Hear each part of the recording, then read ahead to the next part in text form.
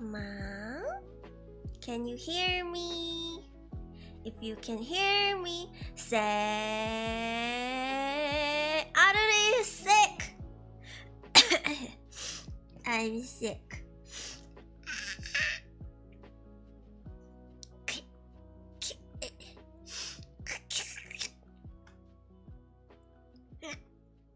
My voice is dead. Ah.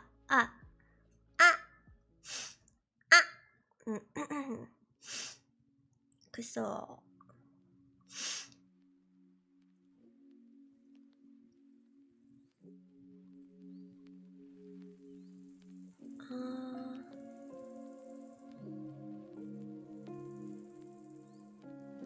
is the music up? Can't hear it. 있다. Hello! Aruri sick. Hello everyone, welcome to my channel. My name is Auregalia Aruri. You can call me Aruri, and I'm a wind-up doll Vtuber. ちょっとね. Can you hear the music? Okay. Oh, now I see it. Tell me if it's too loud. Hello. The stream was supposed to be for yesterday, which is the 1st of May, which is our YouTube membership month. Sorry. My throat is dying. But hold on. But yeah, I took my vertigo meds, and honestly, I'm still so drowsy. Like I'm taking it every day, and it knocks me out. If I don't sleep for like, I don't even know, 12 hours, whether continuously or not, I'm feeling so like groggy. Today is our 1st of May. Yes, if you don't think about it, technically today is the 1st of May. Technically. What's the difference? What's a day's difference? If time flies so fast, I could say it's still like 1st of April, April Fools. Thank you. And I'm waiting for the air purifier. I'm so tired, but it's not here. Let me say hi to Juju, and thank you Wanyi for becoming a crankhead for another month.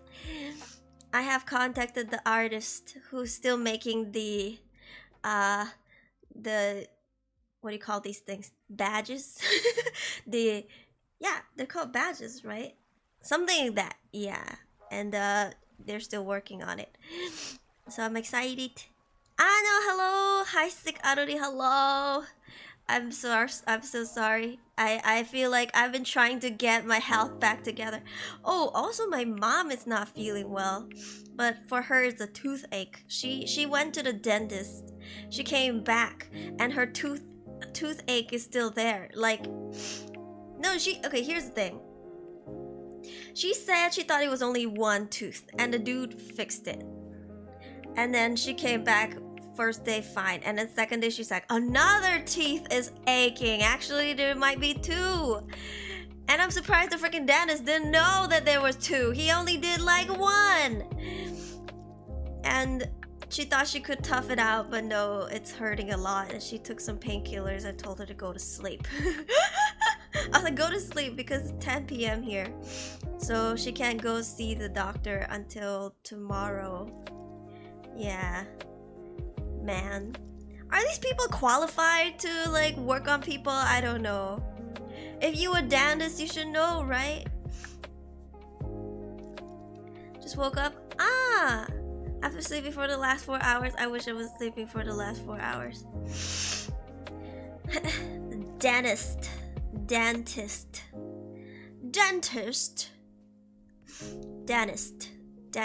I can't with American English. It's so fucking weird. Dentist. Where's the T? Where's the T? Dentist. T-I-S-T. What do you mean dentist? Who's dentist? I don't want dentist to work on my teeth. Who's Dennis? Hey Dennis, how you doing? All the dentists feel so attacked. All the dentists who are Dennises feel so attacked. Denise? Denise? Denise, I don't want you touching my teeth. You stay away from my teeth, Dennis.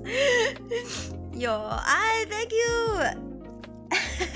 Could Jack Crow for 3 months. Wow, thank you so much. Good, Dennis.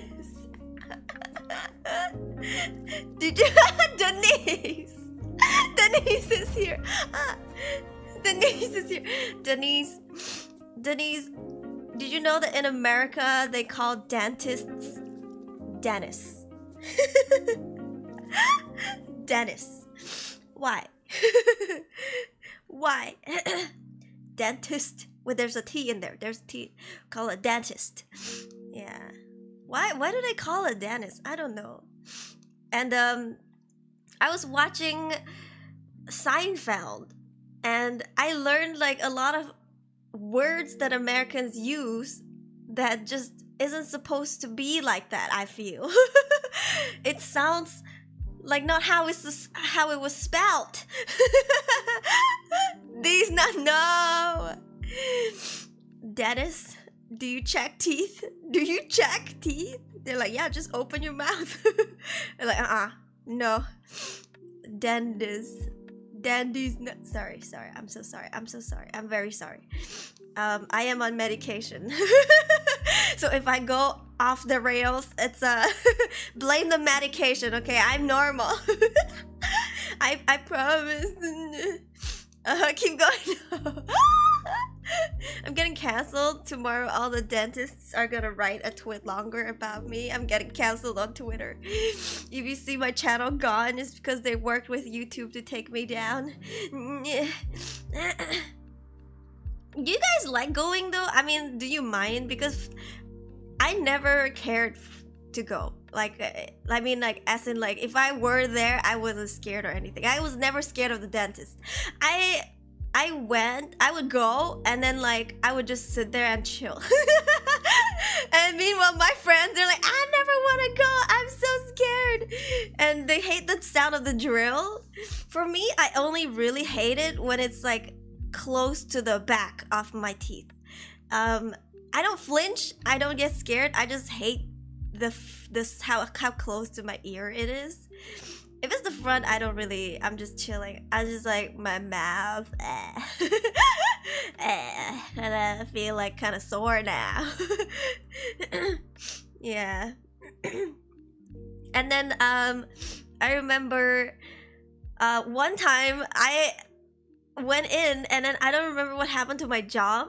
I think I ate something really hard, and I had a dentist appointment the next day. So I went in, and I was like, I'm sorry, I don't know how long I can keep my mouth open for. And he was like, oh, no, it's okay. And then he, like, brought out this, like, how do I explain it? It's like an oval-shaped thing. And he's like, just bite on this and, like, relax. And I was like, okay. So there was like a hole in the middle, and then it looks like those massage like beauty massagers, you know, that you can see in Korea. Wait, let me see. Mouth trainer? That's also wrong. Beauty product.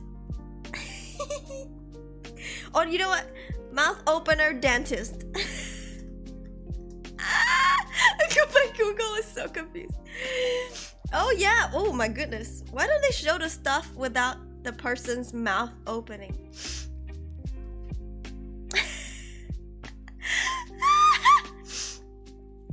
Okay, let me show you.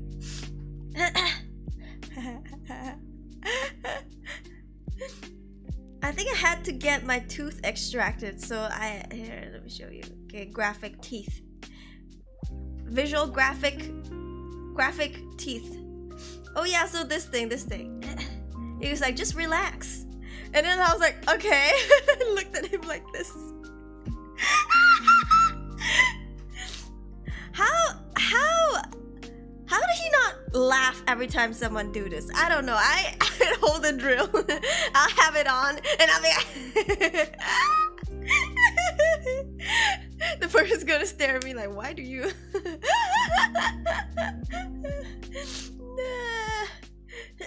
but yeah, so it's a lot. It's huge too. So like at the end of it, my lips were cracked, like because it was so stretched, and my lips were cracked, and then I felt like the side of my cheeks were like expanded. I felt like a chipmunk for a moment, you know. I probably could shove food in there and like hide it, but I didn't. I wasn't allowed to eat hard food or anything for like, I think for like a week. I think it was a wisdom tooth surgery or something like that. I had 2, by the way, so yeah. Where is there an ant here? Ah! If there's one, there's many! Ah! I killed it. Tissue paper. These are the ones that YouTubers did as a challenge? What challenge? Also, hi DJ Maxstream. What challenge? 50 Shades of Yabe. Was it sore afterwards? Yes, it was. It's huge. I'm telling you, it doesn't look big. I don't know. I guess it does look big. But yeah, like, listen, I'm a petite girl, okay? Like, you put this in my mouth, like, oh, there's one for kids. They should have used the one for kids on me. And then they're like, it's not big enough. I don't have a big mouth. Apex, hello. Apex came in like, what the fuck? That's what she's. No. Hi, Vita. Welcome. Okay, we should take attendance. How petite we talk? I'm 158 centimeters. You know, I have a small size head, small size mouth. There's a reason why I don't enjoy eating burgers stacked, because my mouth, I can't open it big enough to eat it. So that's, yeah, that's how I am. Oh, you're a middle school girl. 158 centimeters big? Am I big? That's what she said. That's what he said. What? Okay, let's take attendance real quick. If you are here, say announcement. We're gonna have a little announcement. We're gonna have a little announcement, just a little bit. People are like, oh no, VTuber announcements. So scary. Hold on, let me drink my juice.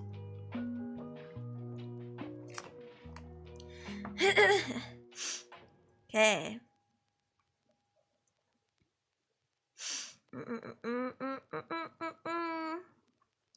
We have Fruit Punch Samurai, we have Rogue Ranger Roger with Taranim, we have Arion, we have Kurojack Crow, we have Shrimp with Bokonim, we have Ano with Night Bunny, we have 12 Mashley, we have Ami, we have Zeph, we have Shrimp, we have DJ Maxstream, we have Wani, we have Taranim. Oh, sorry, I read it again.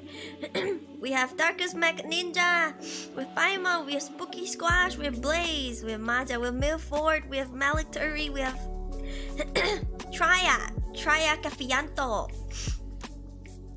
with Gravy.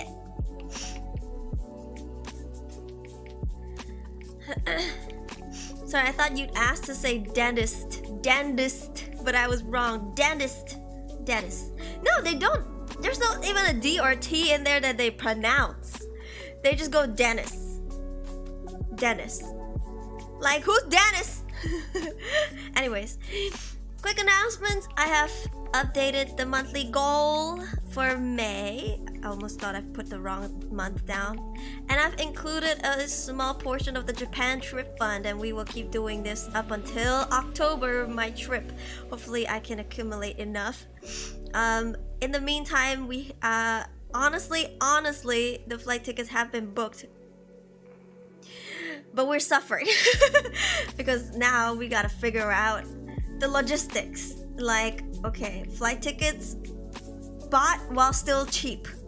Now hotels. And then next, food. I think that's about all I need. And then the rest is just like, the rest I would just use the math for like Sanrio merch and stuff, or like recreational stuff like Disneyland, Sanrio Land, Universal Studios. We are going to Osaka, and then yeah, stuff like that. I want to go pet some. I was about to say donkey. Pet some deers. Yeah. So yeah. Did the dentist make you sleep with a fancy anesthesia gas? Mine wasn't the gas. Mine was like the drip, the injection. It was local anesthesia though. It was just like he stabbed a big ass needle in my gums and then just shove it in. It felt numbing, like no, it felt like a cramp in my gum for a second. And then he was like, he waited for like a few minutes, and then he worked on my teeth. Yeah. So I think it's local. Did you say you're coming to Japan? Yes, I am! In October for 20 days. And I will be vlogging and recording videos. I will do walking streams. All that jazz. Yeah. So 20 days is a lot. I'm having so much anxiety right now. And I was told that I should book for hotels because one of my friends, she went recently. She went for 14 days and she said she booked everything last year. And she told me if I want to visit Ghibli Museum, I have to pay attention to the website and book, like, for make sure I book in time for the foreigner pass or something. And also she told me to book for hotels early because the price, especially in Tokyo, they go up a lot. I'm so sad. But food, I think food is like still within my control, you know, like I can number one, eat cheaper. Number two, eat lesser. Number three, eat nothing at all. If I must save money. So food is still in my control, but I need a place to stay. So I think hotel stresses me out the most now that we're done with the flight tickets. Hope you enjoy your stay here. Thank you so much. I'm really excited. I haven't been to Japan since elementary school. So yeah. Yeah, big question? What's your big question? No photography in Ghibli Museum. Ah, okay. I don't mind. For me, I want to go there because it's my entire childhood. Like, I am a huge Ghibli fan. I've watched all of it, every single time. My favorite is, of course, Howl's Moving Castle, and Spirited Away. But I watched Howl's Moving Castle, like, I don't know, like 10 plus times. And I'm gonna watch it again because I have another, like, movie session with my friends coming up soon for Howl's Moving Castle because they haven't seen it. Ah, can you believe it? So yeah. Would you visit Universal Orlando? That's all the way in America. I have been there though when I was a kid. I even got lost in Disney World. I almost became an orphan because my parents couldn't find me. It's a long story. But I basically got scared. I ran away for my dad. My mom went somewhere to the toilet, I think. And I have two other siblings, so there's 3 kids. It's a lot, okay? And I got scared. I ran away and I hid in the Cinderella castle for a long time. So yeah. 도쿄로 가시나요? 네. 도쿄하고 어디죠? 도쿄. I'm going to Tokyo, Kyoto, Osaka. Tokyo, Kyoto, Nara, and then Osaka. Question mark, I think. Yeah. But since Mount Fuji is relatively close to Tokyo, I don't think. Cafe Zai, thank you so much. Welcome back. Since I'm not going, since Fuji is quite near to Tokyo, I don't think I need to stay over there, wherever that is. I forgot the name. But yeah, it's 20 days. I'm gonna take the train. It's gonna be fun. That Twitter clip of food being cooked. Oh, I'm telling you, Ghibli food. Oh, it looks so good. Spirited Away. Used to get lost literally all the time. I believe it because I haven't seen any Ghibli. I'm fake anime fan. You should go watch. It's a movie, so you don't have to chase like 12 episodes. You know, you just watch a movie like an experience. I cried a lot watching Ghibli movies. It is a big trip. You still get lost. Good. You technically you are a foreigner. I think it's normal to get lost. Heck, when I lived in Korea, I too got lost. I also got lost in Korea, even though I was there for a long time. I still was like, oh crap. Especially the subways. Oh my god. Closest I ever got to Japan is eating at the local sushi restaurant. That tastes the experience. Yeah. 신칸센 타시겠네요. 네. 근데 비쌀 것 같아요. I think it's gonna be really expensive to take the Shinkansen. Hi, Narvis! I forgot to subs. It's okay. Thank you for the subscribe. 재밌게 놀다 오시길 고마워요. Thank you. I will show my journey to you guys, so it's not just like, you know, me. I will do like streams. I will walk around. I will film some of my favorite places if I'm allowed. Darius, thank you! Welcome back for 3 months. Congrats on half year of streaming. You're an amazing and sweet person and have enjoyed my time. I wish all the best to you. By the way, you're all cute. Thank you! You are cute. Thank you so much. I appreciate it. Yeah, it's been 6 months. I can't believe it. Oh, also another update. Excuse me. Thank you for reminding me about the 6 month. So I did mention that I want to release my chibi model. I wanted to do it yesterday, but turns out after discussing with the with the artist, who's also the rigger, so the art is done. The rigging is, we're still working on some stuff, so it won't be ready yet. And just like my current model that you're looking at, I have waited almost a year for this model. Okay, it's been a long time coming, since the very start of the designing process all the way to the final rigging, because they're both done by the same person. But I don't think it's gonna take that long for the chibi model. Probably, if anything, maybe up to a month more, because we have a lot of rigging stuff to do. So I'm gonna be releasing it. If not next month, then I will let you guys know. Don't worry. Maybe within this month if we can get it done. If not, then sometime next month. Yeah, it's really cute. There's gonna be no teaser at the moment, so just, you know, relax. When it comes, it comes. Yeah. Can't be uncle here. Why? You don't have to be an uncle. They call me grandma, so it's okay. Because I got to Japan, was sharing a piece of sushi. It was someone sharing a piece of sushi. Eat your own sushi. Go get it. It's okay. Did you know it's my birthday? Is it your birthday, Applejack? Is it your birthday, really?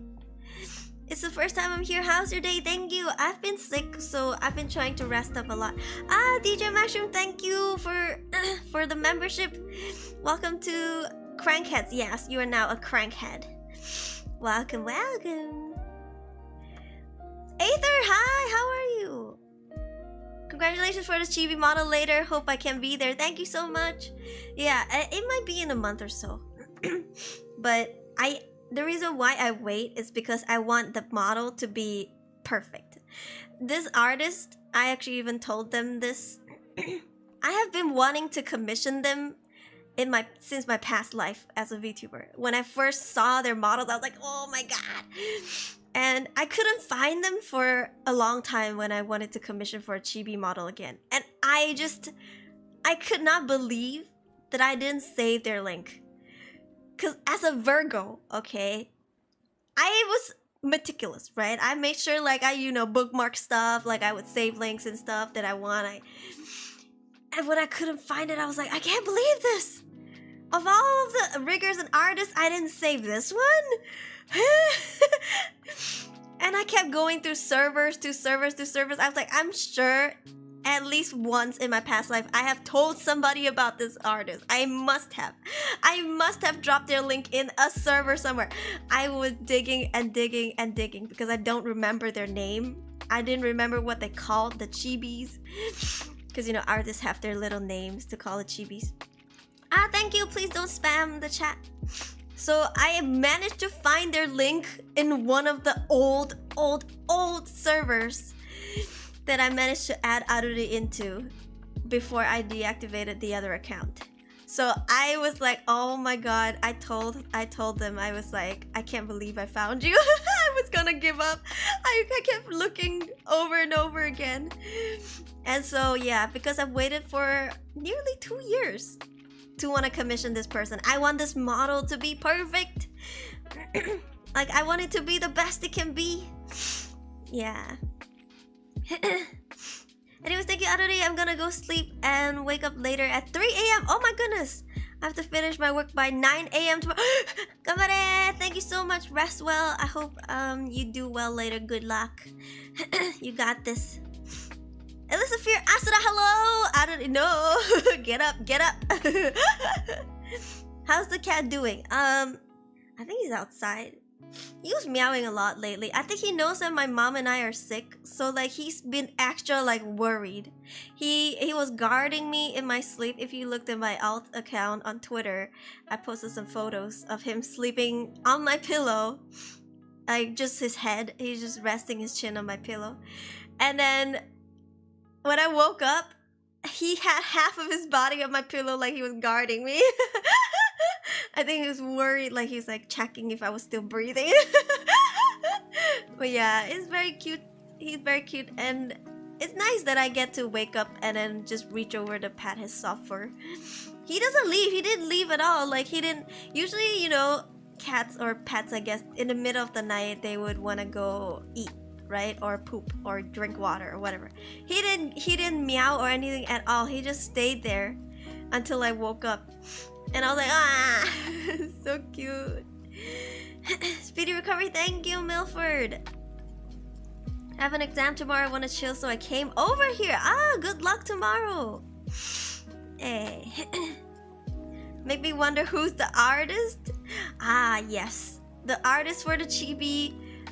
They are quite popular, but at the same time, still underrated. So I don't think you guys will know who they are. Like, yeah. I don't know, maybe. Don't know how much time I have to come to your stream, but doing your great work, and you deserve to have a good day. Thank you so much, you too. You're so sweet. Hope today you're feeling better. I still feel the vertigo, but it's not as strong as like say 2 days ago. 2 days ago, it was like when. Okay, so my vertigo when I first had it was on my right ear, right? So when I lay on my right side, that's when the world starts spinning, and then eventually it developed to when I lay on the back, like like with the back of my head on the pillow. This is usually how I sleep, by the way, and how I usually sleep is like a mummy. like a mummy from like ancient Egypt. Okay, I don't move a lot in my sleep. I don't flip and turn. If anything, I only turn my head. So when I laid like that, I had really bad vertigo, so I would turn my head to my left to sleep. And now I got it even on my left. So like sleeping has just been weird. I even dreamt of a cruise. Because vertigo is like this. Even though you're closing your eyes, you will still feel like it's very dizzy, like spinning, the feeling of dizziness. In my sleep, I dreamt of being a cruise. That's how dizzy it was, because it felt like I was on a cruise. And it was an interesting dream. It was like murder mystery. I was the detective, and some lady was murdered and then thrown off. She was murdered and then thrown off the ship, the cruise. And when I came to in my dream, I was talking to a policeman and a few civilians, and I was telling them, I was like, okay, I need to guard the civilians. I need to see who's in the room and who's not. You can't have me, you know, running around talking to you guys because you think you're witnesses. You need to come find me. I cannot come find you because if I keep my eyes off the civilians, someone might get killed again. We don't know who's out there, who's the killer. So I kept telling them that. And then I was like, so right now I can't talk to you. I need to go and protect the civilians. You need to come to me. And then we'll discuss like, what did you see? And I was like, make sure you don't talk to anybody about this. Don't tell anyone you know anything because you might be next. I can't believe I dreamt of this in my dream. I was a detective. It was beautiful. Tata Barney, no, my membership. I know it's okay because it is a new month. A new month after all. And so yeah, I dreamt of me walking into like a ballroom in the cruise, and then there's like 200 people there, and I was on stage like trying to figure out who the killer is. I was stressed, the tension was high, someone's life could be, you know, at stake. And then the whole time I was swaying in my dream. The best sleeping position is me and you. Oh no, get what ass. Had that feeling when I had like water in my ears. Yeah, I mean vertigo is caused by the imbalance in the ears, I think. Like ear imbalance or something like that. You're recovering? Ah, I hope you feel fully better. You sure he's not waiting for you to kick the can and take over the whole pillow? He already took over the whole bed. I used to sleep in another room. Now the entire bed is his. Granted, it is a single bed, but still, single bed is big for a cat. Yeah. Thank you, Darius. Think that's the best sleeping position. Yeah, I don't have a weird sleeping position, and I don't move much in my sleep. But yeah, now I've found out that there's no comfortable way to sleep. And then, last night I tried to sleep on my side, which I'm very not used to. I almost couldn't fall asleep if not for ASMR videos. But yeah, I was like watching some slime ASMR videos and I was sleeping on my left. But I think my body's not used to it, so the weight of my hip, I think, pushed on my lower back. So when I woke up, my lower back is just aching. So I don't think I'll ever sleep like that ever again. I'd rather sleep on my back and just dream of cruises, I guess. Nancy Aruri drew. What language do you talk in your dream? It was English. Yeah, I was speaking English. I remember it was like a big cruise and the ballroom was huge. Yeah, I had to be a CCTV to like, my eyes were the CCTV because I didn't know who the killer was. That's a rather elaborate dream. My dreams look like toddlers' drawings. I'm a lucid dreamer. I have vivid dreams. I'm a lucid dreamer. I can control what I do in dreams, which I'm quite happy with because whenever I dream of ghosts, oh, you bet I'm about to start preaching the Bible. There was one time I even tried to kick and sock the ghost because it was coming close to me and my brother.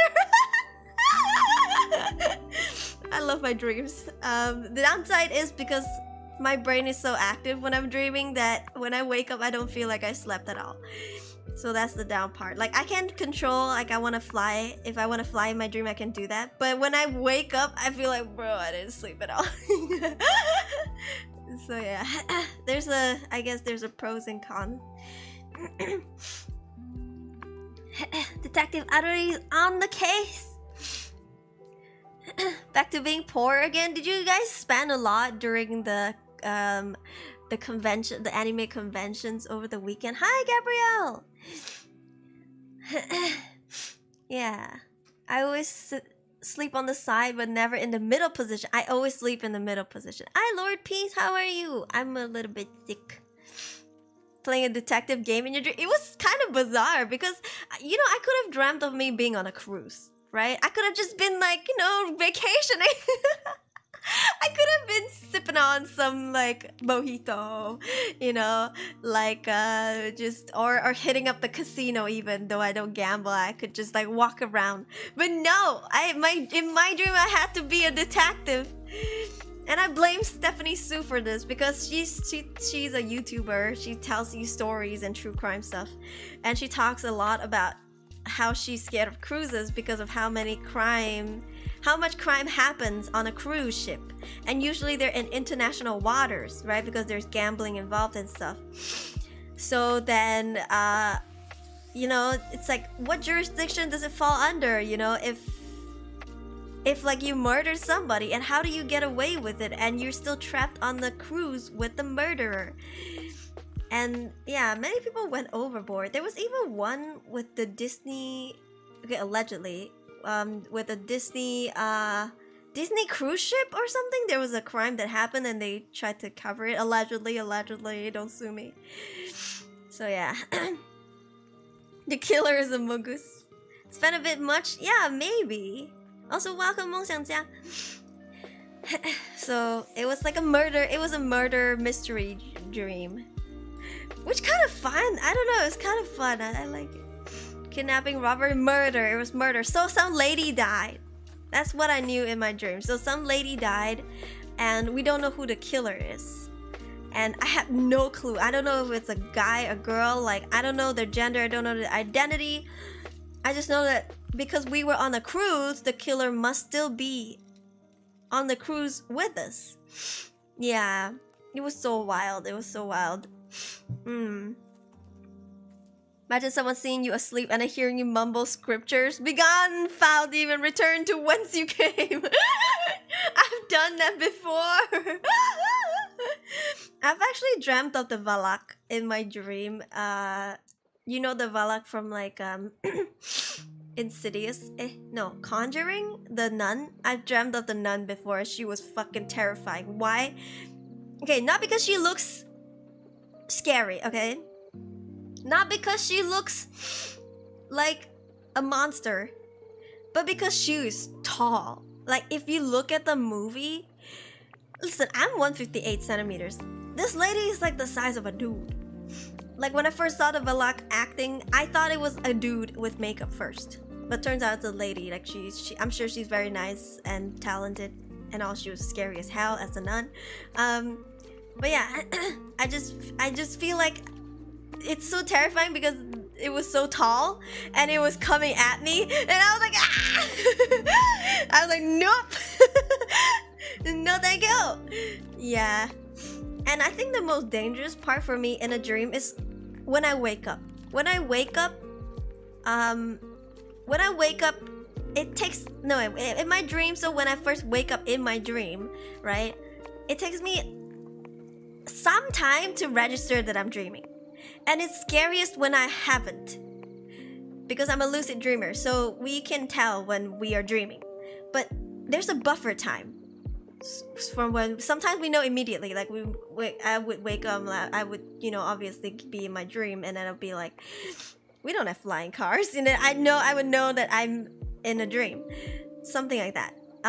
But in this one was scary because it was in my house, right, where I usually don't leave my house, so it took me a minute to realize I was in a dream, and up until then, it was super terrifying. Yeah, so yeah. I feel like the number one goal in my dream, if I do like pay attention, is just to try and figure out if I'm in a dream or not. Scary. Hear dreams. Which language do you hear in your dream mostly? My mother tongue is Japanese, but sometimes I see dreams where everyone speaks English, even my Japanese friends. For me, for a long time, it was English, and then for a long time also was Korean. I think now it's like a mixture of Chinese, Korean, and English. I blame, you know, me coming back from Korea for that, because now I'm in Malaysia. I'm still transitioning between languages, right? So that's when my brain is farting all over the place. So when I dream, some people talk to me in Korean. And I'm like... and then I reply in Chinese or English.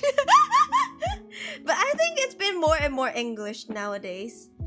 Yeah, though sleep hasn't been that well where I can dream now. So compared to before, I've dreamt much lesser. than before. Like back when I still had my day job and I would go to the office, I would dream almost every single night. And I would wake up so tired because I feel like I haven't slept at all. But now I dream lesser than before, which is not, I don't mind, I don't hate it. Like I sleep better now because I feel more rested, but yeah, where's the fun? Yeah.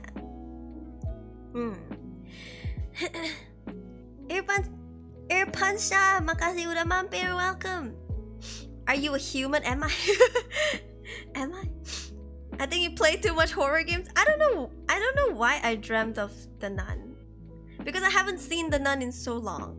Though I did, after that I did do like, but like it was like much later, which is because okay, I had the dream a long time ago, and recently I had a marathon of The Conjuring, so I don't think it counts.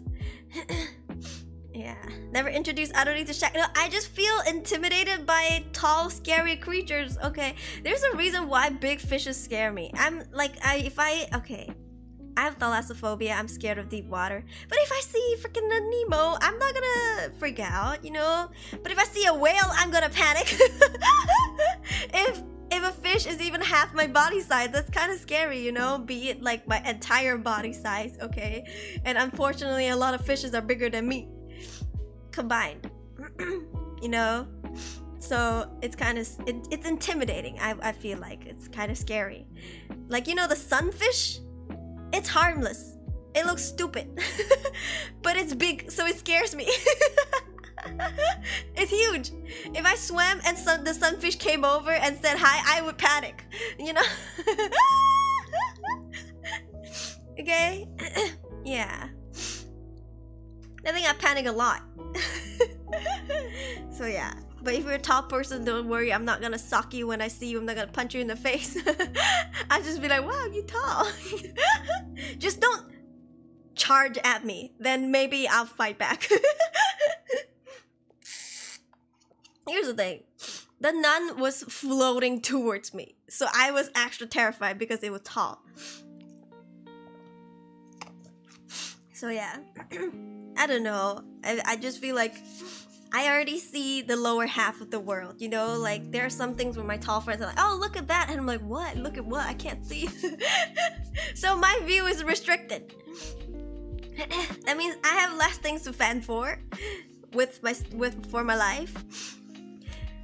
Never seen The Nun, but my brother told me they defeated the demon by throwing the holy hand grenade into a portal to hell. Sounds super weird. I don't remember. I watched it too long ago. I watched it in the cinema, actually.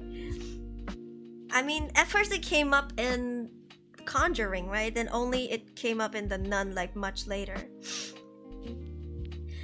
Don't channel your inner JoJo villain aura. Okay, I've taken karate for quite a while. I'm a feisty little thing, so like I will fight. listen I will fight back. I'm a little firecracker, that's what they call me. So if the freaking nun decide to come at me, oh, I'm throwing hands. Yeah. What's the scariest movie you've ever seen? That's really hard to say, because I watch a lot of horror movies. I love horror stuff. But I think the one that gave me the most goosebumps recently, like the best horror movie that I've seen recently in the recent years, is probably Konjiam. Konjiam is really scary. Gonjiam. It's more like atmospheric. The atmosphere. It's the, I don't know, the noise, the sound, how they place the cameras, because it hits close to home as well, because it's about streamers live streaming their ghost house adventure, right? I'm not gonna give you any spoilers. It's quite juicy. The plot is quite juicy, but it's not the typical cliche. I think it's very well made. So yeah, you should go watch it. And because the camera is pointing at the streamer's face instead of like vlogging, you know, the environment, it's pointing the let's say the GoPro is pointing at the streamer's face. it's even scarier when you see things around the person instead of what's in front of them. You know what I mean? The haunted asylum. Yeah. So it's really scary. And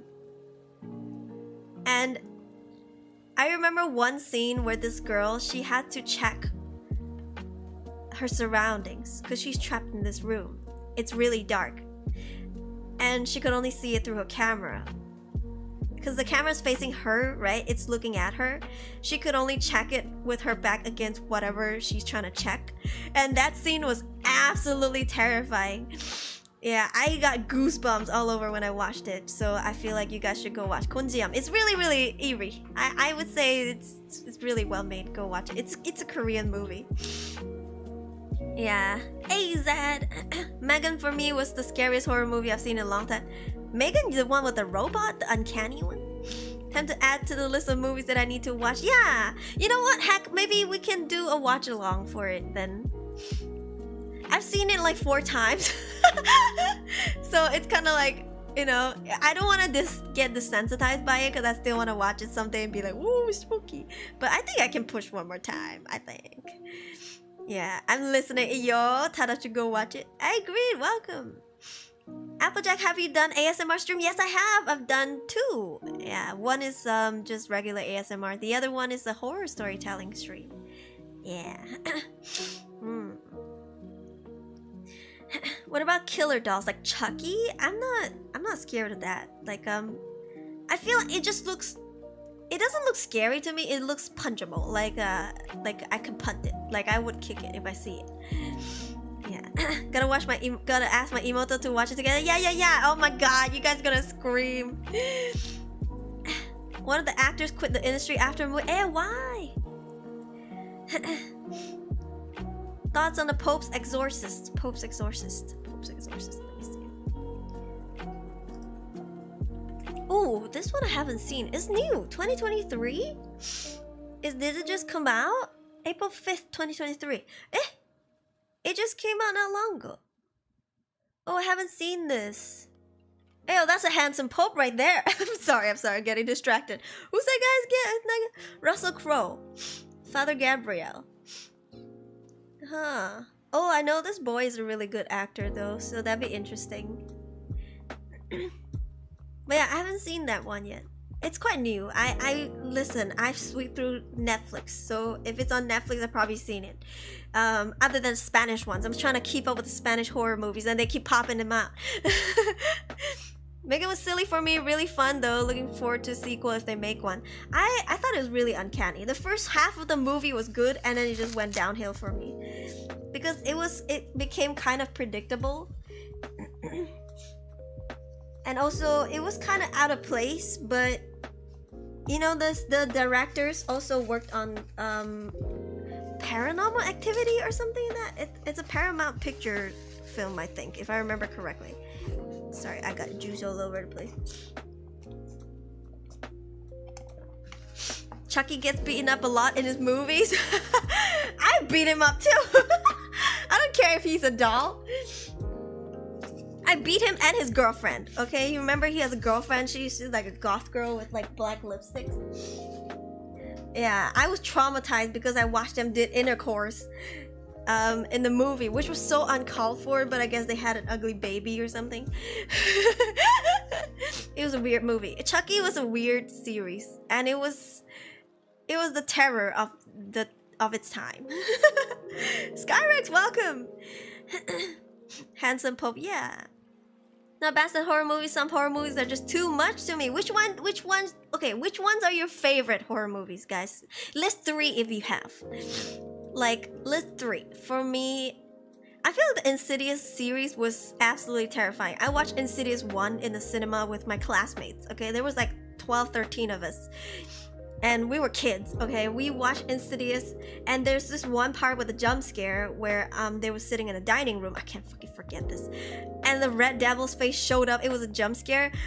I'm telling you, not just my row, which is my friends, everybody in the cinema was like, because we all got shocked, right? So everybody pushed back their chairs. They were like, and like the chairs like pushed, it was like a wave. for a split second. Like everybody got jump scared. I was like, oh, that was such a good jump scare. It was loud too. Yeah, this is really terrifying. I can't forget it. That movie scared the crap out of me.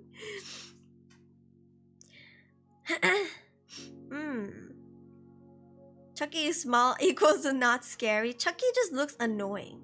Yeah, he's just a ugly doll with a bunch of stitches on his face, right? Get bored in the middle because I could already see how this will end and I don't like that. That's true. We didn't need a doll sex scene. Yeah, that was so uncalled for. Freddy vs. Jason, but that's really because it's fun. I like Nightmare Before Christmas, Corpse Bride, Event Horizon. Is Nightmare Before Christmas a horror? I think it's like... I guess it can be horror. Excuse me. I mean, it is about supernatural, I guess. Ghosts. 1 is great, 2 and 3 is kind of meh. I feel like 2 and 3 fell off when they focused more on The Conjuring, because I think in between they had the other series, like it was like Conjuring, there was Insidious, and then there was Annabelle, right? Like in between they would release different ones. Hey Joel, Longhorn. What does that sound like? A pervy, something pervy. What's Longhorn? I can't type. Longhorn? What's Longhorn? Longhorn. I can't find it. What? Longhorn? The Thing. The Thing. The Thing. What is the Thing? Oh, ew! Disgusting! Oh, what am I looking at? Ew! Favorite horror movies called Real Life? You mean like literally? The modern The Thing. I'm looking at the photo and it's disgusting. Killer dolls are enough to make me see the movie. I feel like people are really scared of dolls, but mostly they're porcelain dolls, right? Dog Soldiers has a special place in my heart. Saw it when I was a kid. House 1977 was a weird one. Milford, same. What did Milford say? Oh, Real Life. Haven't watched the Chucky series? Yeah, I have. I watched it when I was really young. Like, it came out a long ass time ago. Blair Witch oh my god, Blair Witch Project was also scary. Blair Witch Project was definitely ahead of its time. It is like vlogging before vlogging was even a thing. You know, like, yeah, it was like, I don't know, but the ending was kind of like just, it was cut off because it was a mystery, right? It's like a found footage. The whole concept is like found footage. So the person, something happened to them first, and then after that, people discovered their video camera and rewatched to find out what happened, right? So I think that was really good. But the second Blair Witch, the new one with the millennials and stuff, that one was terrible. It was so cringe. The acting sucked. For some reason, the camera wasn't even from the video camera. It was just like the POV. Like, no, it was like a, like, you know, regular movie camera's point of view. It was weird. The Thing. The Thing is great. My flesh, it burns. Why does it burn? Franchise. The Saw franchise. Oh my god, that is also terrifying. Wrong Turn sequels. The Thing is the slime one. Is it a slime? What the heck am I looking at? It's like, ugh. Is it a slime? I think it is a slime. Ugh, I want to suck this guy in the face. Ugh, it looks like an alien thing with a human head, like a grown man's head. My sister had like 20 porcelain dolls, time to smash them all. What? Thing's not just horror, but tension-filled. It was Among Us before Among Us. Absorbs people, takes their place, pretty much Among Us, but in the Arctic. Ugh, that's gross. The Thing 2011. It looks so uncanny. It looks so uncanny. I remember watching, what's that movie called? Predator? Alien? Alien versus Predator? Is that the one? There's a lady, she was on a train or something. She was pregnant with like an alien and her stomach was about to explode. Listen, I watched that when I was really, really young. And I was scarred forever by that scene. I don't know if it's some alien movie. I don't remember the title, but it was like so gory, so bloody, just so like, why? I remember some weird horror movie. Some guy made like a little camera for his fake eye. Saw is more gory than scary, but Saw is like Saw is horror in the sense that it can happen to anybody, right? Like it can happen to you. If you get kidnapped and you wake up, it can happen to you too. And I will never forget this one scene with this. It's like the claws. 2 claws was like stabbed into this dude's wrist. This lady, I don't remember. This person's rib cage, and they had a jar next to them with a key inside, but it was filled with acid. So they had to reach in with their hand to take out the key to unlock the padlock that is making those 2 things stab into their chest. And if they didn't do it within like 3 minutes or something, I don't remember, this thing was gonna rip their chest apart, like rip their rib cage apart. It was terrifying. And you know, that's acid, right? Like, bro, I can never forget that scene. I'm telling you, these movies scar you for life. It's okay, Denise. Kind of like the post with the sexy mode. That's basically just my regular model. And I thought it's a bit. I thought it was a funny bit because, like, you know, my model in general, with not this outfit, but the other outfit, was kind of deemed too sexy for some people. So I was like, you know, I'm just gonna throw that model in there. Because if I had used some artwork, it would have been too yappe. Yeah, reverse bear trap is my favorite. What the heck? The one, yeah, the one with they had to saw off the leg or something. Is that the one? Acid scene is crazy. Angel trap, Saw 3. How do you guys remember which Saw it was? Jesus. Yeah. Killing 100 zombies in the... I still don't understand the charm of those movies. Meanwhile, blows heads off zombies in video games. I think it's just the shock factor too, right? Like, do you guys remember Final Destination? It was like also one of those freak accidents horror movies. Freak accident as in like it can happen to anybody and it's nobody's fault, you know. It's like a freak accident, like for example, let's see,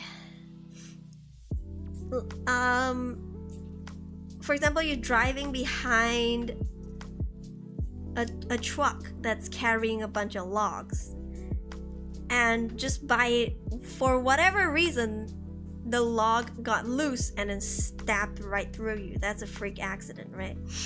So yeah, Final Destination was like that. There was quite a few of the Final Destination movies. It was terrifying. It made people scared to go out and do stuff because anything could happen to them anywhere, anytime. Yeah, Final Destination was scary. Basically became comedy, yeah, but still it was so, like, if you think about it, it could happen to you or me, you know, like it could happen to anybody. Yeah, but Saw is like it can happen to you if you got kidnapped. Like if you got kidnapped, it could happen to you. So that's also scary. It's if you watch horror movies with ghosts and stuff, some people are like, it's never gonna happen to me, or like, nah, blah blah blah. But these things are done by humans or by like natural causes, you know. Like, I don't know, it's just that itself is scary to me. Berlin, welcome. Final Destination traumatizes me of roller coasters. Yeah, that was the iconic scene, the roller coaster. Every time people say Final Destination, I would also think of the roller coaster. Yeah, you guys should go watch it. It is a classic, I would say. It is old, but you know, it's bizarre. Old but bizarre. Yeah, happy tree friends over Final Destination. Do you consider Stranger Things horror? I have not really watched Stranger Things.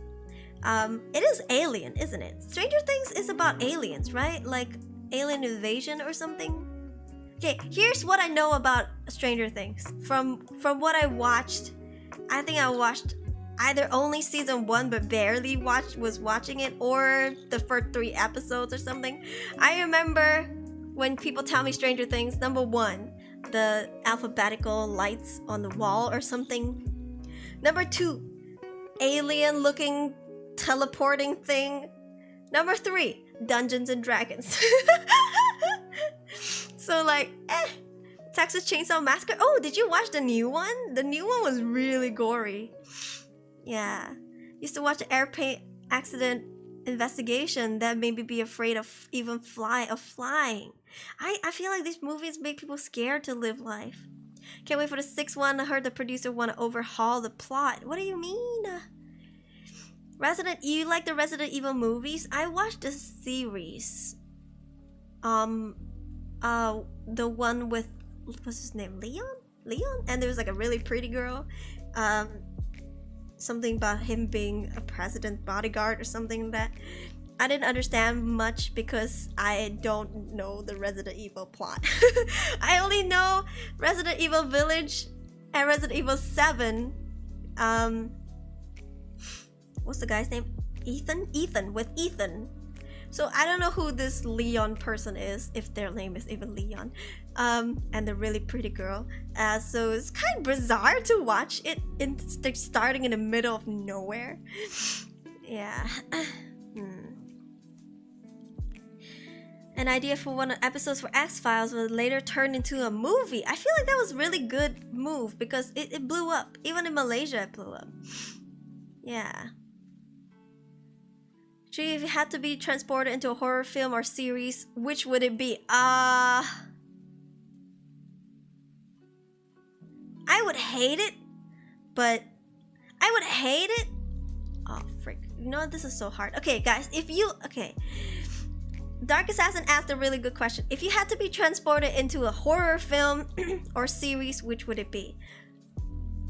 Do I want zombies infestation? I mean, I could probably do The Last of Us.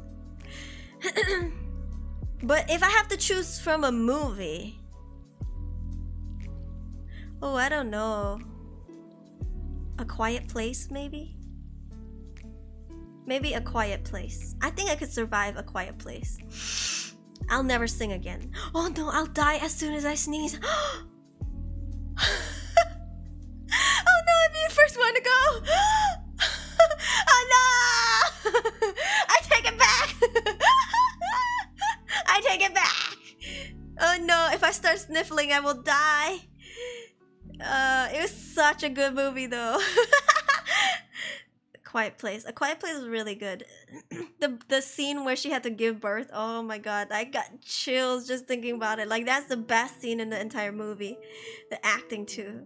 I don't need the sneezing. As soon as they land on Earth and I sneeze and I die. So sad. Leon is from RE2 and 4. I don't know which one that was. Resident Evil. It's like 3D Resident Evil. Resident Evil Move S series Netflix. Which one is it? It's not live action. It's like a cartoon.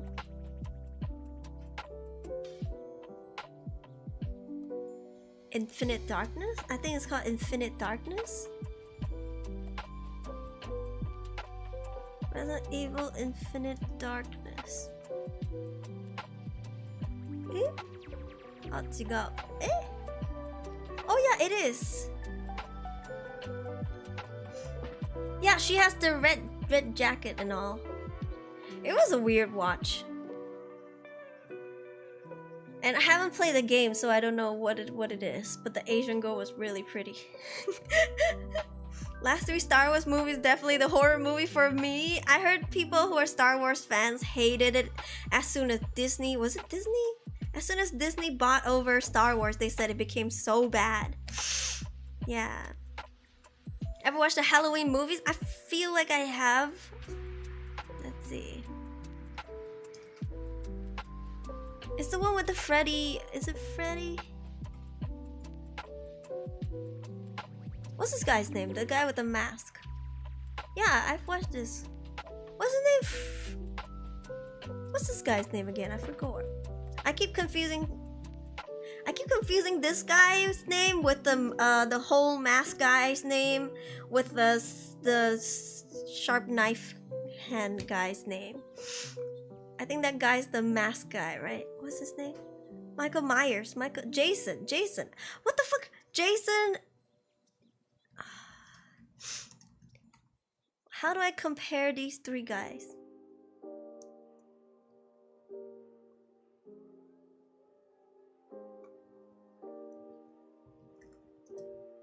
These three will be the... Okay. Jason, Freddy, there's one more. Jason, Freddy...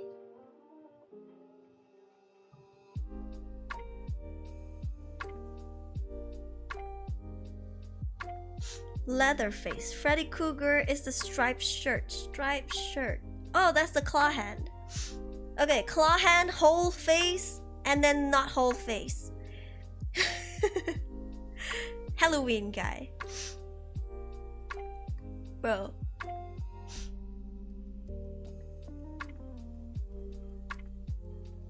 Did you guys like the Shining? But the Mandalorian, oh, that one I don't know. I'm not a Star Wars fan. I never watched Star Wars. I mean, I did, but like I don't know what I'm watching, so I'm just like, okay. I don't hate it. I don't love it. It's just like, oh, okay. But people who watched it told me that they don't like the Disney versions. Leatherface. Myers with a knife. Freddy has burnt face. Okay. Jason, Michael Myers, and Freddy Krueger. Jason Voorhees.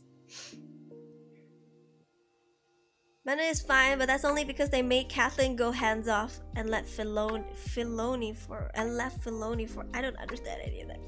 Friday the 13th. I'm telling you, these three guys, I keep messing their names up, and I will never remember their names. What the fuck? I think my cup is dripping.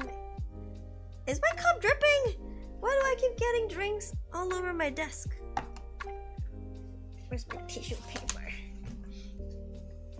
I'm trying to reduce my carbon footprint here, and my freaking cup is leaking juice. Yuko, thank you for the raid! How are you? Makasih.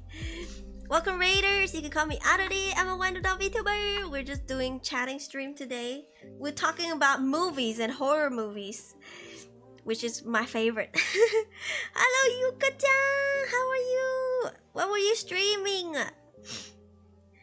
Jason hockey mask, Michael white face mask, Freddy claws with the burnt face, right? I'm telling you, these three guys, you tell me now, but in the future, I'm gonna forget. I'm gonna mess them up. But yeah, it's because they were always associated together. Like, oh, did you watch this? Did you watch it? And people always talk about them together. Hello, welcome.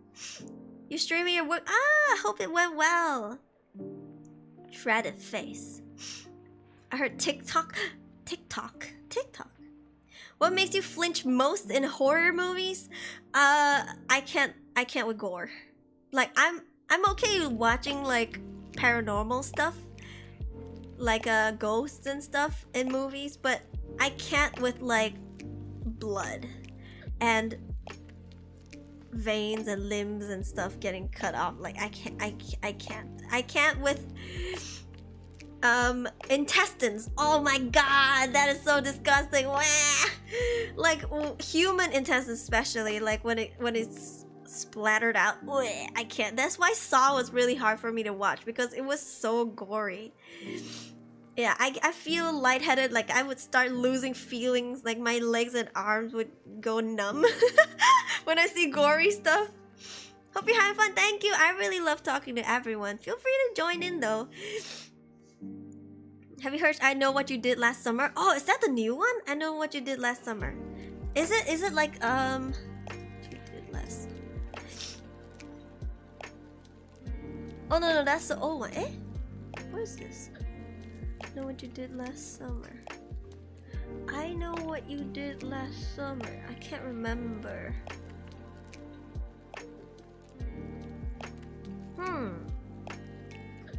Maybe I have. This is so long ago though.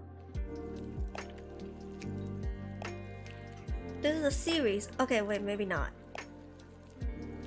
If it's a film, I probably watched it. If it's a series, I don't think I have. Also, It Follows is really scary. It Follows is like It Follows is a movie where you will see a monster in a human's form, and it could be a stranger, it could be someone you know, and it will try to find its way to get to you. Once it gets to you, you will die, and you have to pass it on to someone else. So it starts off with this girl.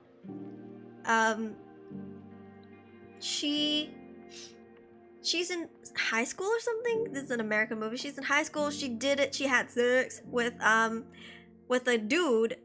And this guy was telling, after they were done, he's like, okay, now I need you to go to a big spacious, try not to trap yourself in a corner. And if you see something coming at you, just keep running and running and running. You have to keep running. Yeah, like don't rest, don't stop, keep running. The only way to pass it on is to have sex with someone else. And she at first she didn't understand. And she was like, okay. And they did it in a car near an abandoned if I remember correctly, I'm trying to say I'm trying to like say what I remember from the movie, but I don't know if it's accurate.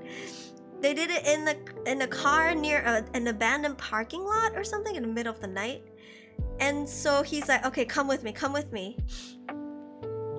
And then it's like they were in the parking lot. It was spacious. It was empty. He made her sit in a wheelchair. And then he was like, okay, now watch. They were like staring across a really big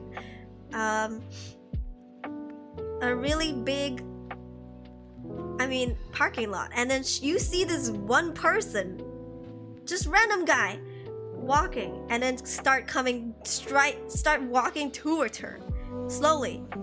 And she was like, what is going on? Like, who is this guy? And then as he's coming, this dude wheeled her, because she's in a wheelchair, right?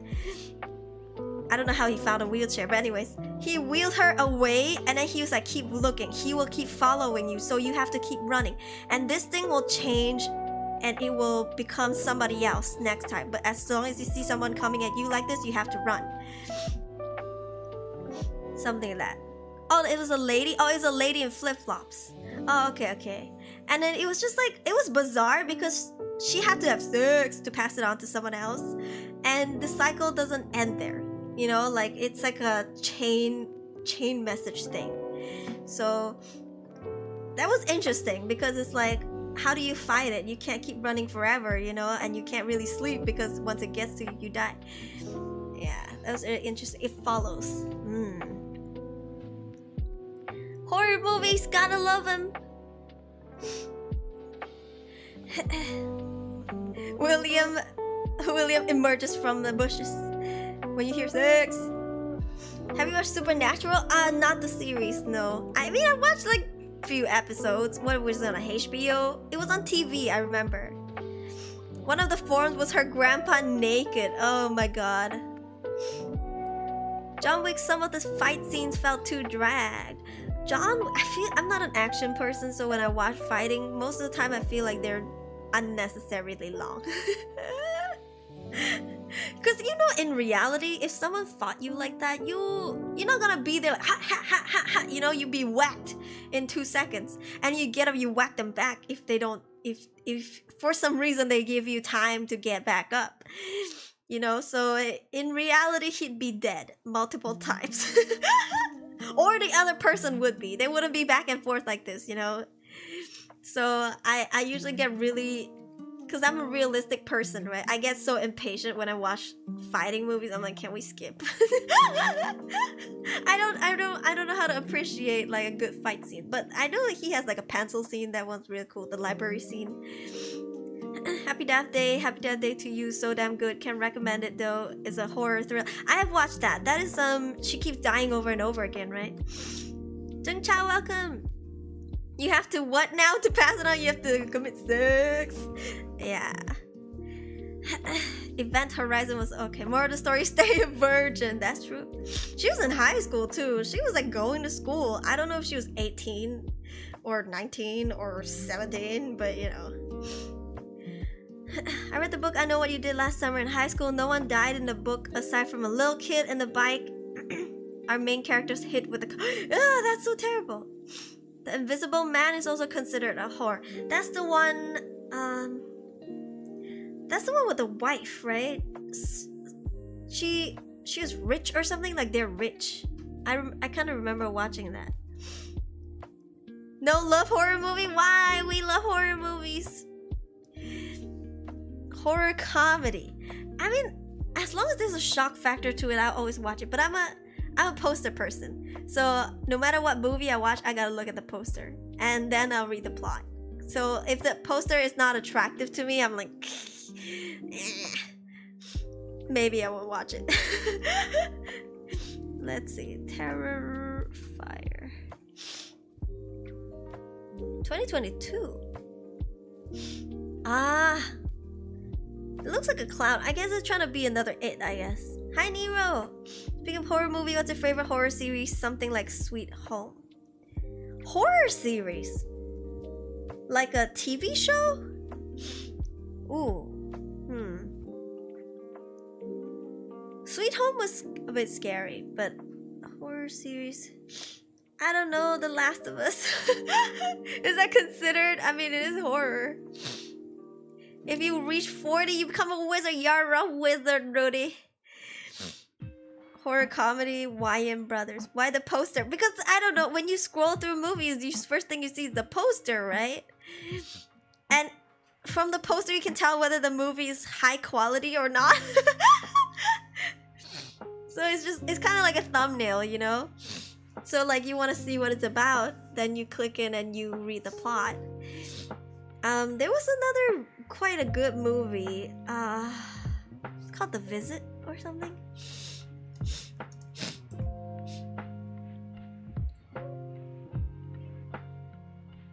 Oh yeah, it is. There's a horror movie called The Visit. Oh my god, it is so good. I still get chills thinking about it. The Visit. You guys should go watch it. It's a bunch of kids. A girl and a boy, they visited their grandparents. Yeah, they visited their grandparents at their grandparents' house in the suburbs. And they told them, do not come out in the middle of the night. Don't come out of your room in the middle of the night. Something like that. Yeah, it's really, really good. I watched it because I thought, you know, it's cliche. It's a bit old. I thought like, it's just, I don't know, some demons waking up at night or their grandparents are, I don't know, doing voodoo stuff. But it's really, really interesting. Like, it's not what you think it is. Terrifier, super gory, art clown, just won't kill you, he'll play with your corpse. Yeah, that's gross. Hush! Oh, I've seen Hush! Is that the one with the veteran? Oh my god, that one was so good. The one with the... Oh no, wait, that's Don't Breathe. Don't Breathe. Is it Don't Breathe? Which one's Hush? Hold on. Okay, no. Okay, no. Hush is not what I was thinking about. I have seen Hush though. No. The one called Don't Breathe. Don't Breathe is really scary. So, a bunch of kids... They were young and they broke into this guy's house. Like, they know that he's old and they know that he doesn't have relatives, he lives alone, and they wanted to rob him. So they broke into his house and they fucked up because he's a veteran. And not only that, he's blind. He's a blind veteran. So his hearing is so good. I'm telling you, it's a hot grandpa.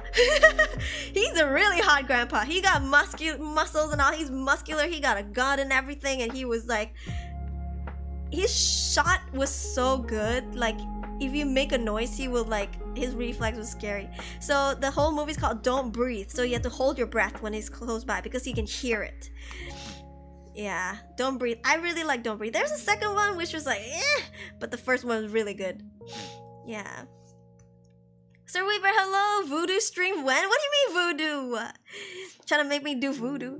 Sounds interesting. We'll watch. Yeah, Pancake is that. You should go watch it. Go watch it. Cannot stand horror that much. I like a reaction channel that reacts to horror investigation. They're too funny that it feels less scary. React to horror investigation. I like hearing people talk about horror stories on YouTube. It's just interesting. I like it more than seeing those found footages or like, you know, those videos where things fly around and stuff like that. I like hearing people's testimonials on like them seeing paranormal stuff. Like those horror podcasts. Oh, it's so juicy. Hey Isu, yeah, Don't Breathe. Don't Breathe is so good. He's blind, but he's a damn strong man. And not gonna lie, I think he was hot too. He is hot. He's a hot old man, I'm telling you. Yeah, but no spoilers, guys. Hi, Crooked Gamer, how are you? Don't Breathe is intense. I was like at the edge of my seat for the whole movie. Yeah. And at some point, I remember that the kids were trying to escape in the basement, and it was so dark. And you know what he did? He killed the breaker, and now it's his playground, right? Because he has really good hearing. He's been blind for a while, but the kids haven't, so they won't know. They don't even know the place. They don't know, you know, they don't know how to be quiet like he does. And this man is walking around with a gun. So like he was trying to hunt them down in the same playroom, which is like, you know, the basement. And I don't know, it's so juicy. It's so juicy. Don't Breathe. I highly recommend the first one. Go on. I felt the most adrenaline. I know, right? When he killed when the lights went off, I was like, oh shit, they're fucked. I thought they were. I was like, this is it. They're like, they were gonna end the movie right here. Yeah. I was like, it was such a juicy moment. Yo. Aruri wants some grandpa. If he looked like that, I ain't complaining. Listen, if the grandpa looked like the grandpa from Don't Breathe, who am I to complain? He's attractive, okay? Yo. Bruh. Yeah.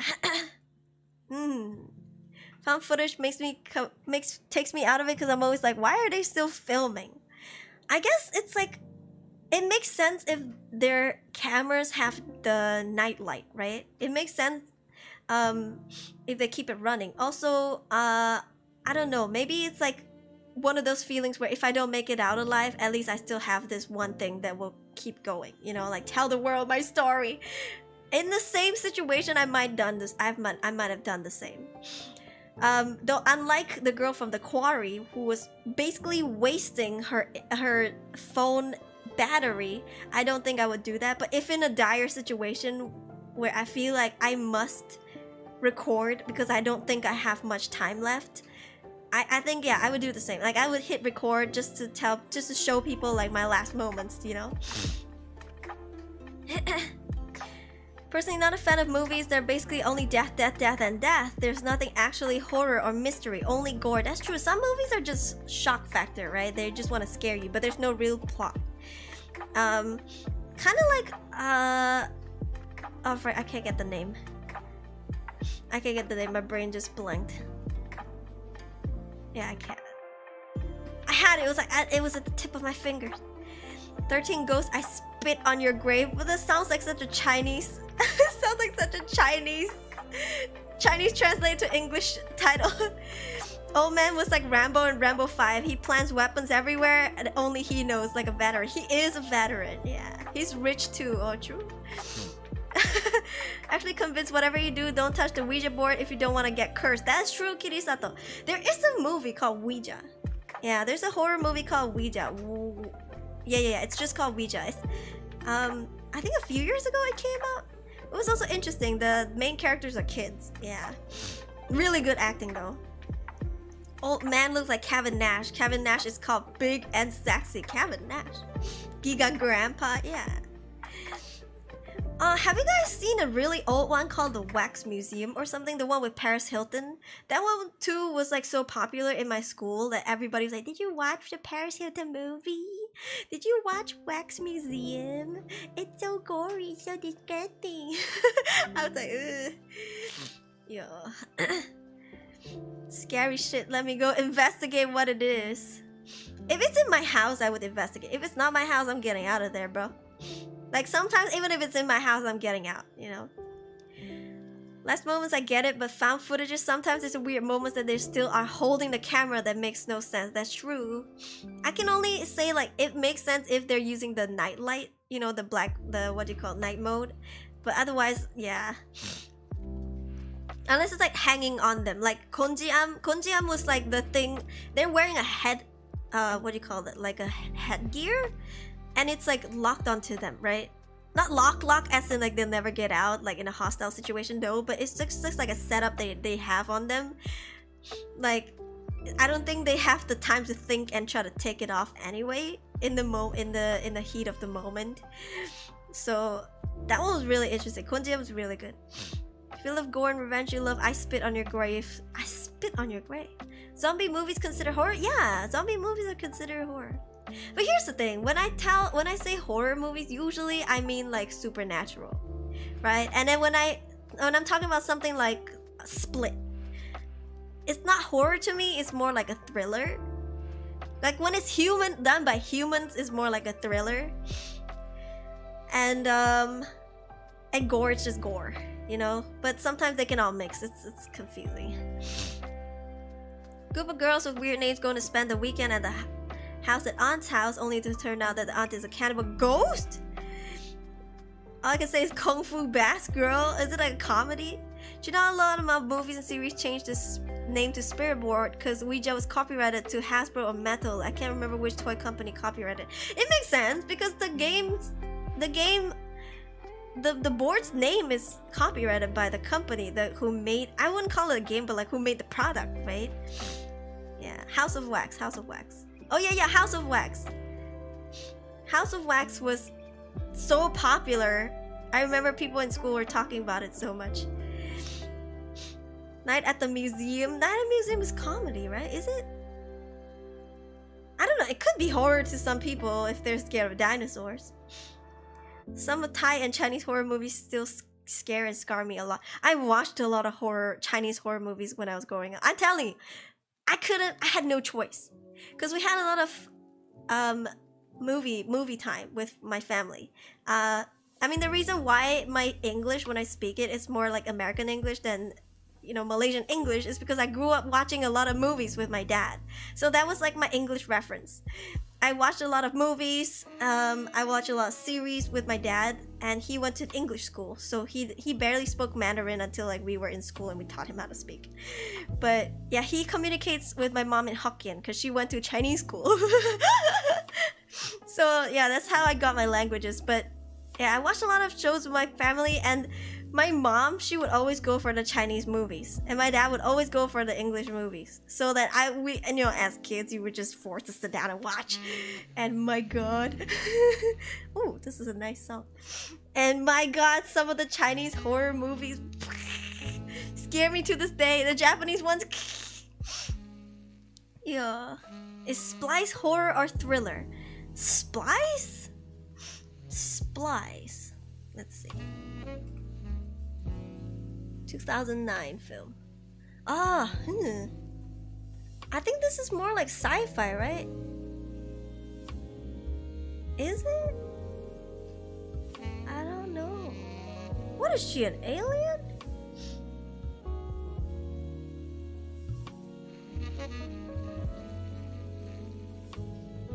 This is like thriller, I think.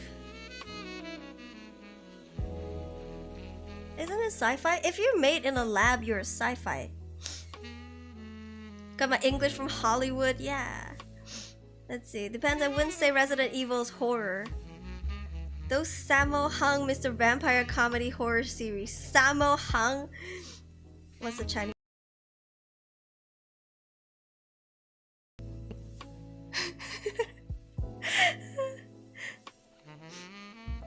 Gunbo. Ah, okay.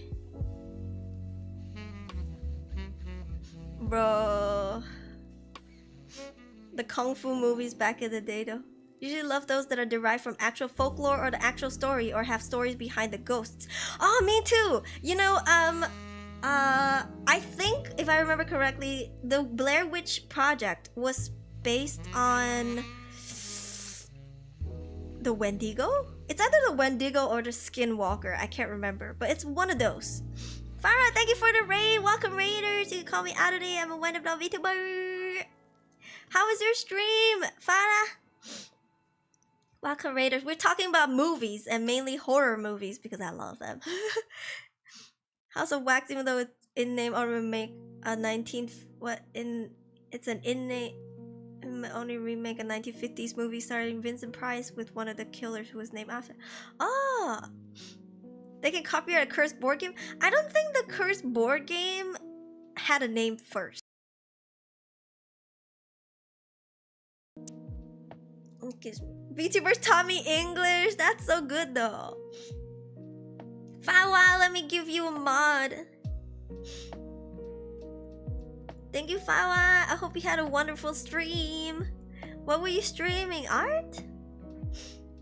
What were you streaming? Don't remember the movie anymore. Something about a train being stuck underground full of ghosts. Wait, that sounds so familiar. For me, I remember the Third Eye, the movie called Third Eye, the girl who can see ghosts. Like her third eye opened, and I was like, oh my god. The Bridge Curse, which is from Taiwan. Ah, the one with the something about red. Either the lady has a red scarf or she had a red dress or something like that. I don't remember. That was good though. Scary. Yeah. Hey. Wendigo. I saw it's one of those. Wendigo or Skinwalker. Then turn to drama for me. Oh, you play Melatonin? That's a rhythm game, right? Oh man, I suck at rhythm games. I panic too early. Or I panic too late. Or I panic that I would be too early, so then I do it too late. I hate rhythm games. I still haven't tried the game called what, One Hand Clapping or something? That One Hand Clapping, I think. It looks fun though, but I don't think that one's much rhythm. Maybe puzzle, maybe. It was okay. You were raging. I know. It's okay. Not all games are for everyone. Just like how I can't with like I can't with certain platform games. I hate them. Yeah. Let me drink some water.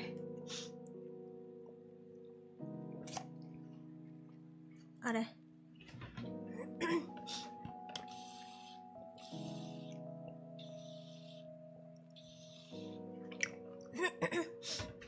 Speaking of which, I do want to play Scribble.io. Scribble.io, and not Scribble.io. Scribblenauts. Scribblenauts. I remember PewDiePie used to play that game. You have to draw to like solve puzzles, and it looked really fun. When I clap, let's go. I think people clap with it, but VTubers sing with it, right?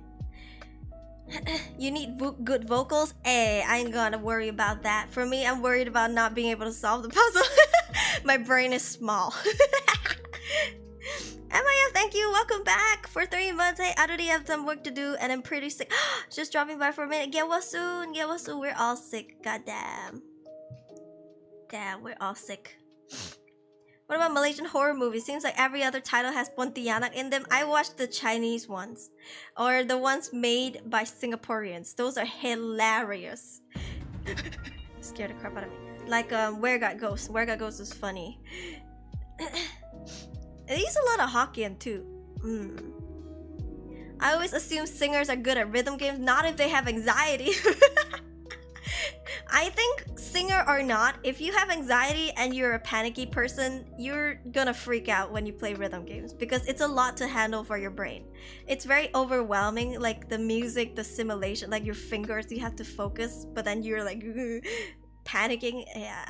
So I feel like no matter what, anxiety will take over first. Scribblenauts is fun. I make solution with weird things. I might have to try it out. My brain is small though. What has happened called clapping, but the game's about singing. Why? To get certain things in a game depends on your pitch. Feels bad for some people. I know. Gate is a great horror movie. It has some stop motion monsters.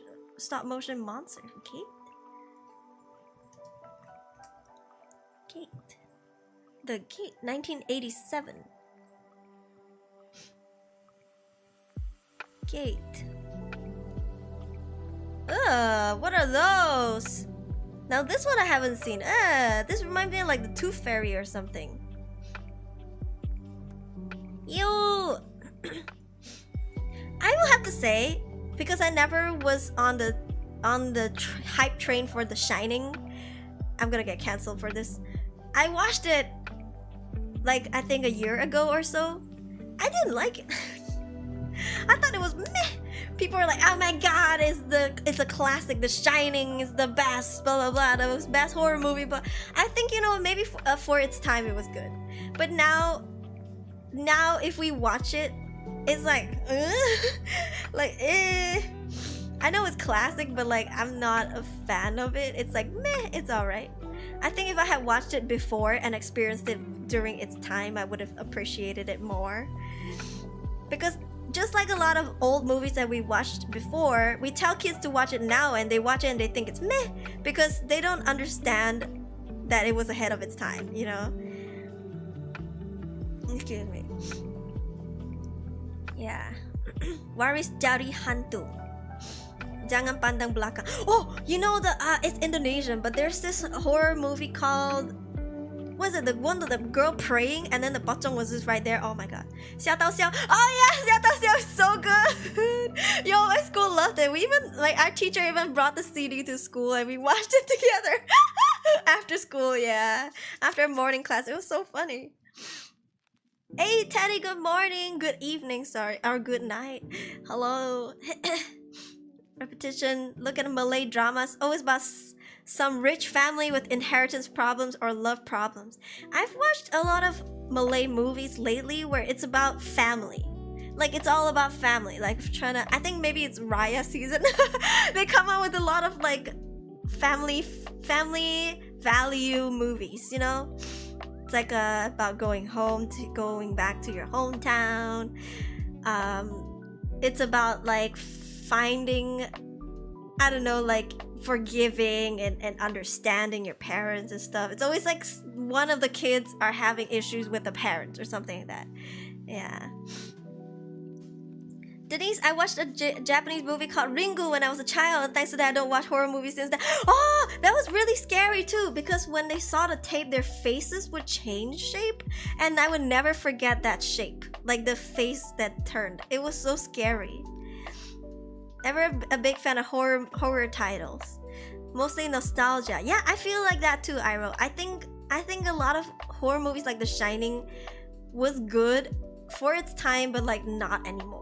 Like, you can't tell modern people to watch it and think it's good because it's like, meh, the acting was terrible. It's like, here comes Johnny, okay, whatever. Pengabdi Setan. Is that the one? I don't think so. What is it called? Pengabdi Setan. Is it called Pengabdi Setan? Pengabdi Setan is not it. Is it? No, this is a different one. Is it? Yeah, no. This is a different one. The one with the prayer. It was like she was praying in her house. Apparently, this is inspired by a true story. This girl was praying, and she was bending over, and then when she looked to the right, the pocong was staring right at her while bending too. Like, that was a true story from what my colleagues told me. And that one, I did watch it. It was terrifying. Made me laugh a lot in cinema. There was a lot of moments that filmmaker thought would be horrific that just came out funny to me. I feel like for somebody who watches a lot of horror movies, sometimes it just misses, you know? Stepfather in the Shining novel actually redeemed himself and did a self-sacrifice by having the boiler blow up and destroy the hotel. You and Stephen King have similar opinions of them on the movie. Ah. He's the writer, you know? That guy didn't die in the Shining novel. It's a marketing journal. Every riot, I'm seeing a lot of festivity-related ads from big brands such as Salcom and Petronas. The Petronas advertisements, though, will always make you cry. Like, without fail. There's even, like... Back then, it was popular where people would review those Petronas, even, like, Thai commercials, and cry. Like, to see, like, if you cry, you lose. One of those, like, try not to cry challenges where they would watch these Thai and Malaysian and Singaporean, like, ads or, like, short clips about family and try not to cry.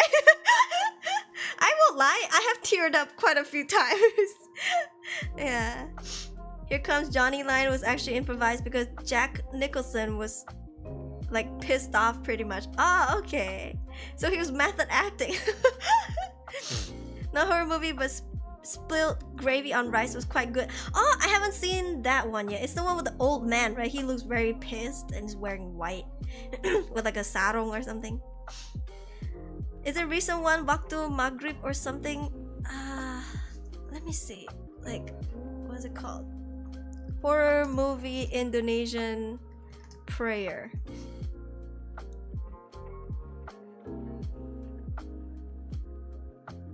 Makmum, that's the name. Makmum.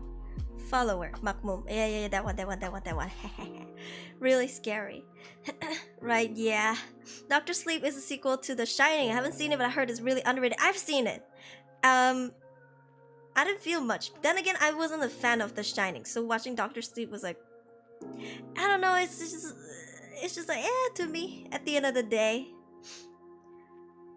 A sad story plays turns out to be an air conditioner ad. It's always like this. Recently I watched a psychological horror series called Cannibal? And I actually liked it. Wait, you mean Hannibal? You mean Hannibal Lecter. That one's really good. The actor, oh, she's fine. But yeah, it's very, he's charismatic, which tells you a lot about a lot of serial killers. Petronas, they have an online YouTube series called 366, which are a bunch of riot-related messages. I wouldn't be surprised. Like, they would want to milk the season, you know, the best they can. But we had time for ads. Makmum, yeah, it's an oldie. Adding that to my list. Yeah, it's really scary. I mean, I'm not Muslim, so I never, like, prayed the way she did. But hearing that it's a true story and then seeing the movie like that was really terrifying. Yeah. Ever seen Shutter? Yes, I have. That's the camera one, right? It's an old one too. So to the Hantu Malaysia. It's so funny. Is it? To the Hantu Malaysia. Is it like what? Is it a channel? Was it a YouTube channel? Never saw Hannibal in the... I didn't finish the series. I think I only watched Hannibal for like... I don't know, like 5 episodes maybe. It's long. It's a long series. Yeah. I think the most classic Thai ads is Thai insurance ad. That was a long time ago. It's always about like helping out some poor person and then they become rich and it's just like tear fest. The Invitation. Oh, I have. That's the one with underground tunnel, right? Let me see. The Invitation. Oh yeah. I'm not gonna. No spoilers. No spoilers. Oh no, wait. Oh no. The Invitation is not. The Invitation is. Oh, okay, I get it. She got married. Okay, yeah. I have seen this one. This was on Netflix. No, the one it's called.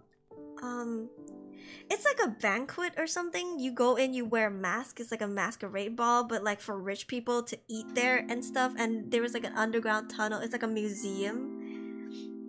What have I been Google?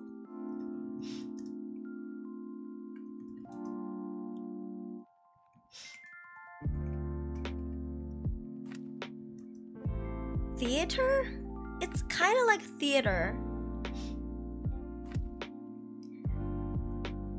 looks very classy. I don't remember what it's called.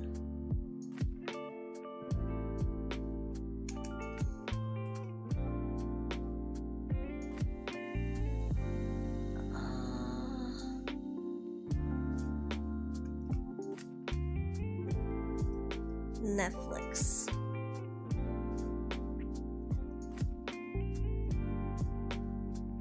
Oh god, I can't remember. It's not English. It's not English. It's like German or something like I don't remember what's it called.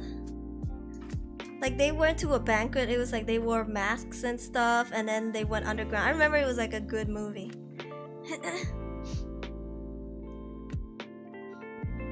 Yeah, Ted Bundy serial killer shows are dumb. They make him charismatic, and his tactic was acting like a cripple to get people off. I mean, Ted Bundy actually did that, right? He actually, so he's a one of the most prolific serial killers in America. He pretended to be crippled, so he would have a crutch, and then he would stop at the side of the road, and then he would be like, he would tell girls like, I can't change my tire, I'm so sorry, like, do you mind helping me or something like that? Like, can you help me, please? Something like that, I can't remember. And then they would help, and because he's very attractive and he's charismatic, so they would fall for him and stuff. Yeah, it just shows you, like, even not long ago there's allegedly a Korean serial killer. He looks like a K-pop idol, was what everybody talks about. Like, they kind of call him the K-pop killer or something like that, because he looks like a K-pop idol. And it sucks because when we think about creeps, we think about, like, you know, there's a stereotype in our minds, right? When they come up to us, we feel creeped out and stuff. But these serial killers look attractive. They look charming, and they know how to talk. They have really good social skills. So what happened with this guy was he invited his girlfriend to his house. Like, they've been dating for just a few months, and he showered her with so much love. He said he's so rich. He's like, I am so rich, I can take care of you. Please move in with me. I will meet your parents. Let's get married. Yeah, something like that. And then she agreed. And then when she moved into his place, she wanted to feed the cats. So he had 2 cats, 1 dog, I think. And this is a true story, by the way. And she wanted to feed the cats, but there was no cat food in the cabinets. There's no cat food in any of the shelves or anything. So she was like, oh, you know what? Maybe he has a storage room in his apartment, right? Because the cats are hungry, they need to eat. So she went to look for, you know, cat food. And he wasn't home, by the way. He went out. So she went to look for cat food, and she was like, where? There's so weird. You have 2 cats, 1 dog. You don't have cat food in the kitchen. Like, where would the cat food be? So she was like, she saw a closet door, right?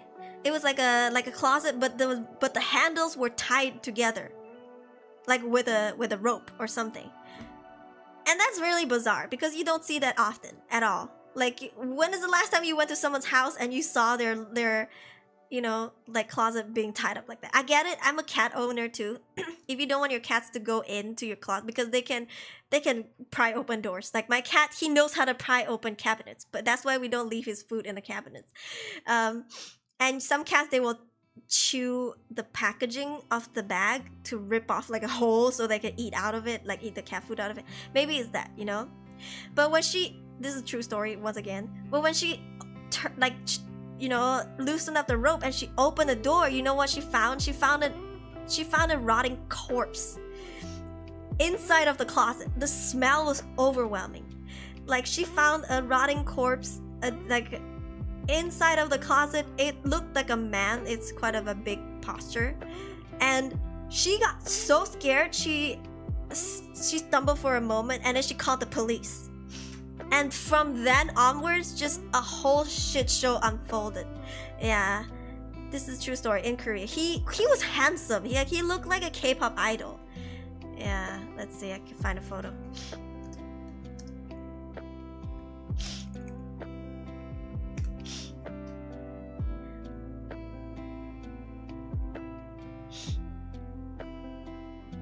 What's his name?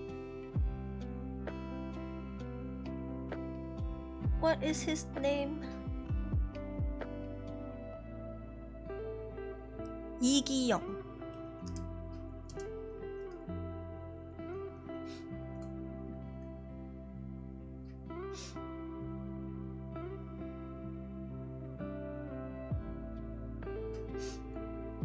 They called him a handsome serial killer, brother. Whoa, Nelly.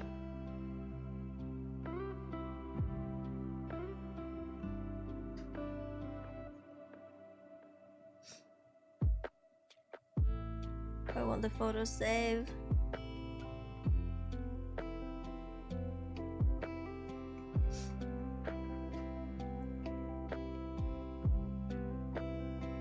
I'm stealing photos from Yonhap News, don't tell him.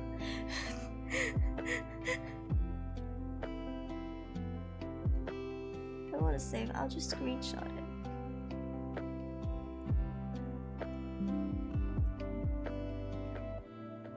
Okay. Okay, this one photo doesn't make him look flattering, which is fine. We're not here to make him look handsome. Okay.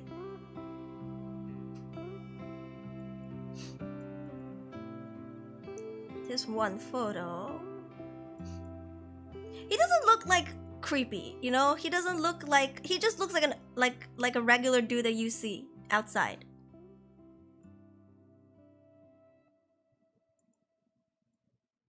Why is this photo so small? They call him the K-pop killer. Yeah. He doesn't look creepy. Like, if you see him on the street, you wouldn't be like, serial killer. You'd just be like, okay, cool. Yeah, very PNG normal face. University application photo. I think this is his driver license photo, where you can legally Photoshop, by the way. In Korea, you can Photoshop your driver's license photo. That's why all the K-pop idols, they always show their license photos because it looks so good.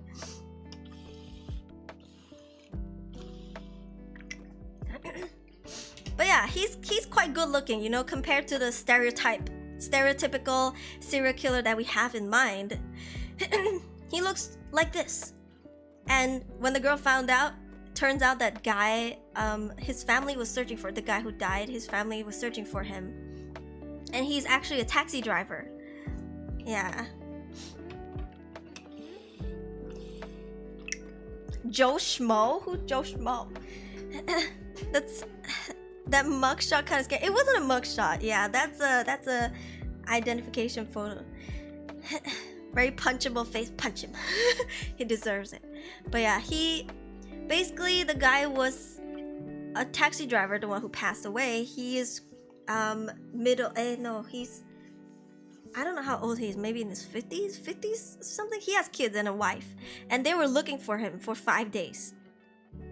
Yeah, 5 days or 3 days, I can't remember the details, but they filed a police report that he was a missing person, but they couldn't find him at all. Yeah. Found about Sasing fan is that try typing K-pop killer murderer, or like K-pop killer South Korea. I think you can find him. His name is Lee Gi-young. There's also a celebrity called Lee Gi-young though. The guy upstairs vibe, yeah, he could be your neighbor, you know? He could be your neighbor. He could be anybody close to you and you wouldn't even suspect it. And you know what's terrifying? What's scary was that he murdered this taxi driver, say for example 3 days ago, right? Which is what the police found out. Maybe he passed 3 days ago, right? Because you can do autopsy. And then, say it was 3, because I can't remember if it's 5 or 3. Excuse me. And he asked her, the girlfriend, do you remember where he was 3 days ago? And she was like, 3 days ago? We were just having dinner with my parents 3 days ago. Like, we had a wonderful dinner. He had a great time. They loved him, you know, because he wants to propose to her, so he wants to meet the parents. Hi, welcome, John. And so she said 3 days ago he was with me for the whole day. We went out and then we had dinner with my family, and then at night we left our separate ways, so it couldn't have happened during the day. And turns out the detectives, they found out that with evidence that he actually took a taxi home. So actually what had happened was he was Okay, so they offer, because he was drinking, he was taking shots. When elder people offer you to drink, you can't turn it down out of respect. Hi, Cole. So you have to take shots, you have to drink. So he was pretty like, you know, like drunk, but he was still talking and happy. You can see CCTVs of him like talking to her parents, and they loved him even though he was drunk. And they offered to drive him home. He said nah, he brought his car, so he's gonna call like something called Teri undan, which means like you call somebody, it's like a chauffeur. You can call them. It's not expensive at all, and they will come and drive your car home for you because you're too drunk. They will even park it and everything. Yeah. And he was like, no, you guys go on home, I'm gonna call that, blah, blah, blah. But he didn't. So you know what he did? He was drunk driving, and he had already had like drunk driving charges on him. I think like 2 already, and if he gets the 3rd one, he's gonna get his driver's license revoked. Like he'll never drive again. So when he was drunk driving, there's this taxi that was turning right, and he's supposed to wait because it's red light, right? But he didn't wait. He went, and then he ran into the taxi car, and so there was a car crash, right? It wasn't serious. They were both unharmed, but it was his fault, right? So he actually told the taxi driver, please don't report this. Can we settle this ourselves? Let's do this, you know, on our own. Like, what's your phone number? Can I give you phone number? Or I can give you cash. Like, I have a lot of cash. I can give you cash right now. But I don't have it with me. I have it back in my home. So if you don't mind following me to my place, I will give you cash, like everything up front, as much as you need. And usually it's like either you call your insurance company, or like they pay you in cash, and usually it's much more than it would cost. So in case you need to go get like therapy, like if you need to go get like chiropractor sessions and stuff like that for your injury, you can. There's still a lot of money left over even after you fix your car. So a lot of people would take that route instead of reporting. Yeah. So the old man was like, it's a bit weird, but you know, I'm a man, you a man, you look pretty freaking drunk. Like, all right, fine, you know, what are you gonna do? Well, what he did was, when this old man followed him to his place, they had an altercation in his apartment, and this K-pop killer killed the guy and shoved him into his freaking, you know, like a closet. And what was scary, and how they realized that allegedly he's a serial killer, is because he did it so naturally. Like, and they found out later on that it's not his first time that, you know, somebody have gone missing around him. Yeah, like one of his exes that he was married, either married or almost married, she disappeared. He took out loans in her name when she was gone. Yeah, so it seems like it's not his first time, allegedly, that he's done this before. So yeah, and then for the taxi car, he just drove it off and dumped it somewhere and stuff like that. So it's like, I don't know, it's so bizarre. He's done this before multiple times, allegedly. Nobody! Thank you for the realistic knocking. So yeah, if you want to learn more about it, you guys can go check out Stephanie Sue's video. She like went in detail about it. Yeah, but oof, make it stop. It's like really intense to know that this happened to real people, you know. And he claimed he was so rich, right? Remember when I told you that he told his like future wife that he's so rich that he's gonna take care of her and stuff. Turns out he never worked a day in his life. Like, he never had to work because he was like committing fraud, and he was, you know, like taking out loans in his ex-wife's name, or ex-girlfriend's name, allegedly, like in other people's name. He actually took out loan with this old man's name, I think, if I remember correctly. I can't remember, but basically he was still texting his family with this guy's number, telling him like, I something like I'm not around, like I just want to be alone, so stop texting me. And the family's like, I know for damn sure this is not my husband, I know for damn sure this is not my dad. So they reported to the police. They're like, please, I know he's been texting us, but this is not him. Like, we know it's not him. Yeah, he was using the guy's phone. And he used the Face ID to unlock the phone, and he changed the password or something like that. So that's like freaking like psychotic serial killer. Nora Joy. Who's Nora Joy? She murdered her husband, dismembered core, and shoved him in a fridge. Is she the alleged like Bomo? Is she the one? Is she the alleged like black magic girl? Feel so sorry for her family. I know, right? So yeah, it's like don't trust people so easily because of how they look. Like they can look like, oh, you know, they look polite and stuff. You keep your guard down. No, you get to know them first. And even then, he was dating his girlfriend for like so long, and she never noticed a single thing. So like people can be scary. Real life can be more horrifying than movies. Yeah, like imagine dating someone and they're just doing this behind your back. You never would have known. You never knew. Amon. Ah, okay. During crime, there's a HK socialite that was involved in the girl, right? She was dismembered and stuff. I feel so bad. She didn't deserve it. She seemed like really nice. Everybody had only like good things to say about her. You know, she had a lot of charity on her name. She even had like animal shelters. The Hong Kong, I don't remember her name. She like passed. Yeah, and it was by her ex-husband and his family. Yeah, it was by her ex-husband. This one was so it's quite recent. I think it only happened a month ago or so. Yeah, she's really rich. She was born into money. She has like, I think her net worth is like in the millions. And she was a socialite, but she was always so down to earth, so polite, so nice.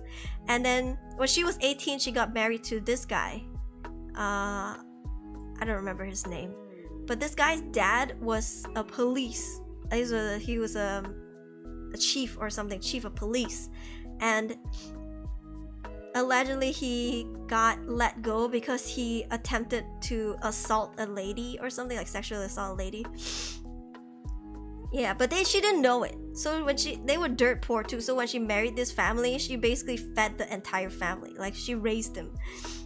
Yeah. And then when she got divorced with the guy, they have 2 kids. I think 2 kids. She bought a new house for them, and she was still like taking care of them. And they thought it was still not enough. And so because though she divorced, she didn't officially marry her new boyfriend. They kind of were like an unspoken like married couple, which is like not a problem at all, because you know she's single, she do what the fuck she want. But because she has 2 kids with her previous husband, it seems like the motive is if she dies, then the money goes to the 2 kids. But since they're underaged, that means the family holds the money, right? So that seems like the motive. And how they killed her was they rented a house in the suburbs, like suburban area, like really far away near like a hiking area. And inside of that kill house was just all aprons, saws, chainsaw, all kinds of like hammer, all kinds like big pots, refrigerators, freezers. And how they found her head was in a pot with freaking carrots and celery and shit. And it seemed like it was already melted off. Like they couldn't even identify the head who it belonged to. They had to find out through her teeth. Yeah, like they had to find out through like whose teeth it was. And it was just so brutal. She didn't deserve it. Like apparently how it happened was she was on her, okay, so her ex-husband's brother was looking for a job because, you know, after my brother divorced you guys divorced each other, I can't keep relying on you now, I feel bad, let me get a job. So he was asking her if she had any jobs that she knew was open that he could work at. And she was like, you know, how about I offer you a job? How about you become my chauffeur? You become my driver. How about that? Like, I will pay you, and you just gotta work for me, you just gotta drive me around. And so I think that day was her turn to pick up the children. Yeah. And it was her turn to pick up the children, so her ex-husband's brother was the driver, right? So let's call him the brother. The brother was driving her, and apparently they went into a tunnel, and then they stopped in the tunnel for a while, and that's I think allegedly when the husband and his dad jumped out. So her ex-husband and ex-husband-in-law ex-father-in-law, sorry. So ex-husband and his dad jumped in a car, and then I think maybe they drugged her or something. She was unconscious, and then when she woke up, she was in the house. They were fighting. Neighbors could hear stuff allegedly. Like there was a commotion, and then later on silence. So it was like premeditated. They had rented the house for a while. There's no furniture in there, just a bunch of like Kill House stuff. Yeah, head stew. Yeah, so I think we don't know. We don't know what they did to the meat because they did scatter body parts all over the place. But the head was in the pot, and we don't know what they did to it, you know? So yeah. Excuse me. I think, you know what it is? And it's so recent to the Ted Bundy. It's so recent, so close to the Ted Bundy Netflix series, which is what people were worried about when the Netflix series came out. People were worried that there was gonna be copyright killers because they glorified the killer, right? They made Ted Bundy look such a cool guy in the show, and people were scared that, oh fuck, what if people watch this? They're gonna do the same. Oh, copycat killer. Yeah, gotta go. Hope you have a good stream. Thank you, Milford, for staying. I hope you have a wonderful rest from now on. And so yeah, I don't know, because he did the same, right? Like he even like he ate human flesh and stuff like that. Whatever, fuck this dude. But I can't help but feel like it might be linked to the TV show because it's too close to each other. You know, it happened, like their method happened so similar in like the timeline with the TV show coming out. I don't know. It's so coincidental that I think maybe they're trying to copycat it. I don't know. Yeah. So it's just so messed up, I feel like. And I hope nobody else out there is trying to do the same, you know? Because they watched the show, like I hope nobody gets influenced and instead remember what a terrible person he is. Jeffrey Dahmer. Oh yeah, Jeffrey Dahmer is also... Take down your stream for playing music, god damn it! I think the copyright killer would kill copyright stuff because they're sick and tired of it. Didn't Ted Bundy eat too? Like he wanted to eat, right? Or like he boiled. Oh no, how did he remove the? He did boil stuff. Like he kept body parts in the freezer, right?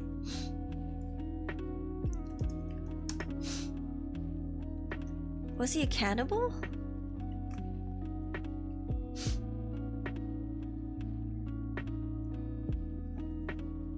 He did like dismember them. I mean, okay, if you ask me, I wouldn't say Ted Bundy is attractive. If you ask me, looking at his photos, I wouldn't personally find him attractive. So I don't know. Personally, if he ever approached me, I don't think I would have been like, oh my god, I'm gonna go with you. I would have been like, you alright, bitch, beat it, you know? I would have been like, bye. Yeah. I think he dismembered, I don't know. It's like in the kill house they found I think they found blenders or something. They found like pots, they found chainsaw, hammer, saw, like all kinds of stuff that you can use to... And it was like, the place was lined, I think the place was lined with plastic and stuff. They even put a black cloth by the door, so neighbors couldn't even look in. They couldn't even peek in to see what's inside, because when they open a door, they just see black plastic behind them. Yeah, he was probably attractive in the 70s. I don't know, is he? Maybe it's the beauty standards, I don't know. Scary when people in movies glorify those kind of people. They'd rather be warned about people like that. Yeah, it's just like, you know, like hot news, you know, like look at this new TV series. It's about that serial killer who's handsome and attractive, and this is how he lured people in his place, and you know, people watch it and be inspired by it. Oh, Jeffrey Dahmer. Rumor has it that cannibalism do occur in the house. We don't know for sure because he cut it off, right? Who's to say he didn't eat it? The fact that some parts of the society idolize and oogling this kind of people, just I'm telling you, believe it or not, there's a huge amount of people that write love letters to prisoners in prison, especially serial killers. They for some reason get wet for serial killers. I do not know why. Okay, I do not know why, but like, you know, they would write love stories and then they would just send it to them, like marry me and stuff like that. How the fuck you marry someone in prison? Like, why would you do that? You don't know him, you know? But they like fantasize about it. It's crazy. It's crazy. It's like a weird kind of love that they have. Yeah, it's true. It's true. And most of them they receive hella love letters. They would tell these girls like, send me $10, you know, like I need money, send me $100 this month, blah blah. I need to buy stuff, and they actually do it. These girls actually do it. Like, bitch, you know Miss Mom. Why would you do that? He did not cannibalize the corpses. Wait, hold on. Did cannibalize? He does have sex with the dismembered bodies. We're not sure, right? Because they did not. There was a lot of body parts that they could not find, right? They said that they couldn't be sure whether he ate it or not. You know, it's just not like confirmed. Because he was so fascinated with the body members, right? Chris White case, when the father killed her wife and 2 children, the 2 children were later found in large abandoned oil tanks. Why does that sound so familiar? Some people are messed up. Yeah, I don't know, man. What would you do if you caught your kids doing that? If you caught your kids, say if they had grown up, right? And your own children, writing love letters to prisoner.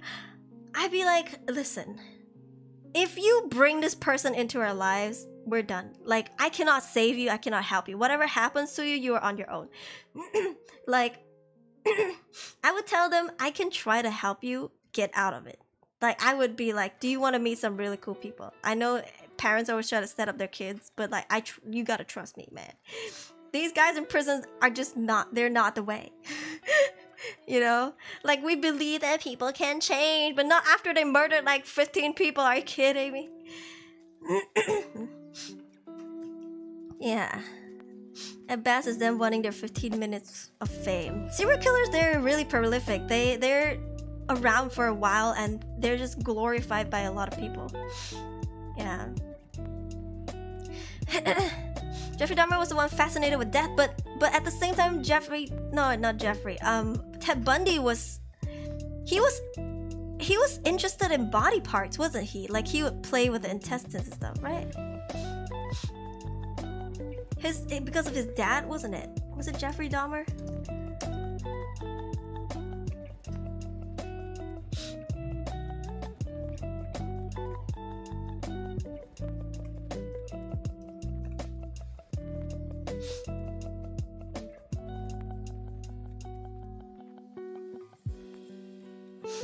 Horror movie franchise do you think you could survive? I wanted to say A Quiet Place, but I don't think I can say that anymore because I sneeze so much. I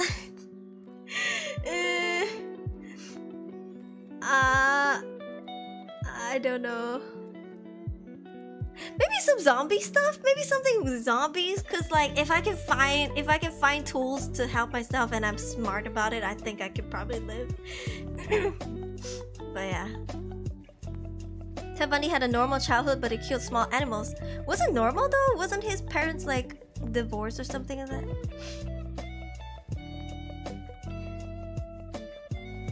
I used to think that sausages were intestine. Ew! I mean, it looks like it while they were prepping it. You know, the grinder and then the, you know, it is made. Isn't it made of? Back then, it was made of intestine. What's it called? Intestine out, like the. Yeah. Wasn't it?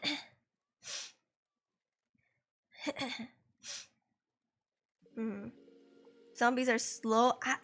We don't know, right? We don't know, because if we let go of our humanly strengths, we could probably bite off our own arm, you know? So I'm thinking they could run really fast if they don't hold themselves back. The reason why when we bite our own flesh, we don't rip it off is because a part of our brain tells us we shouldn't do that. It's like literally putting a stop to it. But if we lose that part of our brain, if we can't think anymore as zombies, I think we could have crazy super strength. Yeah. I feel. But I don't know. All the old knowledge is running together in my old age. No, trust me, information gets so like merged up in my brain too. Sometimes I wonder if I'm saying one thing or like if I'm saying like two different things. So yeah, I relate. But goddamn, I'm telling you, serial killers are terrifying. Okay, it could be your neighbor, so like don't go out. Don't piss anybody off, and don't be annoying, you know, just like be courteous and don't get too close to people unless you really fully trust them, and even then doubt them a little bit. Just like me, I doubt people a little, even though I'm really close to them, but I'm like, anybody could fuck me up but myself. I'm the only one who won't fuck myself up, you know. So like, Damon, thank you, welcome back. Serial killer, not the cereals, quick, drown them in milk. We are the serial killers because we keep drowning them in milk. Unless you're like me or Fancy, we snack cereal by itself. Sometimes we don't use milk. Putting milk before cereal. Either way, you're drowning them. Either way, they're drowning. Whether in your stomach or in the bowl. You know, one time I heard like someone told me they eat cereal from like a mug, and I was like, what the fuck? They're like, you don't eat it from a mug? I'm like, no, I eat it from a bowl. And I was like, what the hell? Yeah, it's weird. Why would you eat cereal from a mug? Like, I mean, it makes sense if you drink it, but like, how do you scoop it up? Hey. Water plus cereal, whatever makes you happy, because some cereal are really sweet. Meanwhile, you have Fancy who adds honey to cereal, like honey stars, but then add more honey. Drown them to make them softer. What does that sound like? What does it sound like? Those rough Asian parenting. We punish our children to make them softer. We punish our kids so that they can be softer and better people. Insert childhood PTSD. Yo, snacking cereal. Cereal's yummy. I've eaten a ramen brick without cooking it before, so I guess I can't judge. In Malaysia, we have something called Mami Monster. It's like a cracker. It's like a snack with dried noodles. And you sprinkle powder on it, and then you break it up, and then you shake it in the plastic. It's really good. It's delicious. Mami Monster, sponsor me. Yeah, and then there's Korean ones, but they are huge. The Malaysian ones are just tiny. It's like tiny little block of noodle. Yeah, it's so good. Oh my gosh, my favorite flavor. What are you guys' favorite flavor?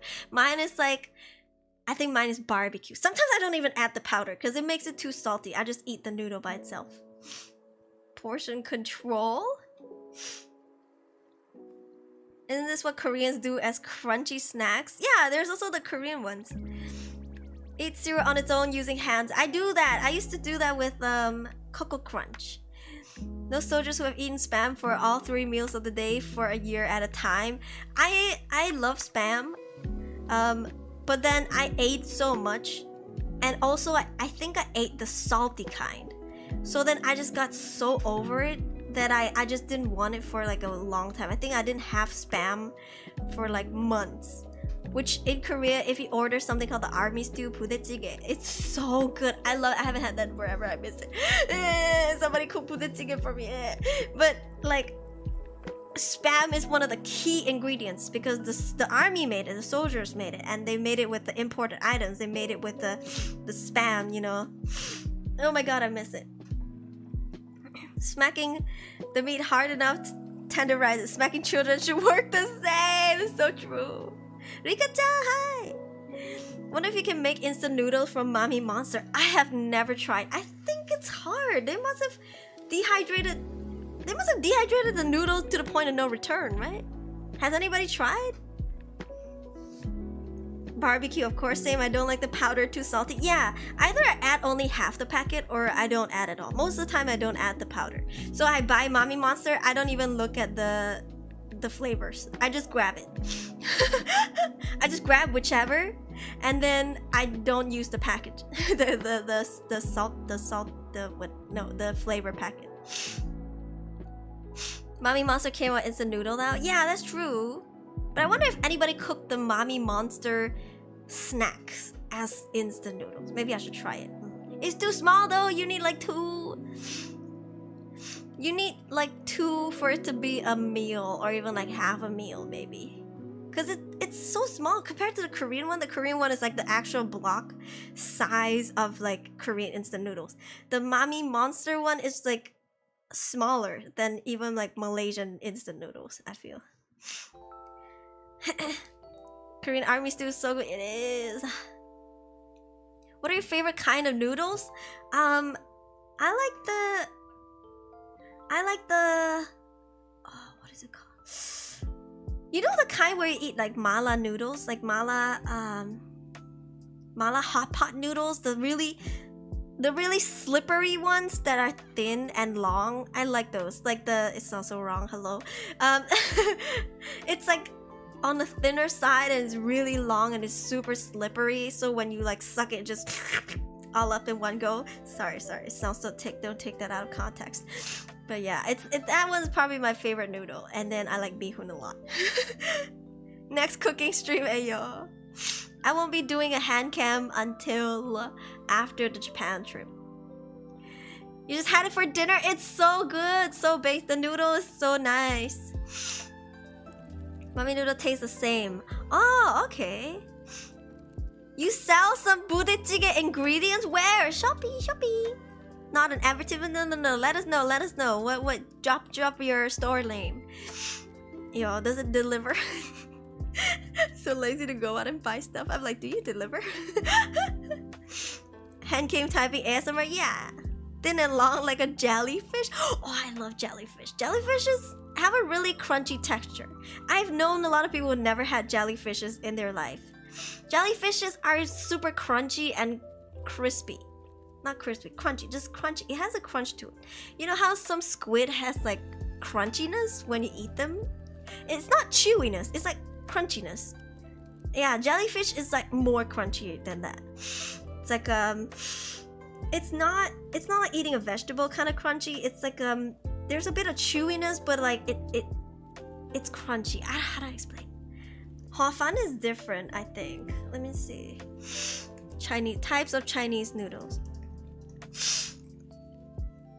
I think it's called something 螺蛳粉 or something. 米线. Oh, I think it's no. 米线 is miso. Let me see.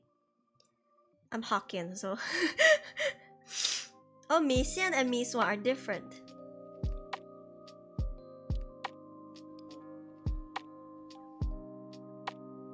Let's see. Mala noodles. Name.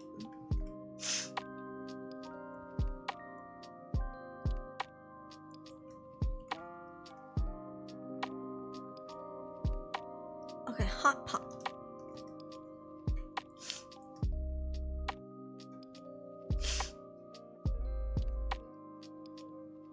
It's like translucent. I don't know which one it is. 米线, I think it's 米线. 米线 noodles. Oh, it is 米线. Oh, okay. Miso is different. Miso is like powdery, like starchy. Yeah.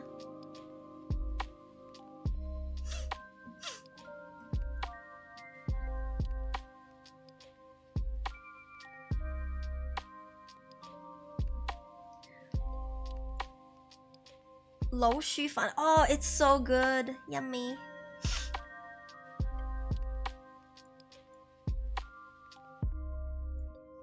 It's called Mi Xian. Mixian. That's my favorite type of noodle.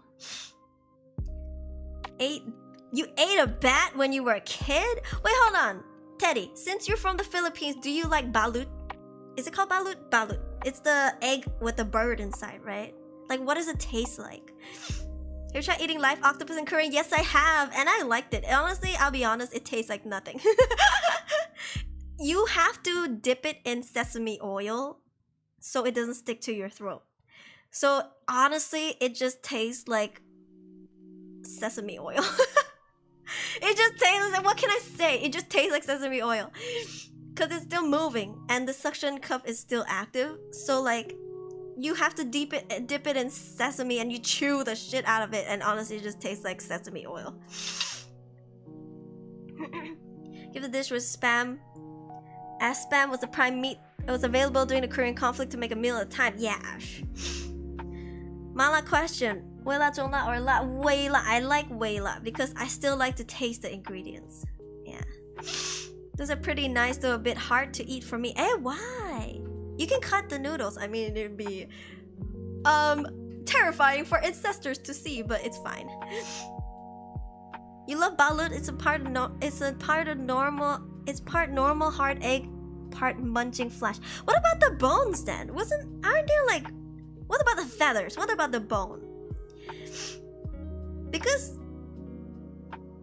balut is like, there's a not live bird, but like it's a bird what do you call it? Embryo? I can't English. Like bird, baby bird inside. Need to tie the tentacles well. I usually, when I eat it, I pop the I use my teeth and then I pop the suction out first. So it's not just the suction and the tentacle, you know, I pop it out with my teeth. So it takes a while for me to eat like eat the live octopus. It's yummy though.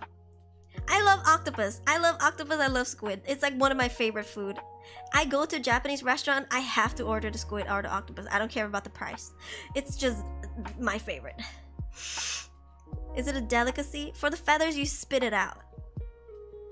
Bird feet is boiled. Balut is known as an aphrodisiac back then. The way to enjoy it is with a generous sprinkle of rock salt and vinegar. Yeah, you boil it?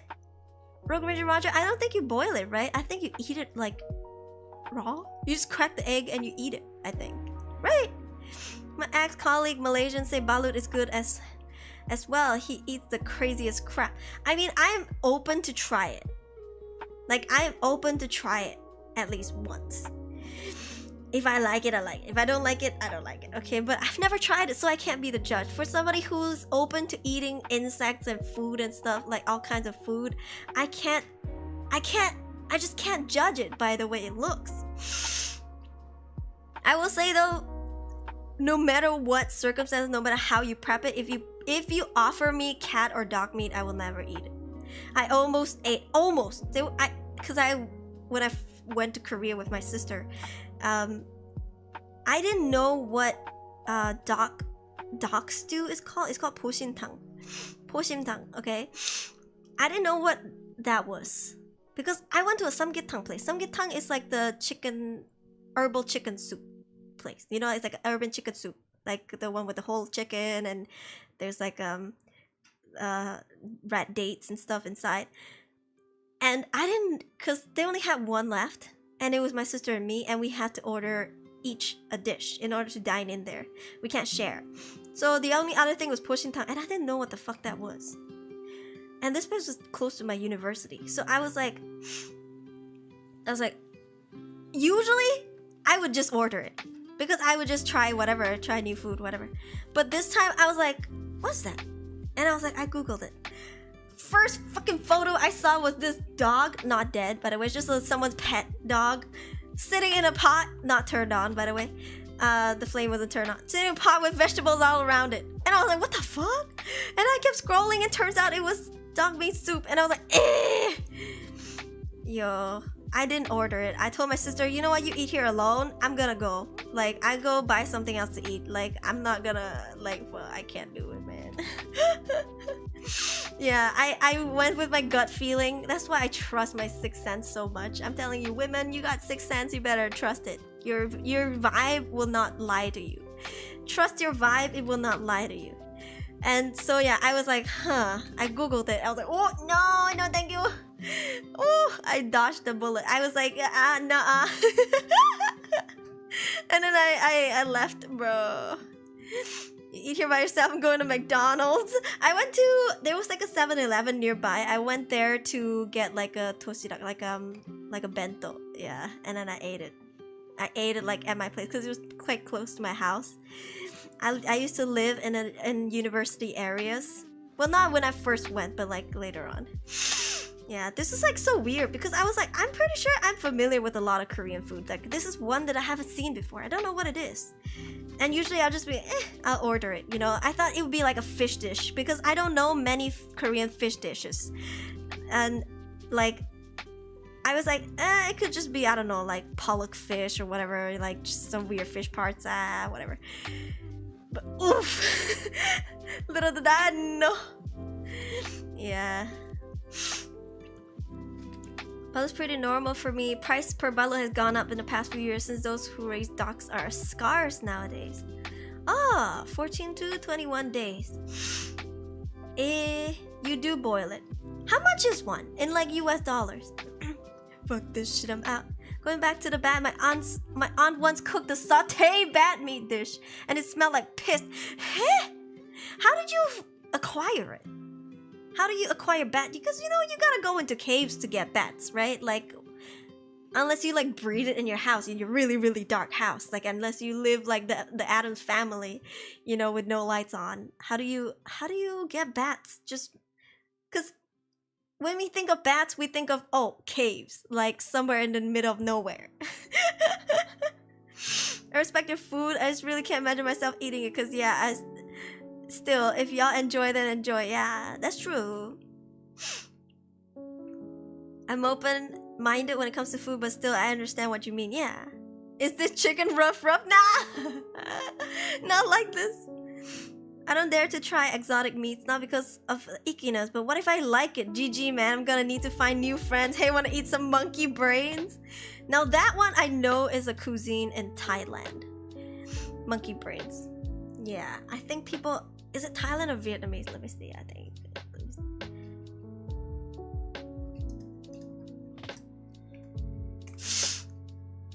China and Southeast Asia.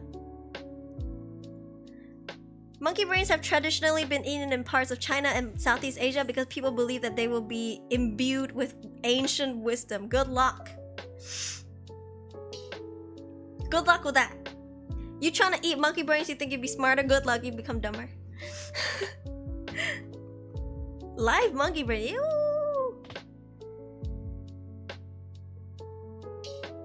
Oh man, that's so sad. The whole ass monkey just on the plate. Oh, excuse me.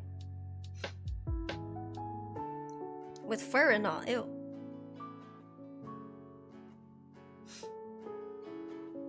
I'd be open to try balut though.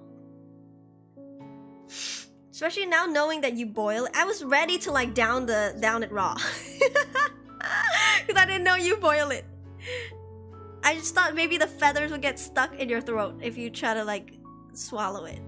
But now that I know you boil it, I'm like, okay, yeah, it's just like, okay. 我要睡觉，大家晚安。Okay, good night, Dark Assassin. Thank you for coming.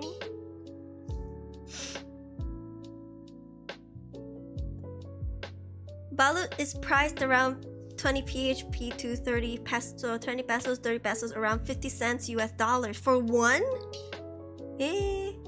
Forest bats, those who eat fruits. How do you catch them then? How do you catch bats? They can hear things from miles away, right? My primary school teacher told us that he ate monkey brain before. So was he a smart teacher or was he a dumb teacher? 大家有美好的一天 Thank you 晚安晚安 Good night.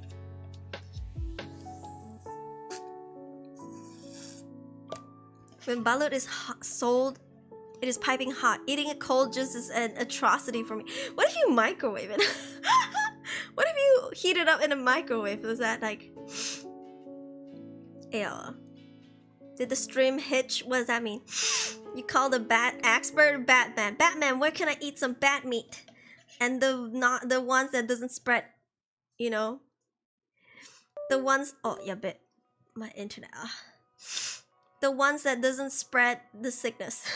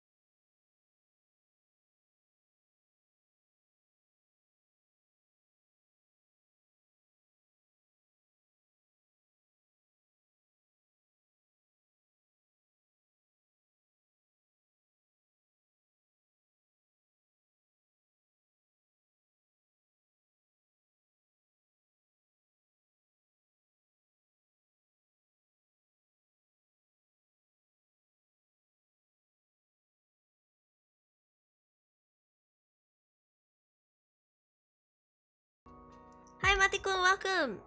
You have to be Ratman to become Batman. Confirmed. you gotta beat the rat.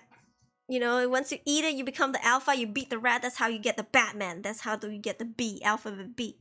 Smells like piss. Smells like piss, but tastes like pork. What did I stumble upon? We were talking about eating bat meat. Because apparently Teddy ate it for the first time when he was 8 years old. Yo. 2020 flashbacks. No more bats. I have enough lockdowns. I feel like we're gonna have another one soon because of this variant, right? Drank a good amount of it, was immediately locked. Now, oh no. I wanted to say that sounds delicious, but I heard rat. Welcome, Germ. Ozzy Osbourne once bitten a bat. So did the bat turn into Ozzy Osbourne? It's like if you get bitten by something, you turn into that. So a bunch of people are just waiting for like lab-made spiders or some shit to bite them. Let's see. What do people eat it?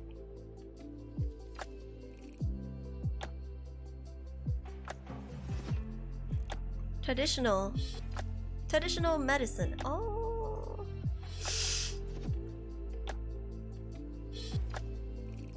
Oh, in the Philippines, locals eat a dish called bat adobo. Locals catch and kill several dozen megabytes per 100. Oh, what the heck is a megabyte? Megabats. The bats are then skinned, beheaded, and de-winged before they are gutted, chopped, and stewed. Guava is used to tenderize the meat. Guava. Not gonna lie, if you don't tell me what it is, I probably think it's delicious.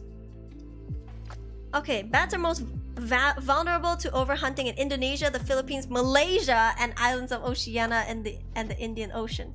Bats are susceptible to overhunting as they have naturally low rates of reproduction, and many species are highly colonial, which makes it easier for them to be hunted in large numbers. Excuse me. And they barely have meats too. Like, what's...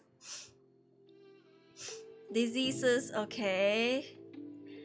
Speculated megabats may be the natural reservoir of Ebola virus. Oh god. And then of course we have the SARS, which first detected, okay, no, the COVID. Toxins. Eating fruit bats is also linked to a neurological disease called lytico-bodic disease. What the heck is that? Lytico-bodic. Guam disease. Oh my god, imagine being called a place's name.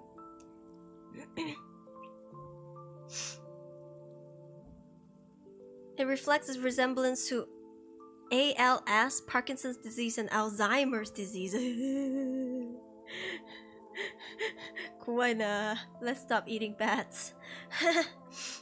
It's toxic.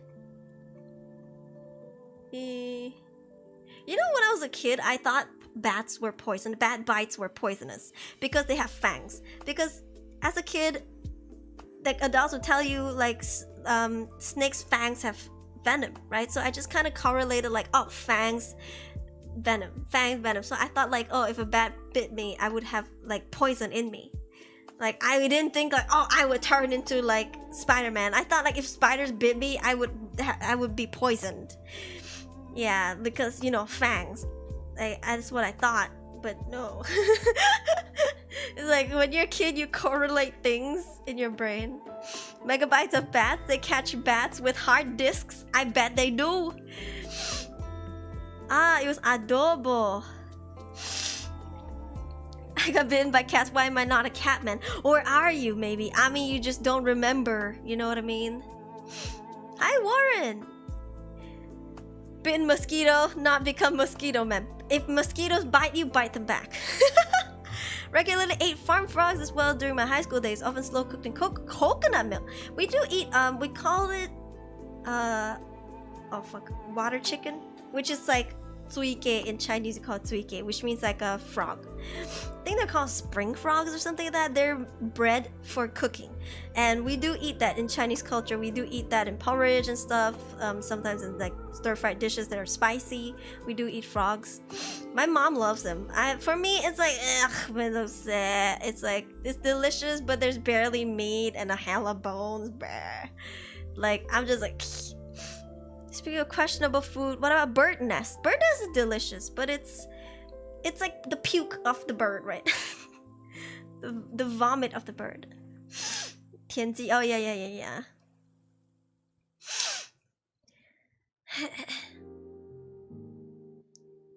I have a disease called Aruri syndrome, aka falling in love with a cute pink-haired wind-up doll VTuber. What if there's another VTuber that's pink-haired? That's a wind-up doll. I'll beat him up. I'm the alpha. I'd assume their bites are really dirty. Might as well call that poisonous bite. That's true. Like, wouldn't you?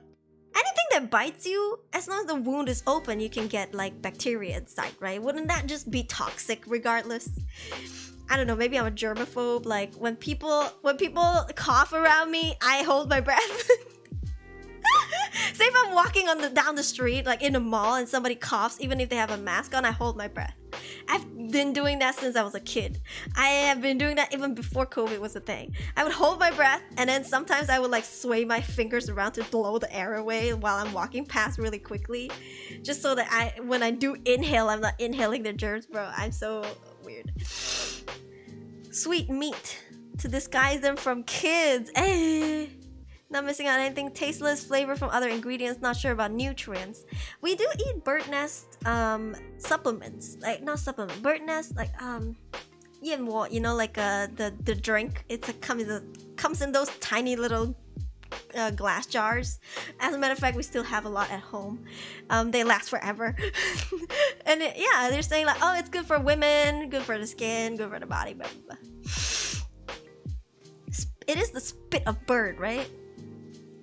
Aruri's mom love it, but I love Aruri's mom. My mom loves like eating frogs. It sounds so weird, but yeah, they're bred though.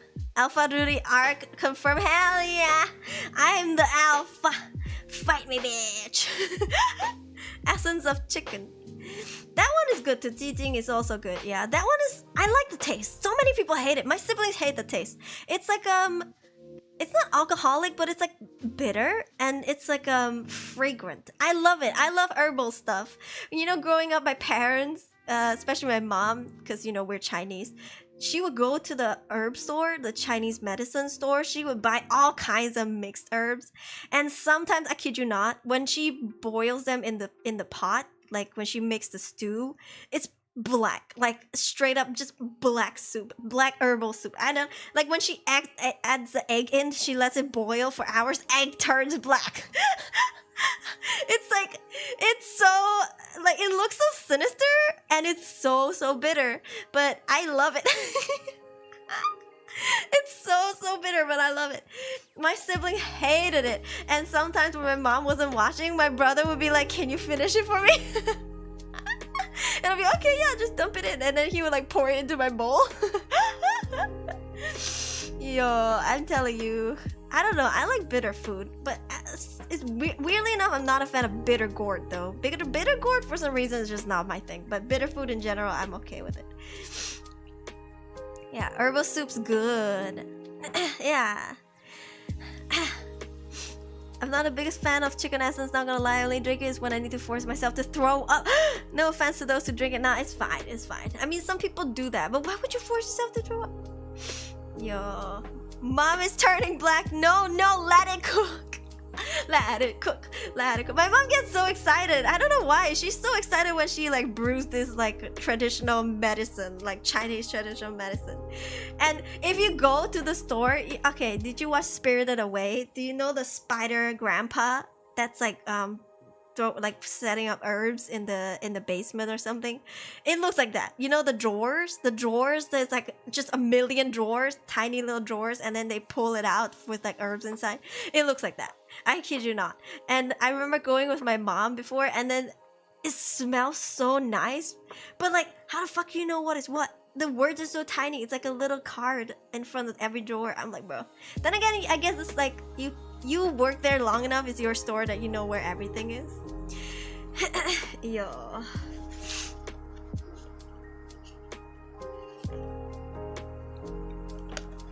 Oh my god.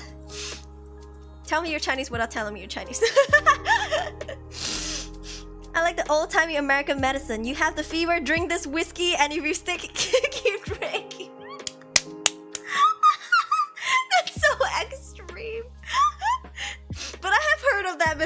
Yeah.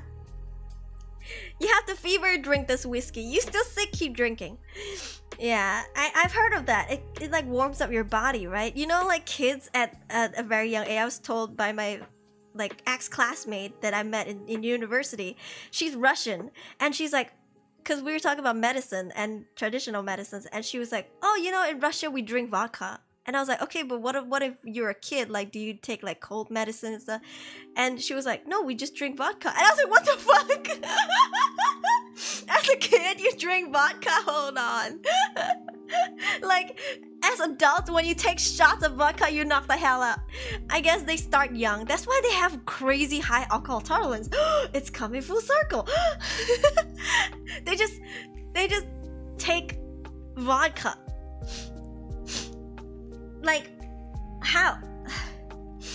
At such a young age, like, this is why they can really drink. But yeah, she said you just drink vodka, and like we asked why. It's supposed like to warm up your body or something, and if you can't sweat it out, you might sweat it out, and if not, you flush it out or something. I don't remember, but it was a pretty like good explanation. Like the reasoning made sense when she said it. So we're like, okay, because at first we're like, nani?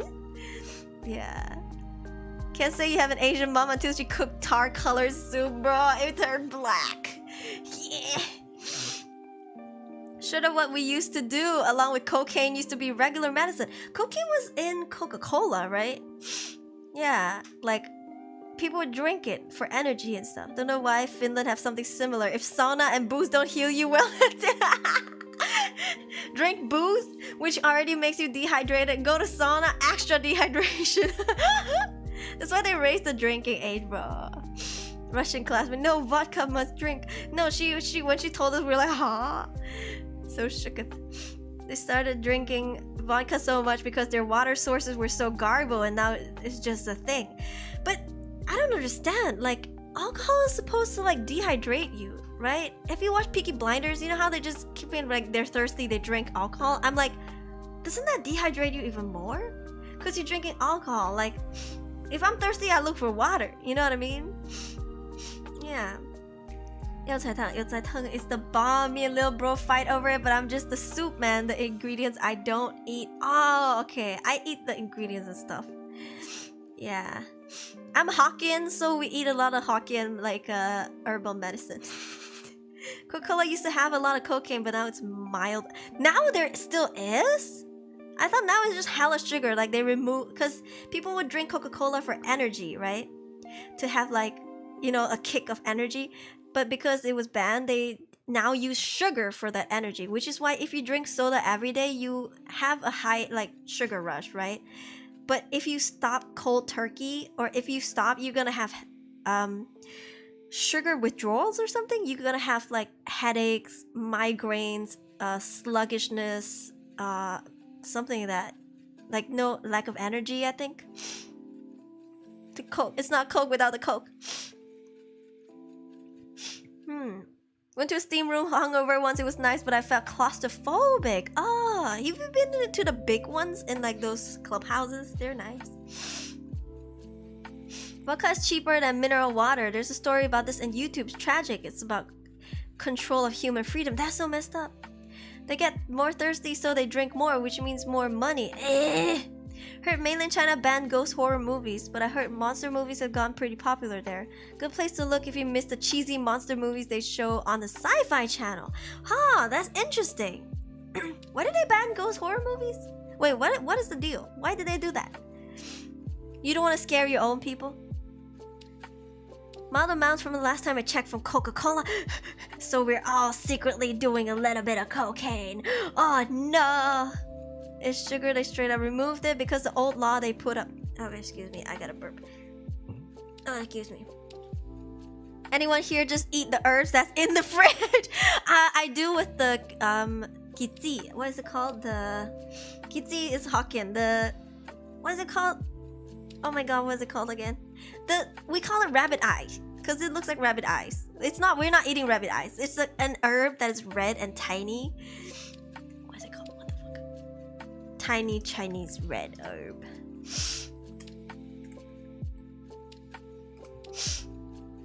What's it called?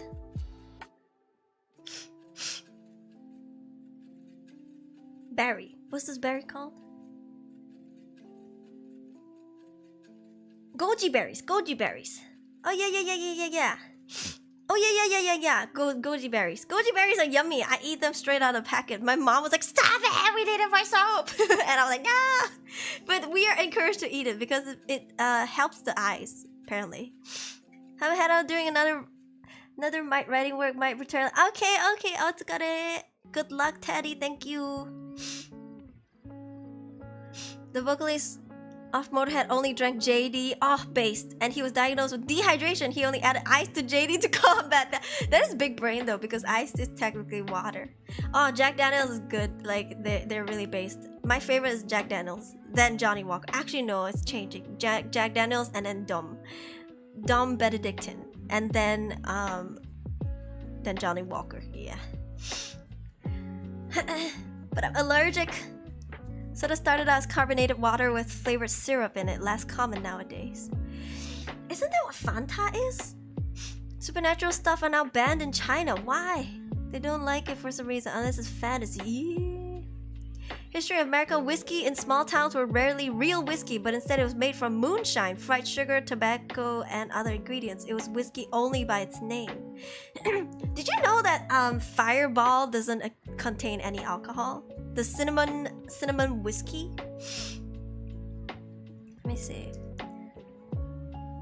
I think the tiny one doesn't. I think it's just oh wait, no. I think it's flavoring or something like that. I think it's just whiskey flavoring. Let me see. Fireball. Alcohol.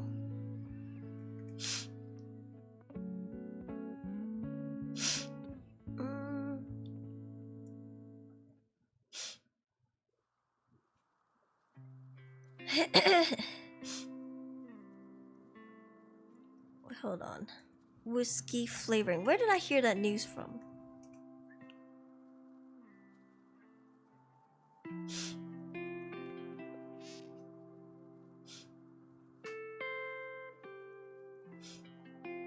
It's Fireball whiskey, not all of it.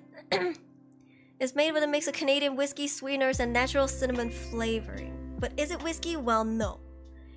It's not whiskey. Not really. It says no, not really. Technically speaking, once you add sugar to a spirit and lower its ABV, it becomes a liqueur rather than a spirit.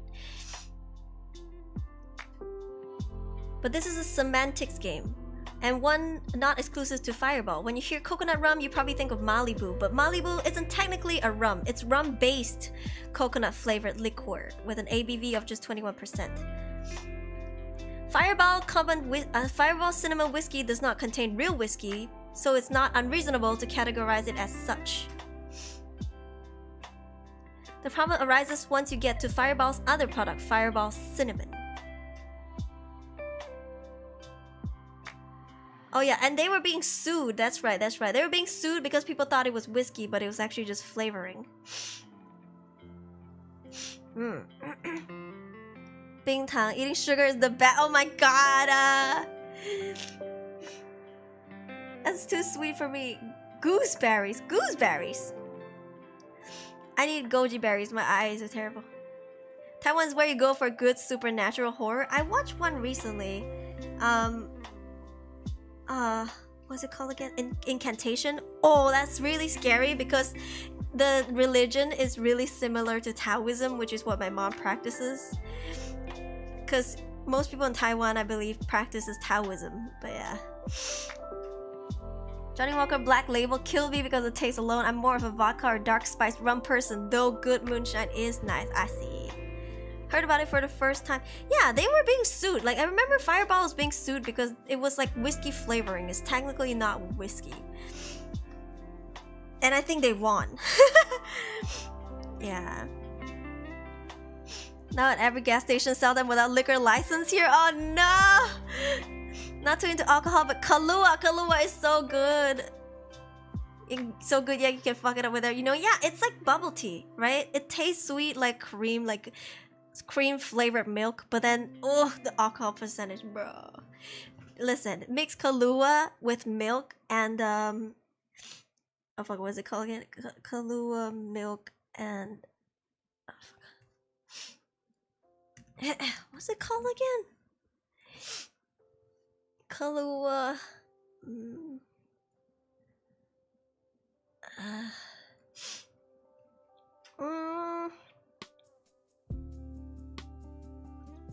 My brain is lagging.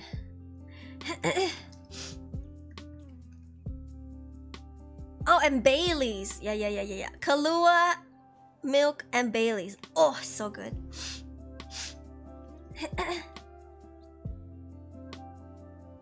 Is my stream dead? Why is my stream dead? Why is my stream dead? I think my biggest stream is back up. Ghosts are banned because there's a metaphor for corrupt official. Huh? They're thinking too much. Makes as much sense as banning Winnie the Pooh. They're thinking too much. That's like grasping at straws.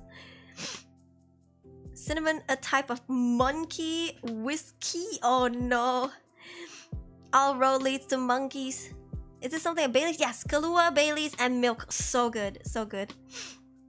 It is in Korea a drink called orgasm.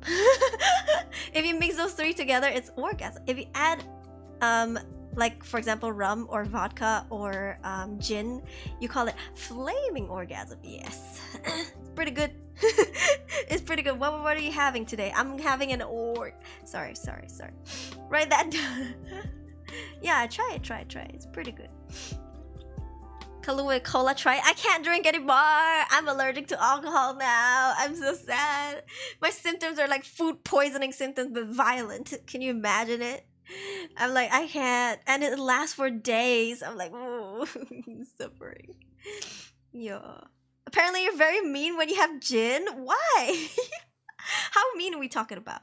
Because if it's like funny mean, I take it. If it's like bad mean, I mean, so sad. China banned horror movies because they don't want to promote cults and superstitions. Well, sucks to be them. They the source. They the source of all the superstitions that I grew up with. Okay, they can't just back out now. They gotta own it. Okay, they gotta take responsibility.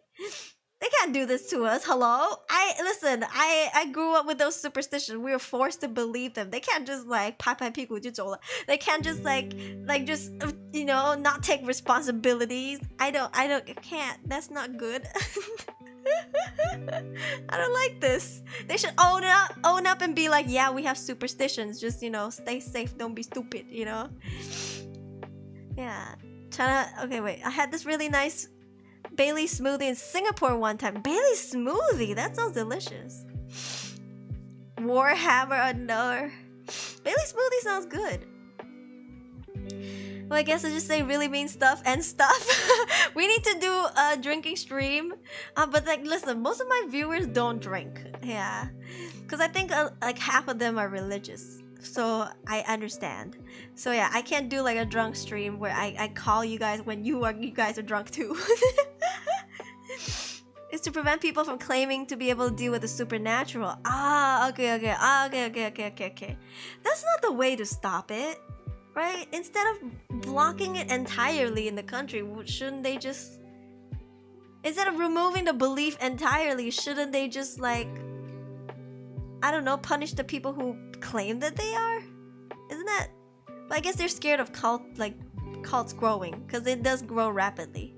Like once a cult grows, it will grow, like spread like wildfire. It's like before you know it, usually the police will know it or the authorities will know it when it's too late, when it's like out of the hands big. Yeah, you can though. Ayo, that would be fun. Do like drunk stream of viewers wearing their name in red, trying to put no 4 scares the people. Maybe that's why they want to stop it. That's true. I think the fourth thing is also grasping at straws. The lucky number stuff, like the unlucky number stuff, is like, bro. Listen, I went to a Chinese school in elementary school and high school, right? In elementary school, because it was Chinese school, we had like 4A.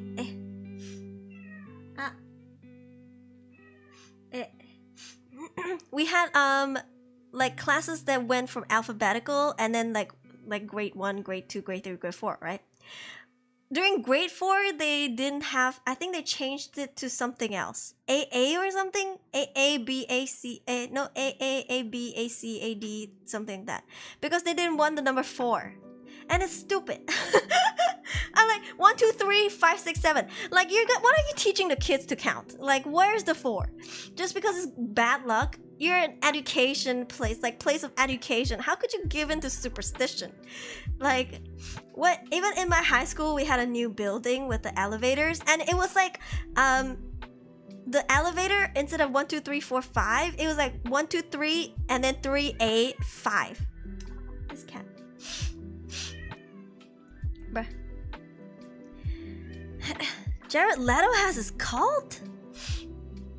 Bread Street Kitchen in Marina Bay. Oh, Marina Bay Sands, some Gordon Ramsay restaurant. I would try it out just once. I mean, he has a restaurant in Malaysia too. Hold on. Come back.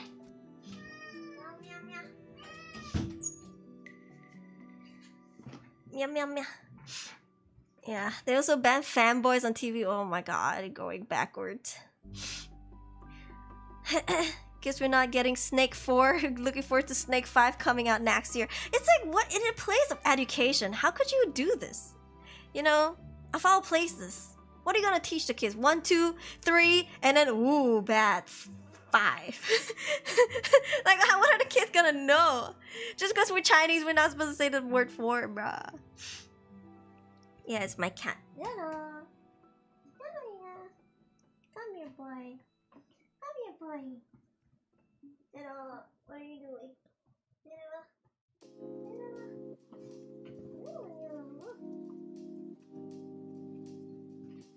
Oh. He's so chunky. Cat sounds meowing. Yeah, he does this a lot.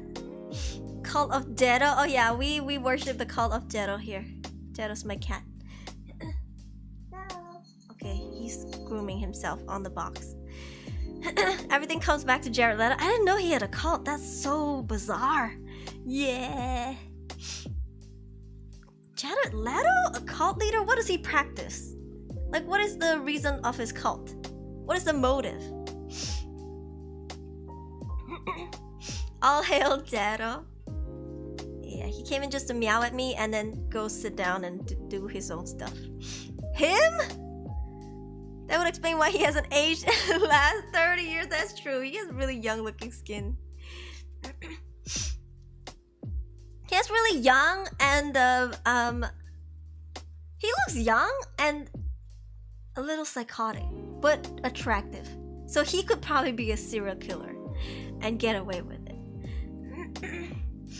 I feel. Me thinks. I make bad movies that you can't understand. Boosting his ego. It's more like a groupie then, right? Because if there's no religious aspect, if there's no teaching, no following, no cult-like stuff, then it's just a groupie, isn't it? like people who are your fans, who want to smash you because they're your fans, they follow you everywhere. It is a groupie, right? He's psychotic. Got enough attention, go back to what you were doing, peasant. That is so true. He will rip it apart, but lately he hasn't really touched some plushies. Like I have a really big what is it called? Boba tea plushie. He doesn't touch it. He doesn't go near it. He just leaves it alone. I think you're cute. Naya! Stop.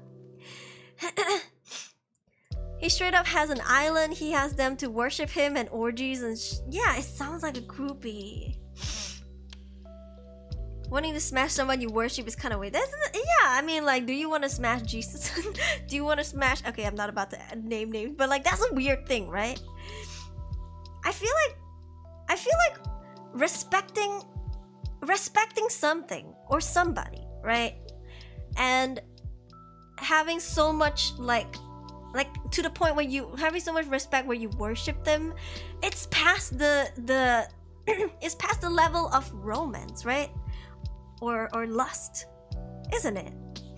Because, like, I don't know, it doesn't make sense that you worship something and you want to smash it. Is it weird? I don't know. Jello looks like the modern Charles Manson. He might as well be. Jello's scared of some type of plushie. He's not scared. He just doesn't care for it. I think maybe it's too big. I don't know. But I'm not a fan of huge plushies because they take up space. They, you know, get dust collected, and I'm allergic to dust. So it's, I'm a grown-ass lady who likes really cute things, but I don't collect plushies. I collect lots of stuff like keychains, stickers. Oh, I love keychains and stickers. You know, I collect like tiny things. I don't collect big things. Past the bone zone. That's true. The bone zone. That's a good thing. A good way to say it. Past the bone zone. Yeah. How many celebs have their own cults? Oh God. Not Jesus, but Aruri, that one I wouldn't mind. Then you're not really worshipping me, right? At least you don't see me on par as God. Because I feel like once you see somebody as high as God that you worship, you wouldn't want to smash it, right? Like, I mean, that's not my journey in Christianity. I didn't feel like I want to smash anybody. It's a bit weird, right? I agree, and I personally am not into those cult stuff. I've seen what it can lead, and I've been warned from a very young age about cults. If you want to watch like cult stuff in Korea, like it's a drama, it's Korean drama. It's called Save Me. It's called Save Me. Korean drama from 2017. The acting is amazing. And yes, the characters are very attractive, but the acting is amazing. I cried so hard. It's like so chilling to watch this. And you see how people get into cults and they can't come out. They get into cults and they can't come out, and how their parents keep getting roped back into it. Because you know the kids are usually the woke ones, right? They're trying to pull their family out, they pull their parents out. But they couldn't because their parents are so brainwashed. Or if their parents want to leave, then they're gonna do something to pull them back in again. So intense. One of the Smallville actresses was a sex cult. Warship? Oh no. I hope Warhammer. No, wait, what is it called? Warship? World of War? No, that's Warcraft. Was it Warship? Worship? World of Warship. Oh yeah, World of Warship. I hope they sponsor me. Then I'll play the game. Respect you, want to see you equal to me. I respect you, you respect us. We want you and everyone feel comfy here. Yeah. We want that. I too want that me and everyone feels comfy here. Keep it healthy, you know, like it's always nice to just vibe with people, right? Yeah, it's always nice to have this kind of community because a lot of people don't talk to their community. If you pay attention, some people never have chatting streams. Like, I get it if you have once in a while, but some people never have it for the entire time. Just never have a single one. Blaze, thank you. Welcome back for 3 months. The only cult you should join is the Crankheads. Join the Crankheads now to support Aruri. Thank you. I really appreciate it. Yeah. Secretly, some of us are handsome killers. I'm like, you got me at handsome. I'm just kidding. We're lurkers somewhere. Yeah. I feel like some streamers, they don't even look at chat. They just, big or small. I've seen some really small streamers. They have like, I don't know, 10 people watching, right? And they have chatters, but they don't answer at all. And like sometimes I type and I wait and I'm like, I'm never getting an answer, am I? Like, I'm never. Okay, so I mean, I'm not saying it's everybody has to reply to chat. I'm just saying there are some people who stream and they just never touch the chat ever. Excuse me, like they never read the chat. They don't even have it open, I don't think. And that's so bizarre to me because I've always the only way I know the stream is to talk to people, right? Like that's the reason why I'm streaming. So I don't know how they do it. Like they don't read chat at all. I'm like, bruh. I get it if your chat moves so quickly that you can't catch what people are saying, you know, or you can only catch like one chat out of a mountain of chats, but some people just don't at all. Ariel, thank you. Welcome back, Ayo.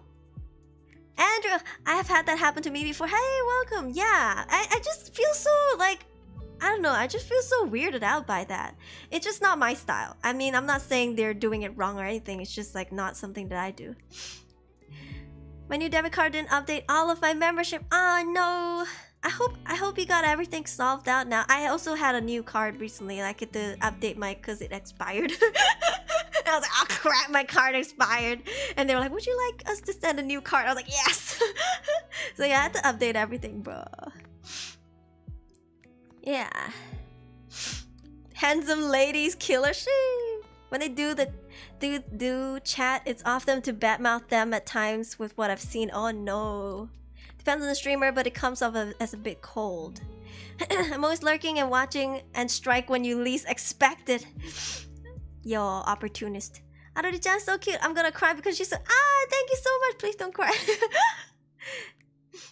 Ah, thank you for dropping by, Spooky Squash. A lot of big VTubers still read chat, especially the ones who started small and grew over time. I think that's the thing, right? Because you grow... Even though you grow big, you still had your community. Like you had a connection with these people, right? These people didn't come out of nowhere.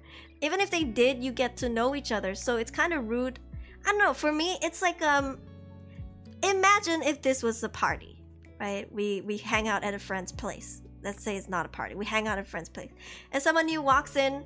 I want to know their name. I'd be like, hey, what's your name? Like, oh yeah, nice to meet you. Or like, if I see an old friend that just walking out, I'd be like, what's up? Like, what's good? You know, hey, I want to say hi.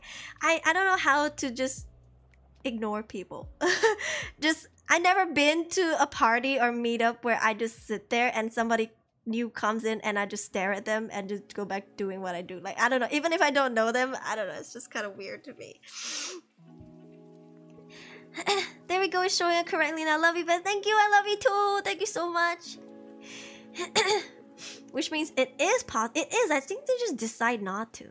I still remember raiding someone that didn't acknowledge the raid because they were too focused on the video. They weren't a big streamer either. Yeah, I think that happens too. But some people, even if they notice it, they don't mention it too. That's so weird. Like, why would you not acknowledge chat? You know, like, are you trying? Is that a bit? Like, you know, is it like a character you're trying to play? Because why are you streaming that? Why you're not uploading just videos, right?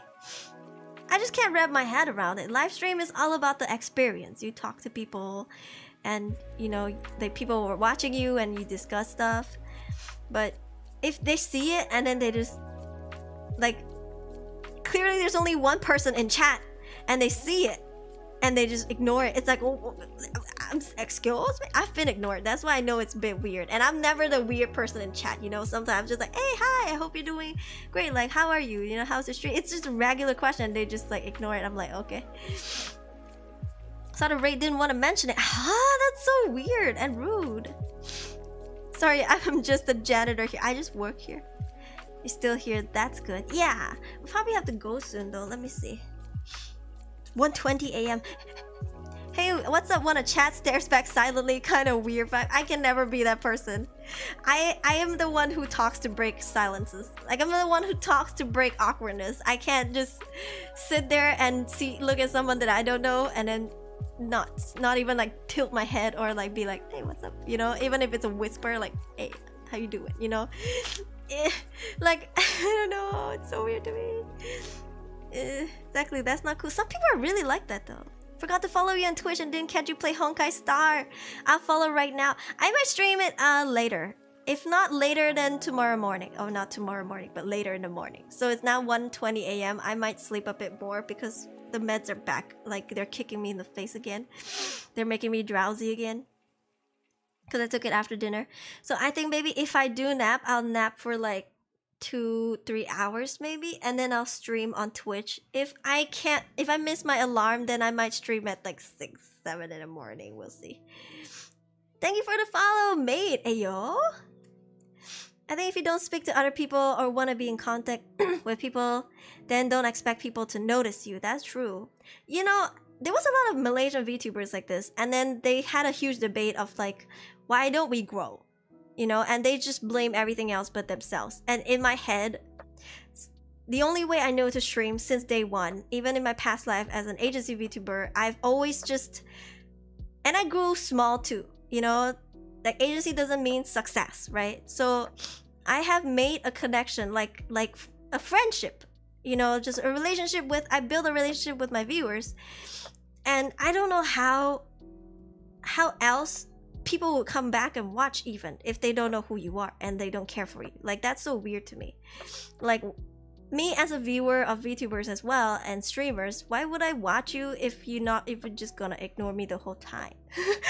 Like, who are you to me? You know, we're not friends. I'm here to make friends. I'm here to befriend you. Like, if you follow me, I follow you back. I'm gonna go check your streams. And if you never interact with me, I'm not talking about private DMs, because I don't believe that you have to talk to people in the DMs to be their friend. But if you never talk to me, not even on Twitter and stuff, like, what? Who am I to you? Who are you to me? You know? So it's just weird. Like, they blame everything but themselves. And there's Zatsudan stream now. Let's make it to 3 a.m. now. I need to sleep. See you at 11 or 12 p.m. I can't wake up that early. It's okay, it's okay. I'll probably do another stream during the day and then night.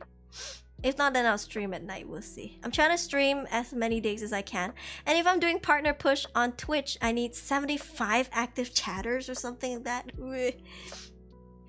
Average 70 average active chatters. So that's so hard, bruh. I blame myself for Malaysian VTubers not growing, because I didn't grow to see, and these Malaysian VTubers don't have a hero to look up to. The plan of being too handsome to grow, the pain of being too handsome to grow. Dang it! They say being handsome isn't everything, and this is the proof. God dang it! There's always pros and cons to everything. Still remember the hype. Press indie and new VTuber don't know how to progress. No people to show that. No, you'd be surprised. Some people have been streaming for years, and they're like, I'm a VTuber since like 2018. Oh, not 2018, like 2020. I've been here since the COVID era. I've been streaming for years, and then, I mean, wasn't there somebody who accused me of botting, like before I even debuted, because they were like, how is this VTuber getting 3,000 followers on Twitter? And no, on Twitter 3,000 subscribers, on YouTube with no content, no nothing, blah blah blah. Was like mad about it and accused me of buying bots. And then when people tried to like reason with her and say, hey, you know, this girl had a past, like she's a reincarnation, she has connections from her past, she has old viewers trying to find her, this is why she grow. Like, and also I was posting singing clips on Twitter and stuff, I just didn't upload them to YouTube.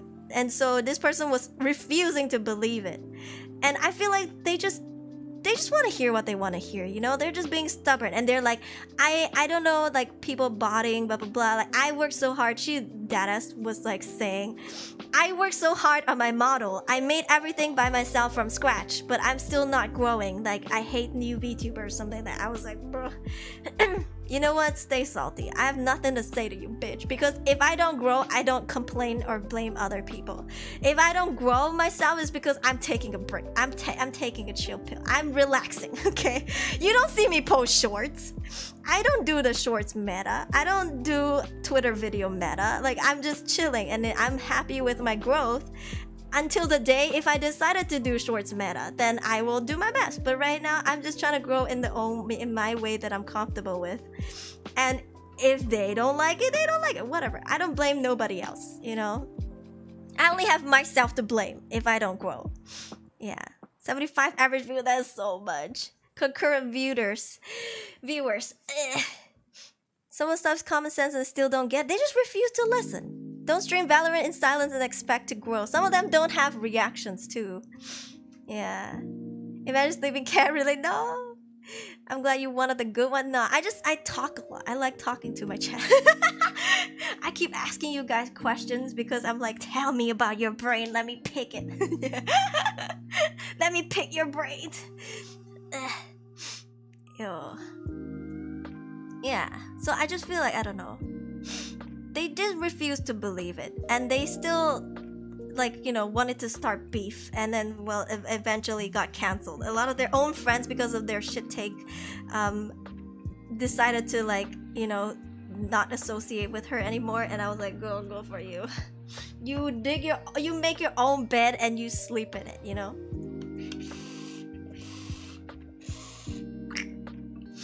Like,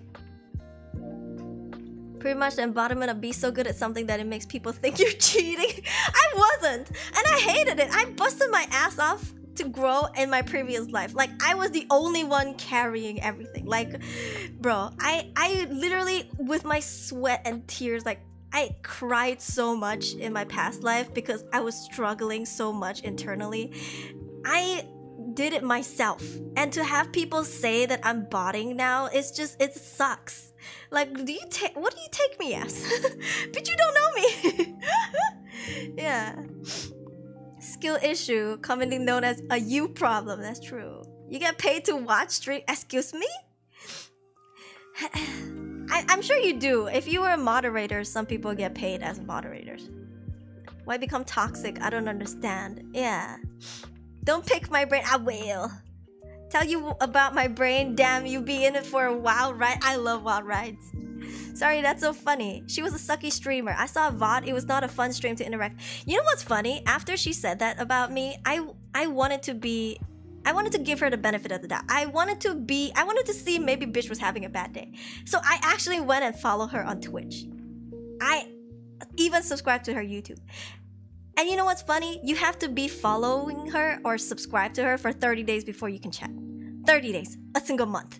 Not even like, oh, I don't want bots in my chat, so I'm gonna restrict the chat to like 1 minute or 5 minutes. Even then, I think it's too much. People are gonna sit at your stream and stare for 5 minutes before they can even talk to you.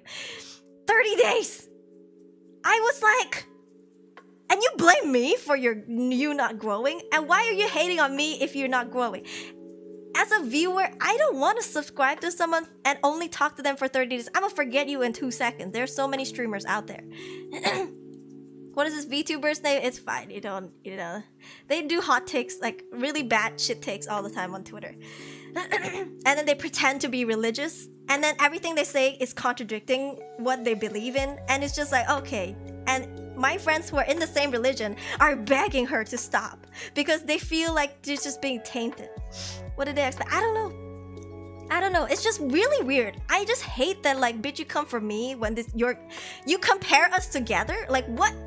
I don't want to be like on my high horse and say that I'm better. But at your level, how could you think that we are the same? Huh? How? Why? You know, like, how?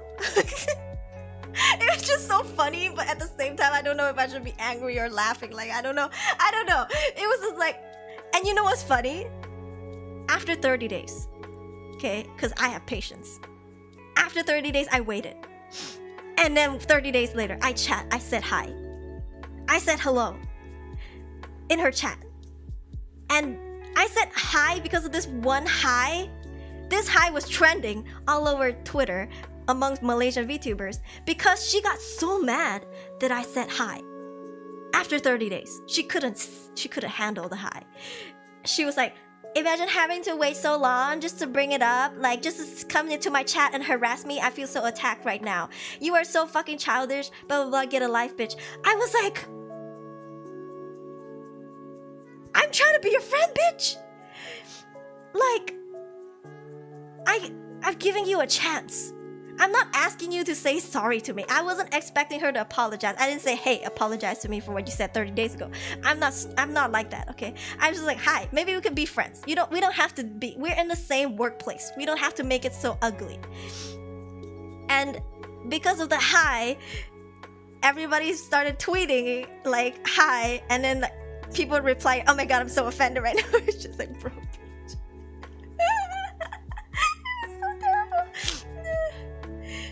She immediately assumed the worst because she's petty. I don't know. Bad takes frequently, I don't even know who it is because if I ever come across her, I'll know to avoid her. She is definitely blacklisted.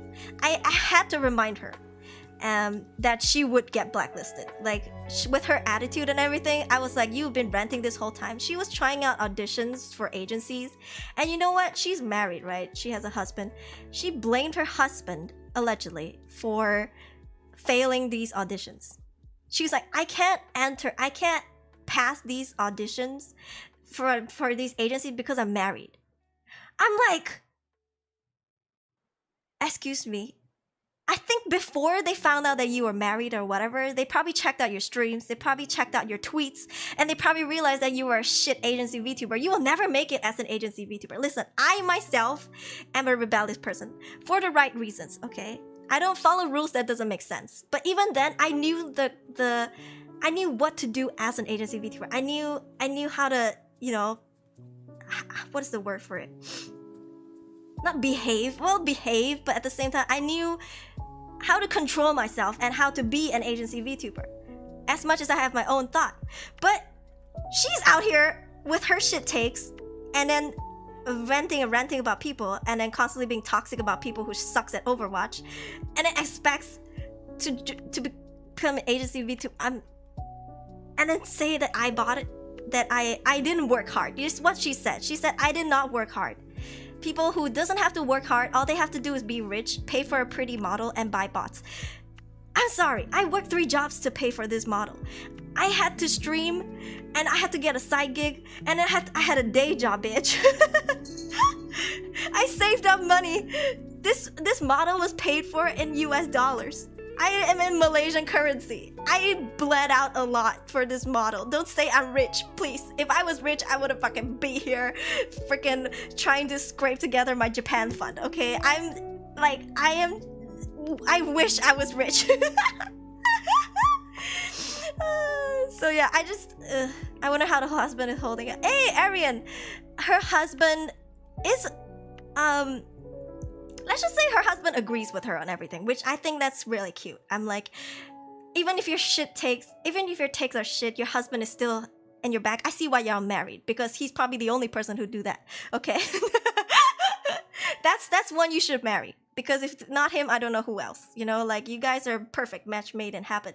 Even though she fucking throws you under the bus so many damn times and blame you for shit so much that you still stick around her, good for you.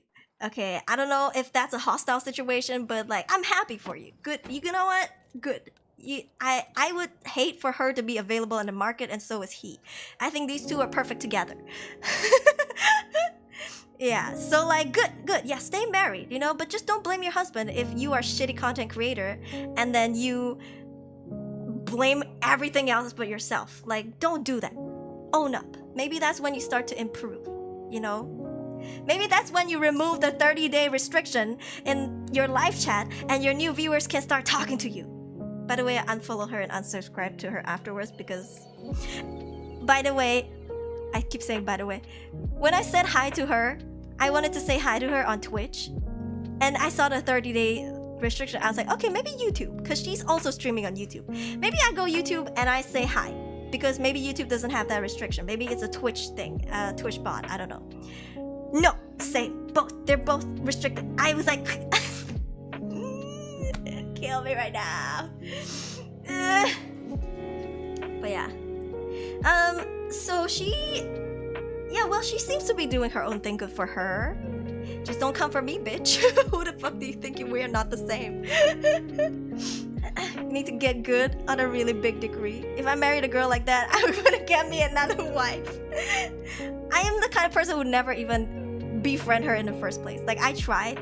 Like, I am attracted to women, yes, but I don't think I would be attracted to her in the first place. Like, we would never get as close to dating, like knowing who she is. So, yeah.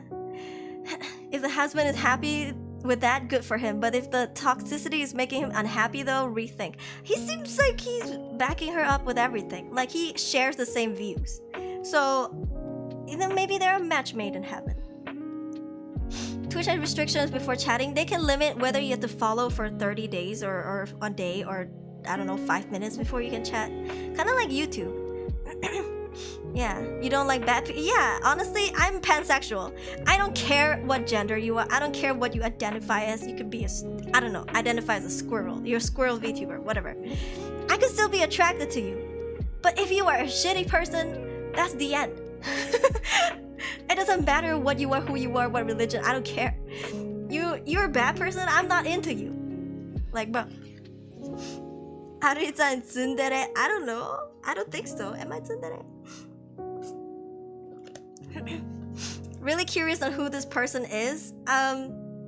You'll figure out someday. She's gonna do another shit take where she gains a lot of following, and then After a while, she starts posting more shit takes, and then she's gonna lose all of it again.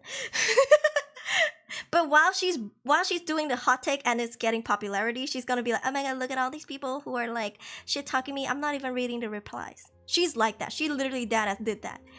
She was like, look at how many, because now you can see the tweets, how many people view it. She's like, look at how many people are looking at my views right now. Keep giving me attention. I'm not even gonna give in to your hate.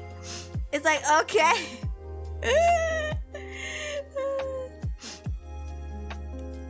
They're match made. I just don't think it's heaven with how petty she is.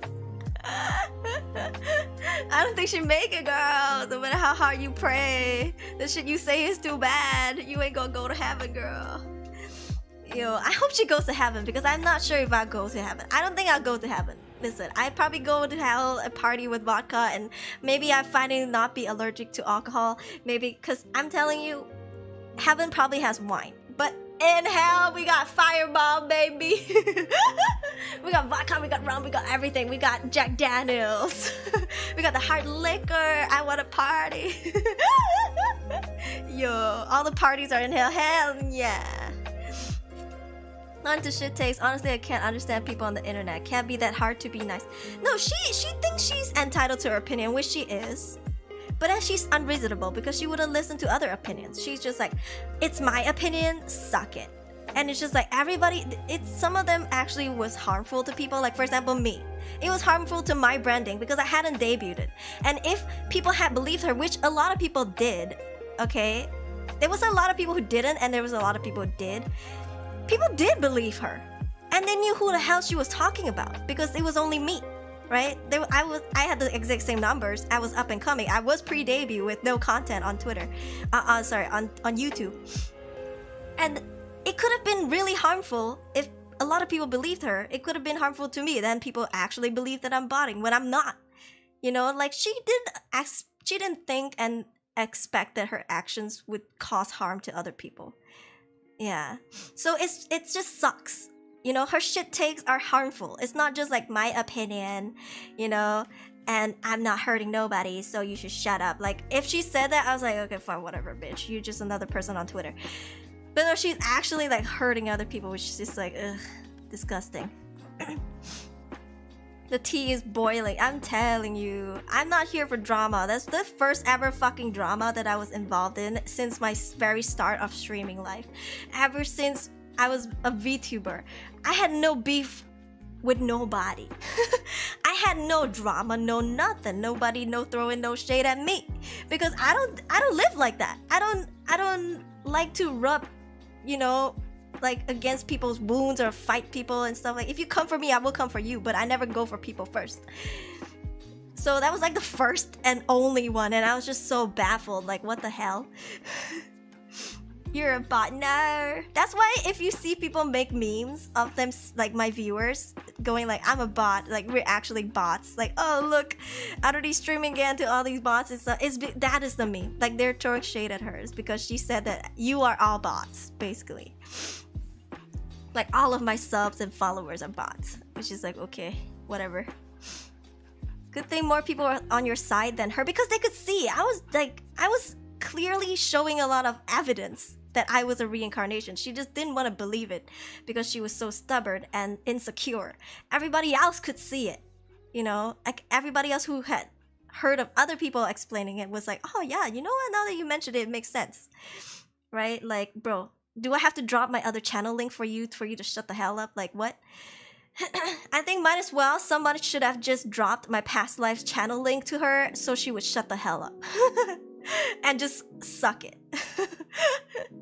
People say that crap never leads to the fact that it's their opinion because they think what they think is a fact. That is so true. That is her. Oh my god. I'm a bot. No, look at hands. I had no idea I was a bot. No, you're not bots. Don't let her tell you who you are. She sucks. She sucks. And she can stay that way because we're better than that. I'm a helicopter. No, I know Aruri-chan is better than you, Karen. I'm like, you stay hating, girl. You stay hating with your like barely any viewers. Like, I like, bitch. Maybe if you bought it, you would be less salty. Okay, you'd be less salty than me having real viewers. Okay, suck it. I don't care. I don't care if I'm not as big as I was before. I don't care if I'm not as big as a lot of my friends. I am comfortable with where I am. I'm happy. I'm comfortable here. I'm vibing, right? So it's just like, I didn't even know you were a corpo before. I followed because I thought you were cool. Ah, that's so sweet. I think later on a lot of people were like that. They didn't know that I was in an agency, or a lot of people knew about me in my past life, or knew of my past life, but they didn't link us together. So then they didn't realize that I was that person. So then they were until much later they were like. And yeah, I mean, I am not legally allowed to tell anybody about it, so I just don't. And when people find out, you can tell exactly. Oh, okay, it just finally clicked. It just in your head, it's just like, okay. Yeah. Pre-debut, you did with Dura. Oh my gosh, I miss her. Sorry to hear what you had to go. Nah, it's fine. It was just like a small little hiccup. You need a salt emoji for real. Yeah. So I was just like, whatever. Cause it's weird, like I feel like she should have known because her friend group was also my friend group. Like not close friend group though, but just like, you know, Malaysian VTubers they're like acquainted with each other, right? And I was friends with a lot of indie VTubers, even though I was an agency VTuber. So I feel like she should have known. I think maybe she did, she just didn't want to believe it. Barely hear gossip from VTubers. This is very interesting. I don't gossip about other people's stuff. This is just my one and only stuff. Okay, because I saw Mobile Legends and of course the collabs. Yeah. I don't know. I think people find me from everywhere and they don't have to know that I was in a corpo, you know, or whatever. Like I was an agency VTuber. It's fine if they don't know. Like you don't have to go find it. You don't have to go look for it. If like, you know, if you don't know it, it's fine. I'm perfectly fine with it.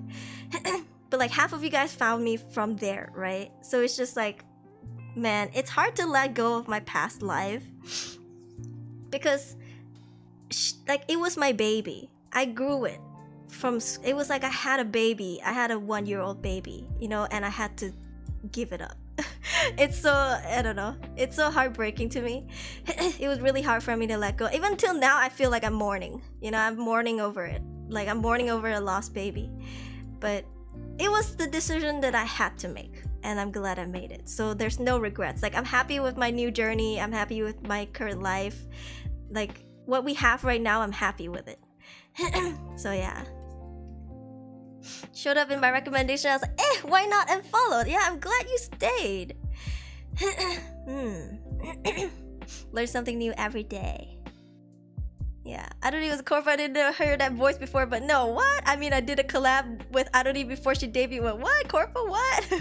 So sus. A lot of my VT overlaps. Yeah. I'm looking now because I'm curious. It's not hard to find, I don't think. I'm not gonna tell. I'm not allowed to tell. I never, you know, but if you want to find, I'm sure you find it. No regrets, look ahead. Yeah. It's part of you. You've created a solid community from there that stays till today. Yeah. Like just because I'm a new VTuber, like in a new VTuber persona, I'm not gonna forget the people that have done everything for me, the people that accompanied me, the people that have been there since day one of that other life. I'm not gonna forget all of that. I will still hold on to it and at the same time appreciate the new people that are on board at this journey, you know. So like it's just like a lot of meeting a lot of new people and introducing them to your old friends. Do you know that feeling? Like, hey guys, it's nice to meet you here, meet my old friends. And then everybody just gets along. It's such a wonderful feeling. It's like being worried whether people would get along. It's like, will my old friends get along with my new friends? What if they don't? Like, what happens, you know? Or what if my old friends feel like I've changed? Like I'm a different person now. But you guys get along really well. So it's just like, I'm happy about this. Like, I have no complaints, no regrets. Like, yeah. You gave up your past life because of this controversy? No. There's a whole deal why I gave up my past life. But it wasn't months until I got Aruri's model. Yeah, so for a long time I was just, I don't know, tweeting on Twitter after that graduation. I was just on Aruri's Twitter as a nobody, I guess. Yeah. Especially came after Vtuber, corporate Vtuber graduation. Yeah. It's hard because even though you try to explain that you'll still be around when you're graduating as a as a corporate VTuber, you hope that people won't be sad, right? Like you hope that would at least nullify a lot of the sadness and the pain. But altogether, it was like everybody letting go of this one person together, and it's still so heartbreaking. Even though we know we're gonna see each other again, it's still so sad. So nothing will ever make graduations hurt less, I feel. Like graduation will always hurt more, like no matter what. Like even if you know that, or even if they've already reincarnated as another person in another account and they're graduating, it still hurts because I don't know, it's weird. It's like the persona and the model mean so much more than you think. So yeah. I'm just happy you keep bringing friendly heroes live such a lonely life.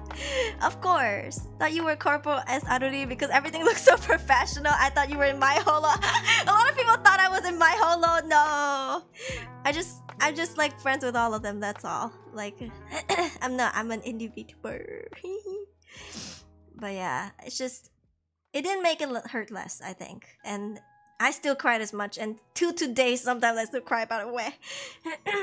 You know, but yeah, I'm happy with what I have right now. This is good, this is great, this is fun, and I feel amazing as Aruri because it really resonates with me. I designed this model from scratch, you know, with my papa, handpicked all of the colors.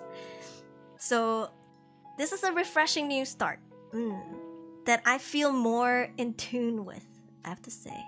Feels like a part of you, and yeah, it feels like I had to drown my kid. When I graduated, I feel like I was killing this person because they were never gonna come back to life, like, right? At least not that I know of. It's like I had to put a bullet through them with my own bare hands because the graduation was my decision. So it was hard. Yeah, and starting over is always scary because you don't know if you're gonna succeed, right? You don't know if you can make it as big as before. And a lot of my friends who graduated and reincarnated told me, they asked me actually, do you compare your numbers with your past life? And I was like, I don't really. I mean, at first I did, but then I realized it doesn't matter because I'm starting over again. And even if I'm growing slower than before, it's okay. Like, as a matter of fact, I'm putting less effort now than I did back then because back then I hated it because I pushed myself too hard. I was burning out since, I don't know, 2-3 months after my debut. I already was burnt out, but I had to keep going because we have numbers to hit, you know. It's an agency, we have to keep going. Even if I feel really sick, I still have to stream because, you know, postponing is always bad for numbers, whatever. So I had to just hate what I like to do. And now I tell my friends, I was like, I'm just like, I don't have to do that anymore. Like, if I'm too sick, I just postpone because I need to take care of myself better. You know, if I feel like I'm burning out, I take a break. Or I do whatever that doesn't have to be about growth. Like Minecraft. I play Minecraft Minecraft doesn't guarantee growth, right? It's just like, I play Minecraft because I like it, and that's fine. Like, I'm not working as hard as I was before, and it's not necessarily a bad thing because I am taking care of myself. Yeah. Aruri places pillow over fish. That was me. Yeah, I get what you mean. Holy moly, those analog and not analog, bro. I can't English. So simping in other VTubers streams since day one. Yeah, since that day. Yeah. No, you'll make it bigger because the originality and the energy is too bright to fade. Ah, thank you so much. You're so sweet. To be honest, I was growing accustomed to your voice, and tears come out when I hear your voice again. Ah, I think many people cried during my debut stream as Aruri. And to be honest, I did too. But not during the stream. I think I cried before and after. Yeah. So, yeah, I just feel like it's emotional for everyone. Go at your own rate. Yeah, I will. And I'm happy that I can have that freedom now, because back then it was like, you have no choice. And even if the agency said it's okay for me to, I feel bad, because I know if I don't do my best, then we are all in it, you know, like it's all I'm dragging all these people down with me. That's the meaning of being an agency VTuber, which is why I don't always recommend it. People are like, I want to be an agency VTuber. I'm like, no. You shouldn't. If you're an indie VTuber, you just work hard. Like, just work really hard, because even though I was an agency VTuber, I also did everything like an indie VTuber. Okay, I grew like an indie VTuber who worked really hard. That's why I know that indie VTubers can grow. Not saying that a lot of indie VTubers who doesn't grow aren't working hard. It's just like there's also a lot of factors to like algorithm, like contents, models. You know, even your stream music sometimes matters, right? So I just feel like, man, do you want to give up that freedom for this? No idea who you were previously, and at this point I'm too afraid to ask. If you watch Malaysian VTubers, you just gotta look back at Malaysian VTubers, I think, who left. Yeah. I don't want to be a cry-tuber, remark from Aruri. I don't want to be a cry-tuber, but I eventually became a cry-tuber. I'm still a cry-tuber. You weren't crying, you were just lubricating your eyes. I like you more now because I've been trying to catch up with your archives, and you seem a heck lot more honest and real, which I'm glad for. Yeah, now I can be myself, you know? So I like this. Back then I couldn't, so it was like really... I mean, it was my job to portray somebody, like a character, but everybody has been so genuine in chat that I feel bad if I don't reciprocate, you know? You're not gonna call me out like that. I don't. I was like, came here for a good time. I feel so attacked right now. Yeah. As they can handle the pressure of being a corporate VTuber. To be fair, it's not hard to navigate new water. Not like Japan having solid VTuber market already. I think even for Japan, they also struggle. As like indie VTubers, they struggle too. I feel like, and some agency VTubers are small. It's not like, oh, because you're a Japanese VTuber, you can guarantee growth. Like, it's like you really need to be in those big companies, you know. And you could still, it's like the EN industry too. It's booming, but if you're an EN VTuber, it doesn't mean you are successful. It is so concentrated.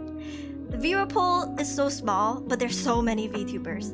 And if you're streaming at the same time as someone, and you're not, you know, as big as them, or if the fans, if you weren't the fans' Oshi or their number one, they're not gonna watch you over their Oshi. Or maybe they're gonna watch both, but they'll be more active there, you know? You have to expect something like this, which I've come in peace with.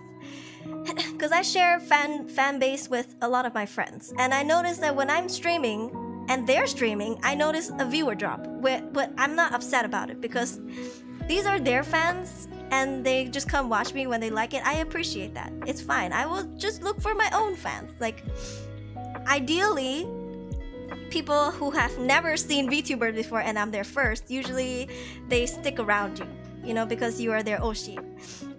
But honestly, anybody that comes and watch, I'm just happy with. Like, it's like, I understand if you want to leave, you want to go watch your Oshi, it's fine, go ahead, you know. At least you chatted, you talk to me and stuff like that, you know. At least you drop by. Yeah.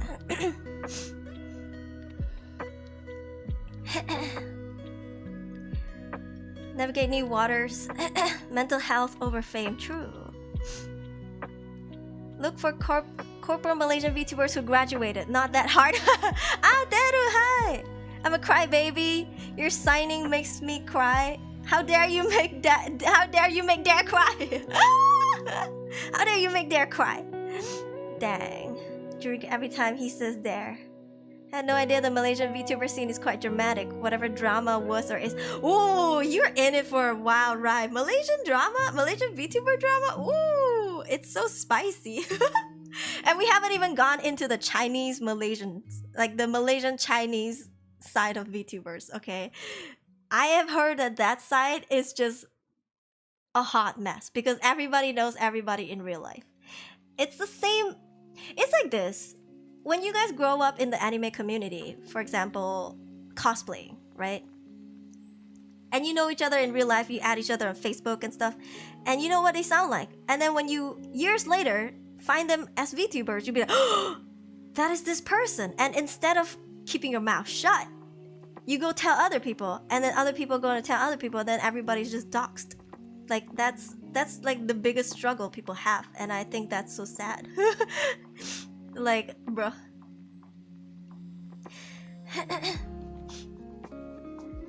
There's an agency VTuber I follow, saw her new outfit stream a couple years ago. She got a maid outfit. I realized she was someone I used to follow. It took me a while. Yeah, sometimes it does take people a while. Sometimes people come here and they act like I'm a new streamer, and I'm like, you don't recognize me, but I recognize you. But it didn't click because they used to be my like, you know, like my resident viewer. Like every time I stream, they would come by, but it didn't click in their head that I was that person. Yeah. But you know, it's fine. It doesn't matter that much. Like if they remember, then it's just like ah. But if not, it's just like ah, whatever. A lot of the real you was able to shine through even back then. I tried my best. I fought a lot. I fought through. But this is the full effect and it's beautiful. Thank you. It's a really unique way to look at VTubing. I keep seeing the same cool for VTubers with like 20 viewers. Yeah, the VTuber culture in Malaysia is still steadily yet slowly developing. We're getting there, slowly but surely. And I mean, we have a lot of Malaysian VTubers now that are like branding themselves as EN VTubers instead of Malay VTubers, which I feel like, or like MYVT. If you focus too much on MYVT, you are restricting yourself to only Malaysian viewers, right? You should open yourself up to like why you restricting yourself? Like you speak English. Most of your streams are in English, so why don't you also put like hashtag EN VTuber? Because why do you put yourself in that circle? I don't understand. And I will have to say, a lot of Malaysian VTubers who support Malaysian VTubers, I mean, no, a lot of Malaysian VTubers supporters are other Malaysian VTubers. So like, how does that help you to make this your full-time job? Like, what? You need viewers. Stop putting yourself in that box. Like, it's good to be like, I am a Malaysian VTuber. Like, I say that too. But don't put yourself in that box. Don't restrict yourself. You know, like, say hi to EN people when they come in. But to do sending like 1,000 donations. I'm way too detached from my community. I'm in a JPVT community. It's okay. For a long time, I was in the ID VTubing community. Because they were the only ones who like would willingly adopt this in without being weird about it. Because for some reason, Malaysian VTubers just don't know how to act normal around like agency VTubers. And I heard that there was quite a lot of like, I don't know, like not wanting other people to be successful. Like they just want themselves to be like, they're not happy for other people's success. This is a very Malaysian Singaporean mindset, I feel like, which I get. It's a culture, whatever.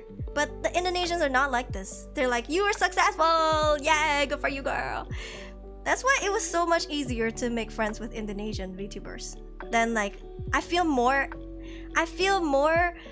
welcomed in, like genuinely welcomed into their friend groups, into their circles than I do it with like Malaysian. Like there's only a small group, like ASU's friend group. It's just like one or two friend groups that will just welcome you in without being all weird about shit. Like, I don't know, it's just, there's a reason why me and, I'm not gonna name drop, but like other agency Malaysian VTubers are just always hanging out with Indonesian VTubers. Like, I know you know who the other one is. You know, there's a reason why the two of us, we're always hanging out with other, like, just, I don't know. And I will tell you, it's really different how people treat me in Malaysian VTubers, how they treat me when they realize, like, from just interacting with me as Aruri and also knowing that I had a past life. Like, the attitude change is so crazy. And I had just debuted like 6 months ago, right? And they call me senpai, even though they debuted much long ago, because they won't let my past life go. And I'm like, you know, technically, for people who don't know the context, I am your kohai, right? So it's just like, why are you being so weird? Just fucking act normal, okay? Just people should follow more EN too, not just constrict themselves to just MY or ID or PH VTs and go with everyone. Casually slides a subscribe to Aruri's button. You mean you haven't after so long? Welcome back, Taddy. Yeah. Excuse me. My ID VTuber friend says that my VT seems to gatekeep at all. Yeah, at most times. I agree. I feel like the gatekeeping is so real here. Especially among friend groups, I feel like. I mean, I get it. It's like, you're a transfer student, right? You transfer into this new class and people already have their own cliques. And it's hard to expect people to welcome you in when they don't really know you. Because in their own cliques, they're sharing their personal, you know, stuff. They're talking about some things that they don't want other people to hear. And they don't know if they can trust you because you're new, right? I get it, but that is so much more like enhanced and just strict than Indonesian VTubers. I can only speak from my personal experience. People just let you in their servers. And I don't know if it's because they can tell that I don't snitch or whatever. They just like let me in or whatever. But I just feel like, oh, this is so nice. Like, everybody's so nice here. I don't feel like I'm walking into a wall, or like I have to wait in front of a door until someone opens it for me. You know, like, they just let me in and I just feel so welcomed. Yeah. My friend group is full of old classic VTubers from before 2020. That's why it's so much more casual. Yeah. I miss my friends who graduated from those circles. I never found them again. Oh no! For Poland VTuber community, Israelis VTuber community, and Twitch, they're nice people actually. Oh, now that's an industry I haven't touched before. Because usually I'm always around the, like, I think I dabble a bit with the Thai VTubers, and then Filipino VTubers at some point, but a lot, mostly like with Indonesian and EN VTubers. So most of my friends are like Indonesian and EN VTubers, and then like a small amount is Filipino, small amount is like Thai. I don't know if I have like Vietnamese friends even in the VTubing industry. Do I? If I do, they don't say that they are. Like, I know there's only like one Myanmar VTuber, or like the first one. But I interacted with this person in my past life. I don't think they know who I am now. Yeah. You're my senpai. Shh, they're not supposed to know that. I mean, even if they do, I hope they would act natural. Like, act normal. Because I just want to be treated like who I am now, you know? Like, not who I was before. Like, I get it. Everybody has their past life. People will remember you for who you are. But, I mean, I'm here with you right now, no? Like, just, you know, just treat me like who's right in front of you, right? Like, why you gotta make it weird? We gotta call Aruri senpai. No! It seems like every nickname of mine is just people who are older or like... What are your thoughts? Do you think it's bad when fans still remember and come back at that past life? No, I don't think so. I feel like it's heartwarming. I still see people leaving messages in that chat box. And I screenshot every single one of them because, you know, they disappear if you refresh the chat after a while. I screenshot that. I have a little channel for that, for the chats in that channel. I've always had this ever since the graduation. I've always done this like a daily routine to me. No matter if I'm on my phone, I still do it. But I don't think it's a bad thing. I'm not ashamed of my past. I'm not hiding it. I'm just not legally allowed to talk about it, you know, like, or share who it is. It's just like, I understand that I'm a different person than I was before. Like, before, I was much more mild and just more, I guess, restricted. So I get that if you reminiscent over someone that I used to be, because I'm not that anymore. Like, I get that if you see us as two different person, or same person but I've changed, you know, I get that. It's scary to think about, because I might not change into who you like, right? Maybe I've changed into somebody that you don't like anymore, but at least I'm still being me, and I think that's most important for me. Like, the reason why, even if the big agencies come for me, I would still turn them down, is because I don't want my my freedom to be restricted anymore. Like, I now just want to be myself, and if you like me, you like me. If you don't like me, it's fine. I'm okay with it. Like, not everybody has to get along. And if you grew to not like me, that's perfectly fine too. You know, I won't forget what we had before together. Yeah. So, in my opinion, I think it's perfectly fine. I'm okay with it. Like, you want to go back and watch the streams, like, go ahead. Sometimes I do that too. Sometimes I'm thinking about, oh, that was a really good collab. It was so funny. I should go watch it back. You know, even though I'm not talking to that person anymore, I do that. So yeah. Reincarnate to the real Aruri. I don't care about the VTuber's previous or real persona. The actual self is as real for me as the other you. I'm just grateful that people still stay, because I know a lot has changed. Like, we're not talking about the obvious, which is the model, right? Like, the person talking to you now looks different from who it was before. That's so weird. But, you know, I'm glad that you guys didn't feel weirded out by it. Maybe at first, I don't know. Maybe at first it's like, who's this? You sound the same, but you look different. But, you know, yeah. I'm gatekept for my VT. Not many my VT talks to me out other than the founders. Yeah, like, we're experiencing the same thing. Reincarnated with more spice, more salt. Kind of sweet and nice, but oh no, I'm not kind of. I mean, I guess I am, but like, don't say that. I can't take compliments. You're kind of sweet. I'm feeling like flustered. Thank you. Yeah. Once you were mild, and now you got jewelry showcasing your boobs. That's true. I will have you know that I wanted bigger boobs before. Not for Aruri, but in my past, I asked. Okay, I asked specifically if I could, and they said no. So I was like, okay. I was a little sad. I have to admit, but it's fine. What happened to my donation stuff? Where did it go? It's gone. That's so weird. My overlays are gone. For the donation, oh, whatever, who cares? It's called a glow up. You will always be our baba girl. I still watch the hand review stream shamelessly. Oh yeah, I have a palm review stream coming up. I already made the forum and all. I just haven't posted it yet. I don't know. I haven't scheduled a day for it. But yeah, we're gonna do it again someday. More vigorous jiggle physics. Now it's like full jiggle. Now it's like the jiggle don't stop. Now it's jiggling shamelessly. Yeah. Can I have more oppai Auregalia? I think now I have enough oppai. I'm happy with this. Palm review, never seen that before.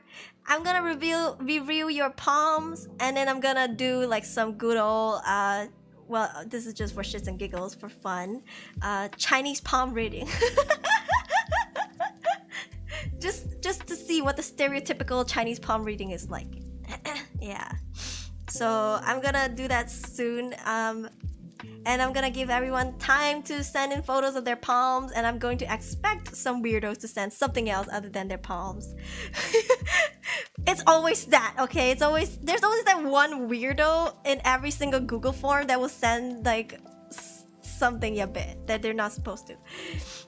Yeah. So I don't know. I feel like I hope I catch them before I start the stream, so I can like turn off the Google Forms. I will tell you, I used to live life on the edge. I would review stuff with the Google Form still open. I could review photos and I would still have the Google Form open. And because I had to check, I was the only one who had to like check my own like stuff, because you know, let's just say in that agency I didn't really have a manager, so I was the only one who had to proof check, I guess, the photos. I could have missed something and be banned on YouTube. Yo, it could have been ooh. But now I'm not gonna live life on the edge no more. Now I will turn off the Google form when I start my stream. So then there won't be no weirdos sending weird stuff that they shouldn't be sending. Yep. Fortune will be like, you're already dead. Here, it's the palm lines. They will tell you the fortune of your palm lines. So yeah. So you just gotta like send me a photo of your palm. Like make sure the lines are clear. I'll drop the Google form someday. Sorry for the photo of my abs. I just had to share it. But you pre-check them, right? I do, but when I'm on stream, I can't pre-check them, right? Because I see them the same time as you do on the stream. So yeah, it could have been very yabbit. Thankfully, my community is healthy. Okay, this is something that I take pride in. I'm very proud of you guys, and I'm very proud of people who were in the past as well. It's amazing community, no weirdos.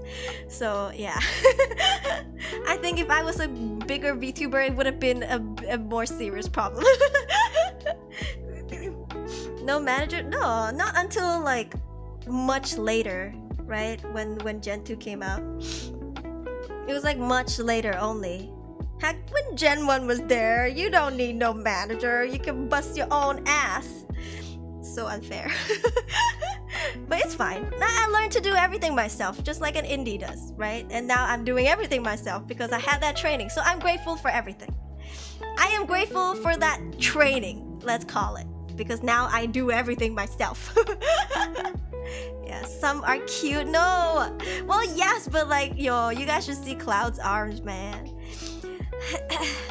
Cloud, I remember Ami, Lucy, oh my goodness. I just, oh, now I'm about to start a whole rant, a whole tangent about palm kink and hand kinks.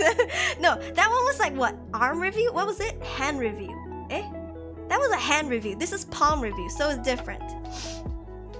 Yeah, that one was hand review, so it was like show me your arms, your veins, your hand. Now this is just like the palm, which is like, you know, the wrinkly part of your hand.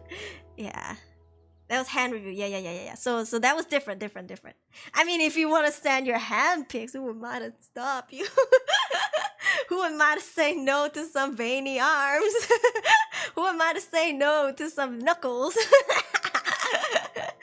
Get my ass. You want have veins, I give veins. Palm Auregalia, palm Rudy.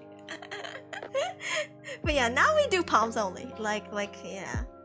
Palms can be pretty too, I'll say that. Listen, I've done a lot of work with my hands. I've done dishes, I've washed, I had to take care of my cats because I lived alone. I did my own laundry, everything.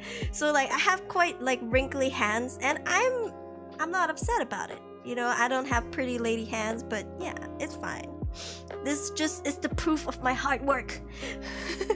Knock knock is knuckles. Knuckles. The chat reflects the streamers, so we say so when you say so, with the spontaneous unsay so here and there. I'm say so, I don't know what you're talking about. I'm always say so. I never yappe. I don't know. Who, what? I don't know her. Who's she? Hey, yo.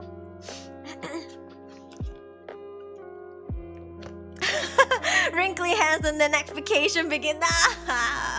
They're like, why do you have grandma hands? Bro. Yo.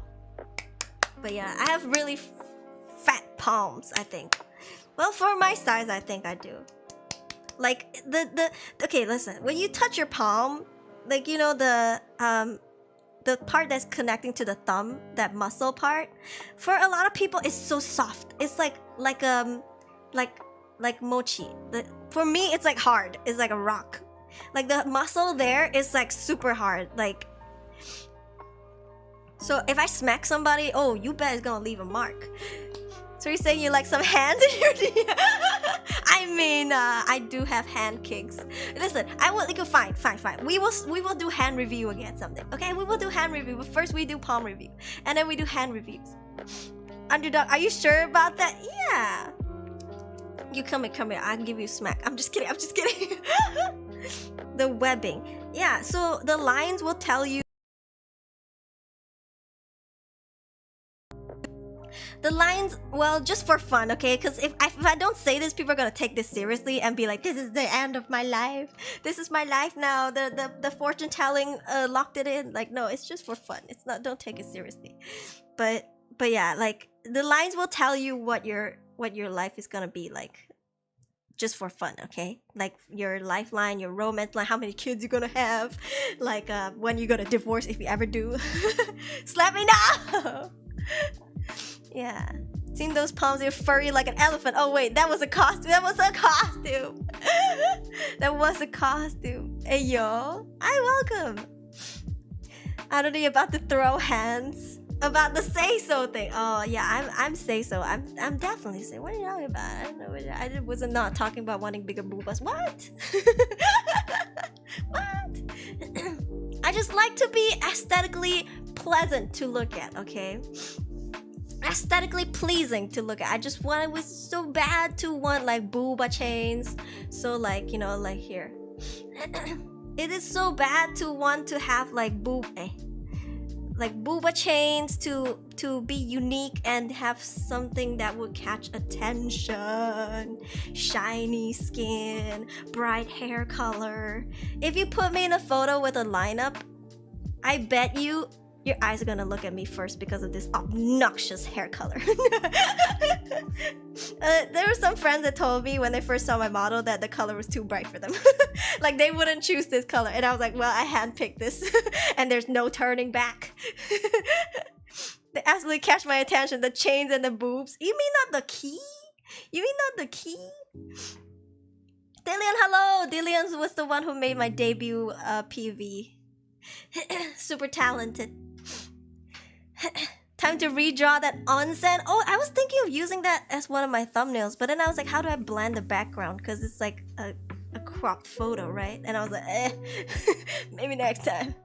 The key, absolutely beautiful. Thank you very much. Thank you very much. Actually, a lot of people didn't see this before. I have keys on my glasses too. Wait, hey, eyes up here, eyes up here.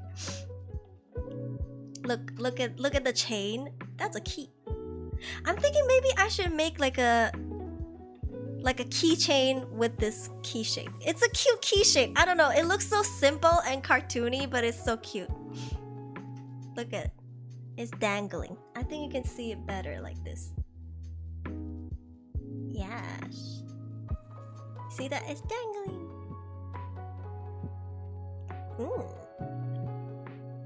There's like ribbons and butterflies on my glasses. Yeah. At first, I talked to Papa Sea. We were like discussing like what accessories to put. I'm telling you, I had a Pinterest with like over 500 pins. I had to delete a bunch because I didn't want it to be overwhelming for Sea. But yeah, that was like the concept of this model, and instead of regular round glasses, I wanted to jazz it up. And of course, Sea just had to take things up a notch, and I'm so happy with how everything turned out. Even the purple tint. Oh.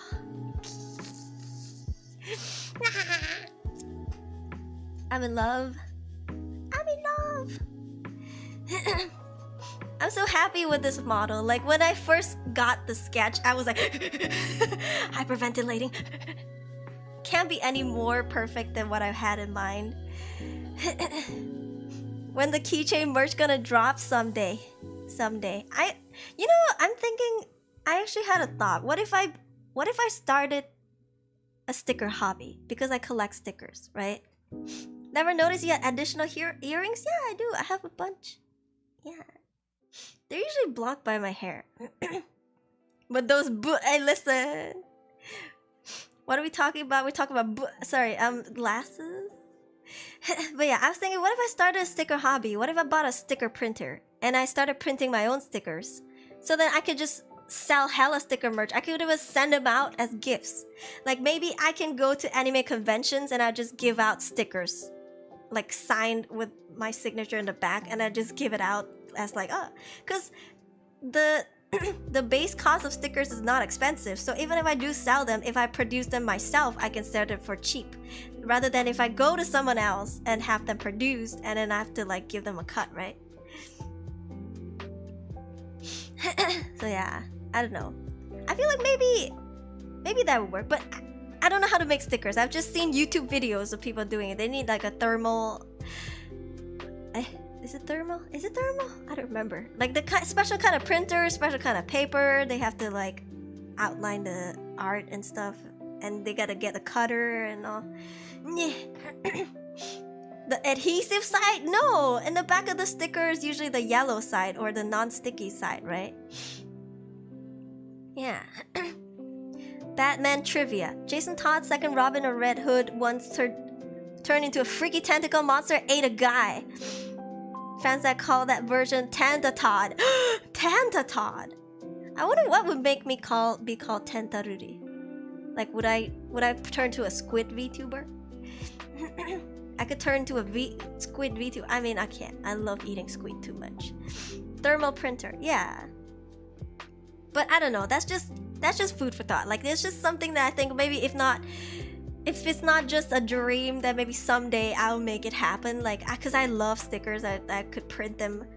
And stickers have their own little categories. There's like the holographic, shiny kind, or there's like the sparkly kind. There's the star kind. There's the heart-shaped, you know, rainbow kind. I'm talking about the front cover, like the very front part, because you know how some stickers are sparkly when you like tilt them.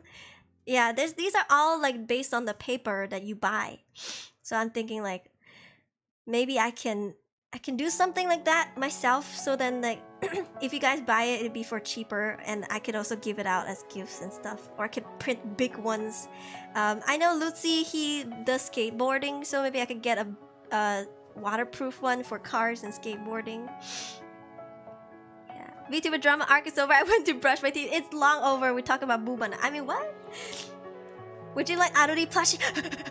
Yes. You can become a cat. I have cat ears. Ah. I have cat ears. I even have a cat tail. As a matter of fact, I even have a cat. Yeah. It's not me being obsessed with my son and wanting to be, you know, like a mother to my son. He's very precious. Squishy boy. He's a squishy boy. But yeah, I do have cat ears. I use them mostly in my Mobile Legends streams though. Hold on.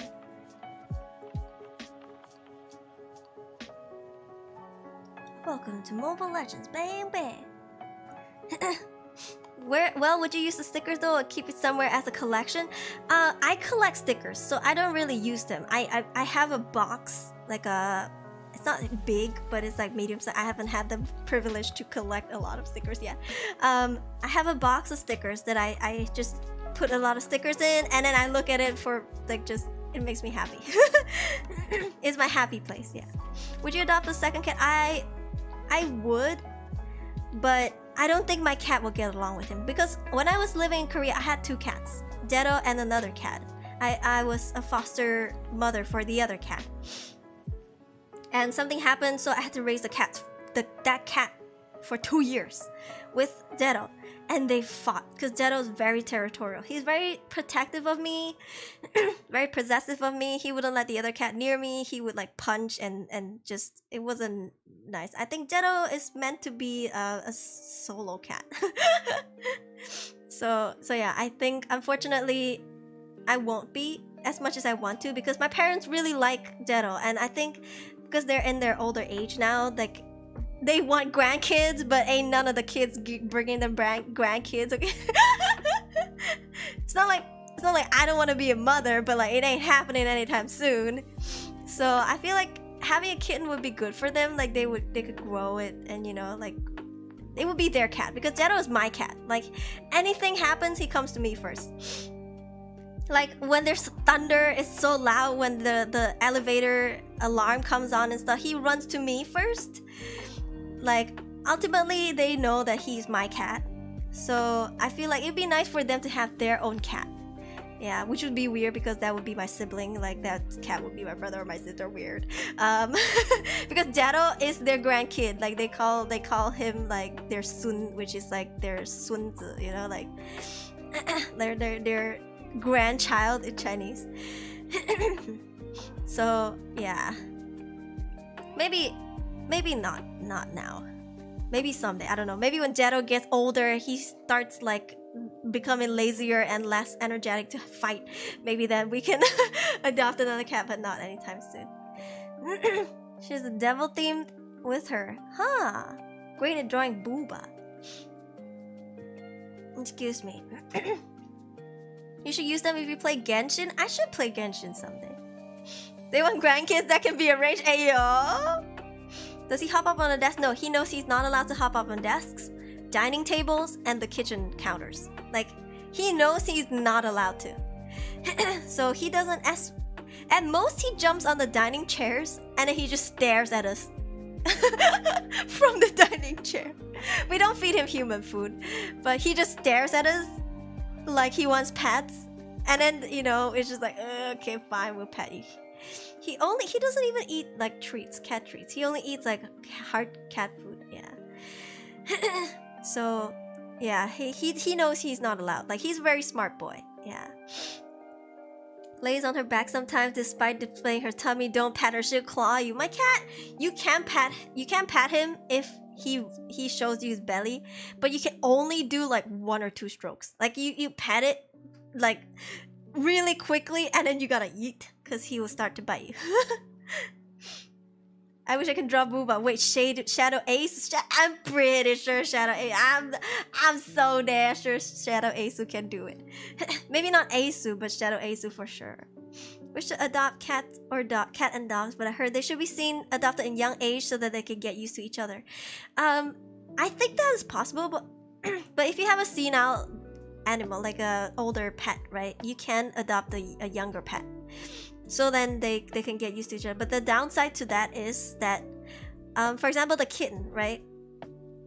The kitten could rely so much on the older cat that when the older cat passes, the kitten would also have to mourn. Like they would go around room to room to try to find the cat because their scent is still there, but the cat is nowhere to be found.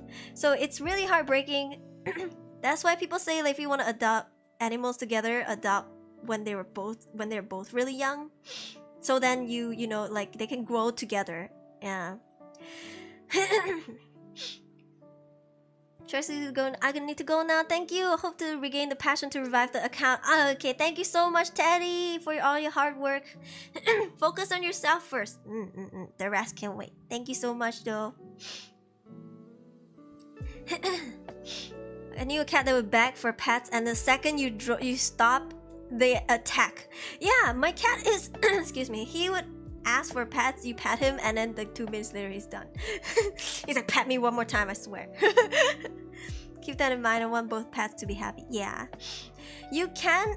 For cats it's tricky because they're very sensitive to scent, so you can have one, I don't know, like existing cat and get another kitten or another cat, but you have to be prepared that they will fight and understand that, you know, sometimes even time won't make them any closer. Because I had 2 cats for years, like I think, yeah, for 2.5 years or something. I was waiting for the day that they would like get close to each other. Like the closest they would be is like sleeping next to each other, but like not touching. They wouldn't snuggle up against each other. Yeah, so like you have to understand they might not get along. And the best way is, so if you have an existing cat, quarantine the other cat. Quarantine the cat for maybe a few days. If not, I don't know, maybe 3 days at least. Let the other cat get used to the new cat's scent. Let them be curious, but don't let them meet each other yet. Let them be curious, and then after a while, when they get used to the smell, then you let them meet each other. Yeah, they will still hiss and they will still like swerve when they see each other, but at least they won't straight up like fight each other, you know? I had 4 cats for a long time. Aww.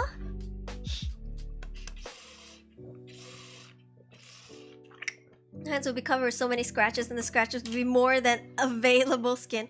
I have battle scars, guys. When I look at my arms, I have like cat scar, like scratching scars from like years ago. I can draw booba somehow, but drawing muscles is harder. I want to draw hot women and men. Keep practicing, I believe you. You can do it. Pat me, baby, one more time. I fed a stray cat once, and the moment I tried to pet it, it clawed my hand. I got a few cuts. Yeah. Also, how you pet them is a bit hard, because cats, they if you go over their head to try and pet them, they would fight you. You have to go low, okay? Just always remember hands low, and then go around. Go from the back. Don't go for the head, like forward. Like, don't be in front of them, you know?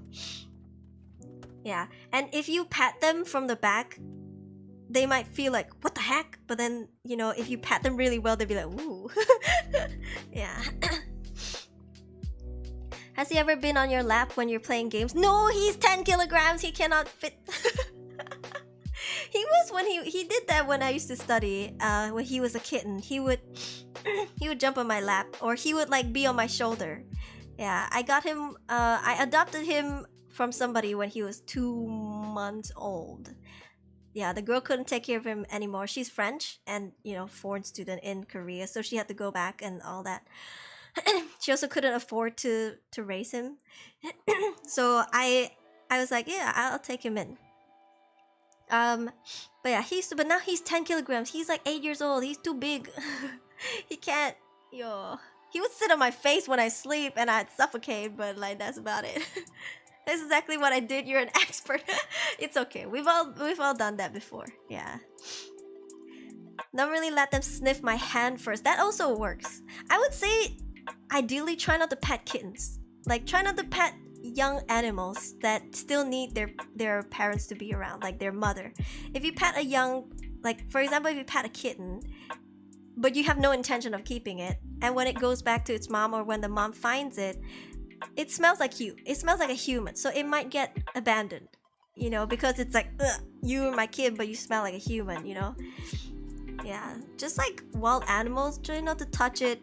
Try not to, you know, just leave it be. Maybe touching it would attract other like predators to it, because you left your scent on this poor thing.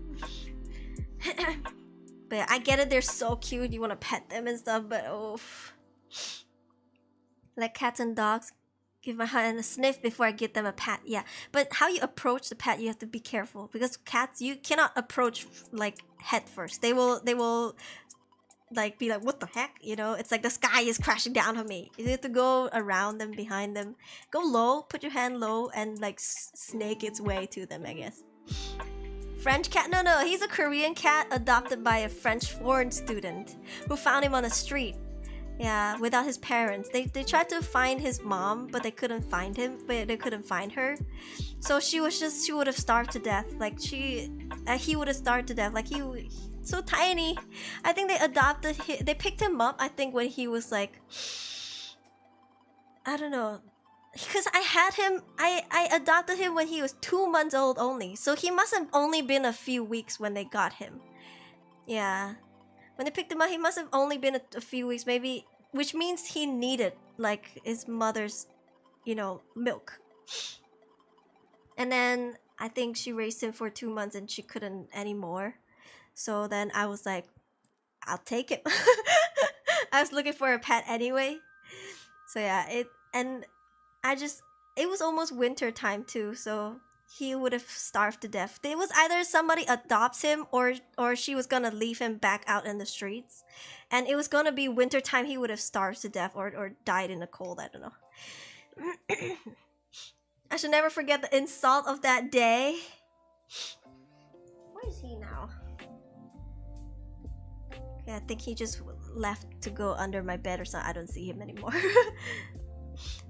Gonna be half sleeping while listening to we're gonna go. My voice is dying. If I don't stream later in the morning, then I'll see you guys in the evening. Probably on Twitch, but we'll see. Very mindful. Like, thank you.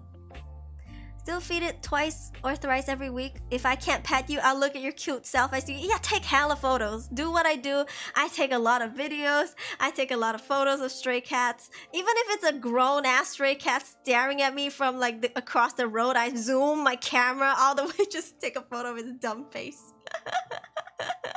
I love taking photos of cats.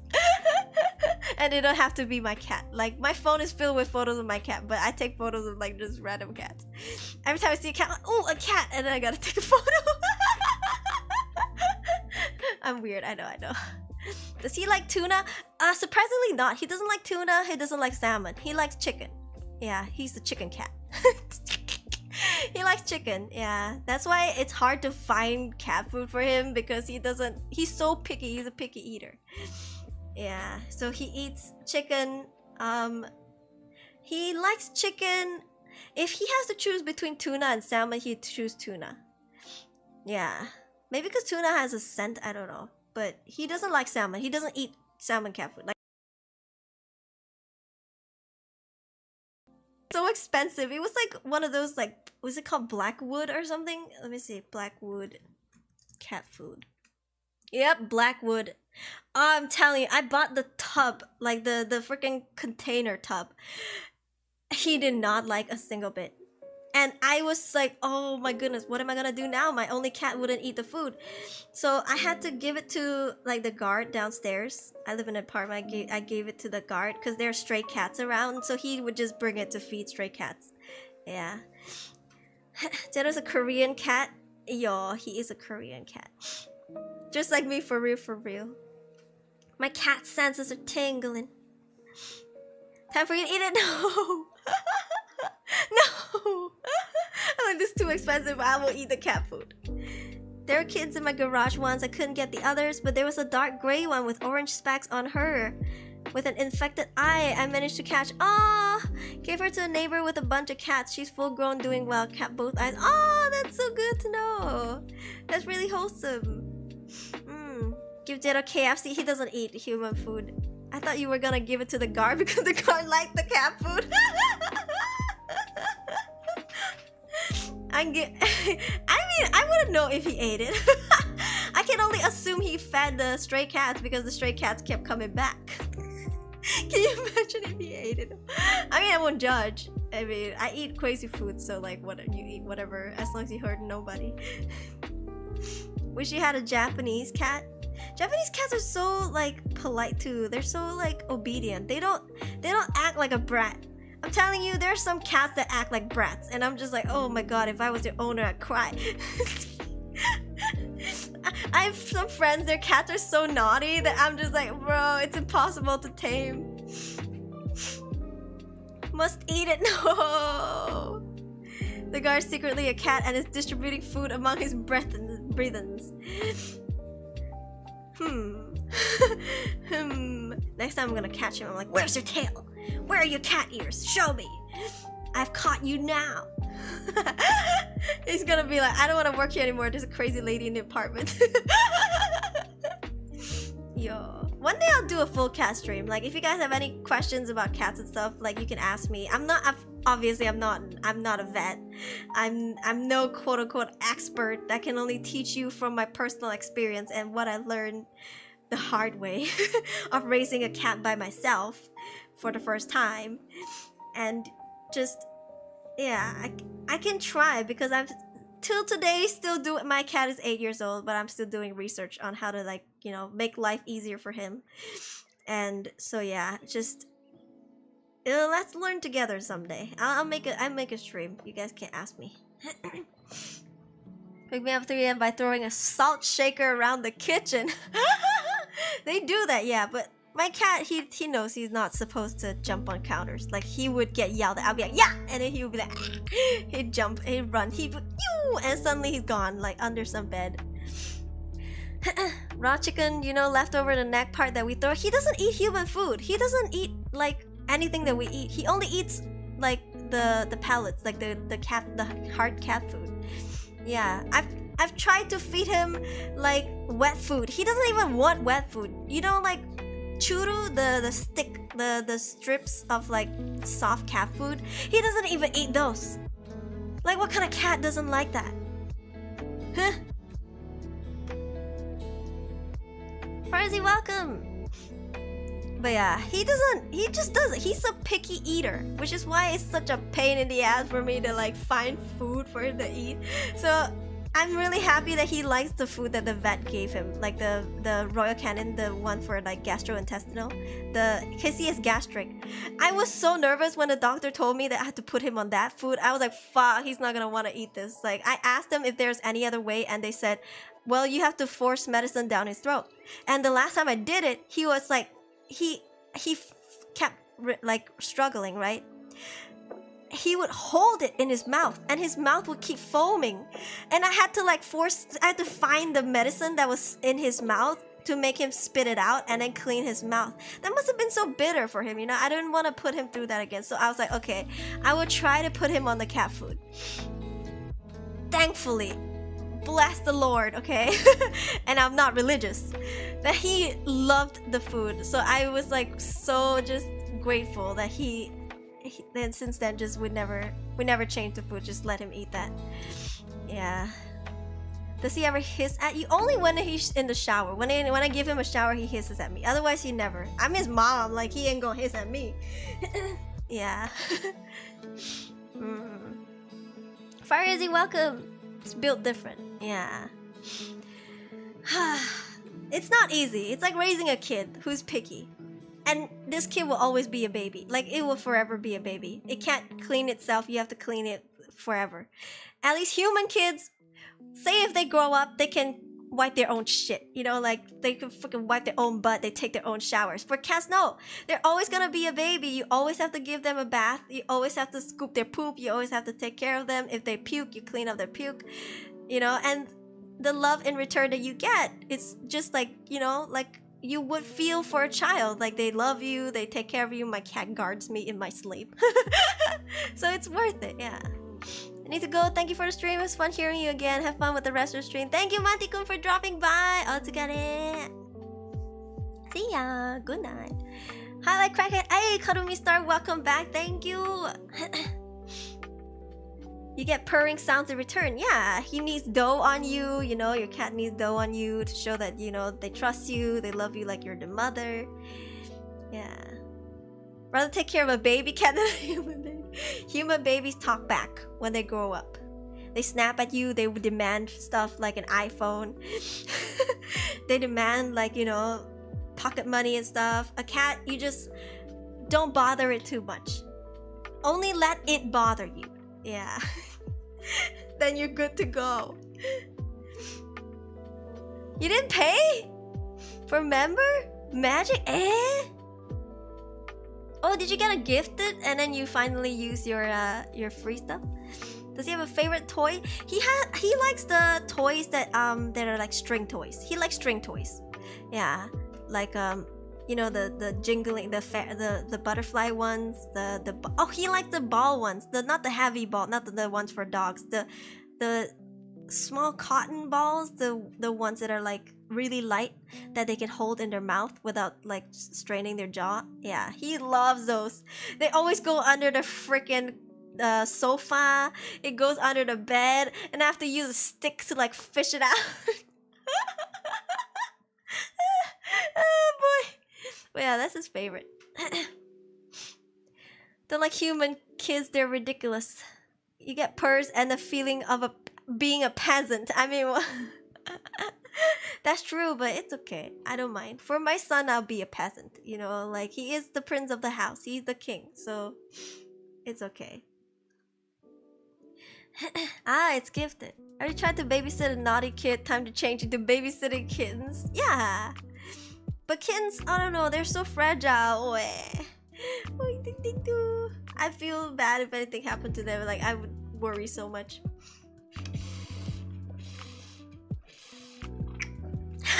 Ami said babysit me. Babysit Ami.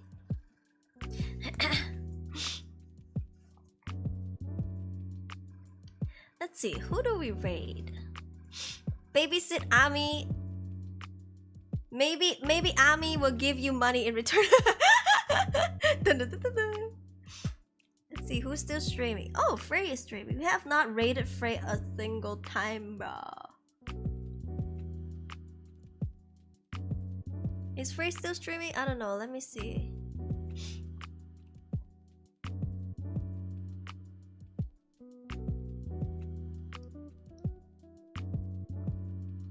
Nope. Nope, he's not.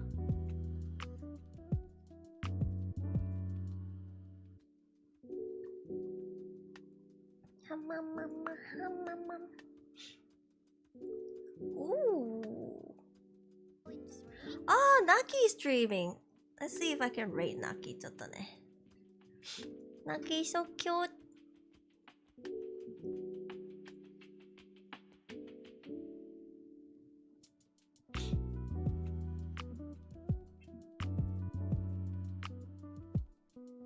Ah, I can't. I'm not in the redirect list. Yaudara.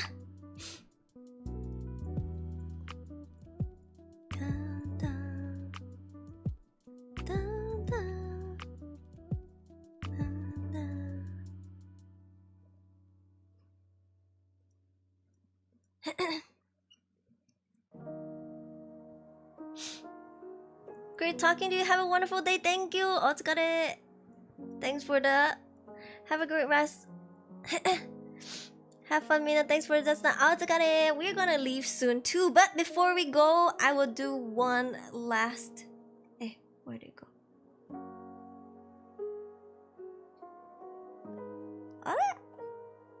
Where did it go? I'll do one last word from the sponsor. This is our last shout out for our sponsorship. Thank you. Let me move down. Thank you, CK Music. What, hold on. Why is the photo like this? Thank you, CK Music, for sponsoring the Invictor Sotori headphones. Yeah. This is the white one, the first one. It has comfort, light, spatial awareness, transport, DSP, and a V-command microphone. If you want to check them out, go to their website. Links are in the description box. Yeah. I put every single link to their Instagram, Facebook, and also their website in the description box. If you want to check out their physical store, they're available in Kuala Lumpur and Ipoh.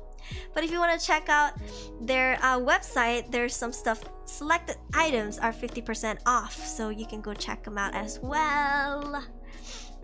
These are headphones from Singapore, so I think they're only available in Southeast Asia at the moment. But if you have any questions, feel free to ask DJ Maxtrim. I've also dropped his contacts in the description box. He was here earlier. I'm sure you guys have seen him earlier. He was here. So yeah, thank you very much for these comfortable headphones. And this is our last shout out for them. It was great working with them, and they were very nice and professional. Thank you, CK Music. Okay. Now let's do an end stream screenshot before we go. Me and Kangaroo Lens so close yet so far. So far. Oh wait, no. I think in the future they might, ship internationally. So yeah, stay tuned. If you have any questions, I'm sure DJ Maxstream will be happy to answer you. No keys in the entry description. No, I want to go back to my OG outfit. All right. So, here's my Twitch channel. Go follow in case you haven't. I will be streaming there more than YouTube, okay? I've said this first, I'll say it again. I will be streaming on Twitch more than YouTube. So go follow my Twitch. Yes. Yours look very comfy. Thank you. It is very comfy. Yeah. Maybe I'll do the screenshot like this.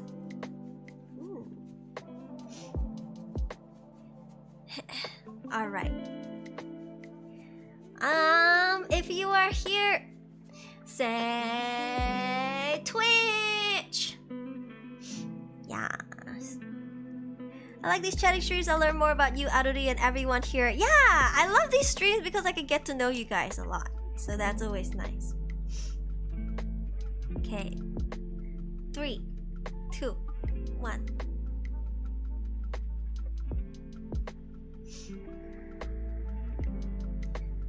Okay.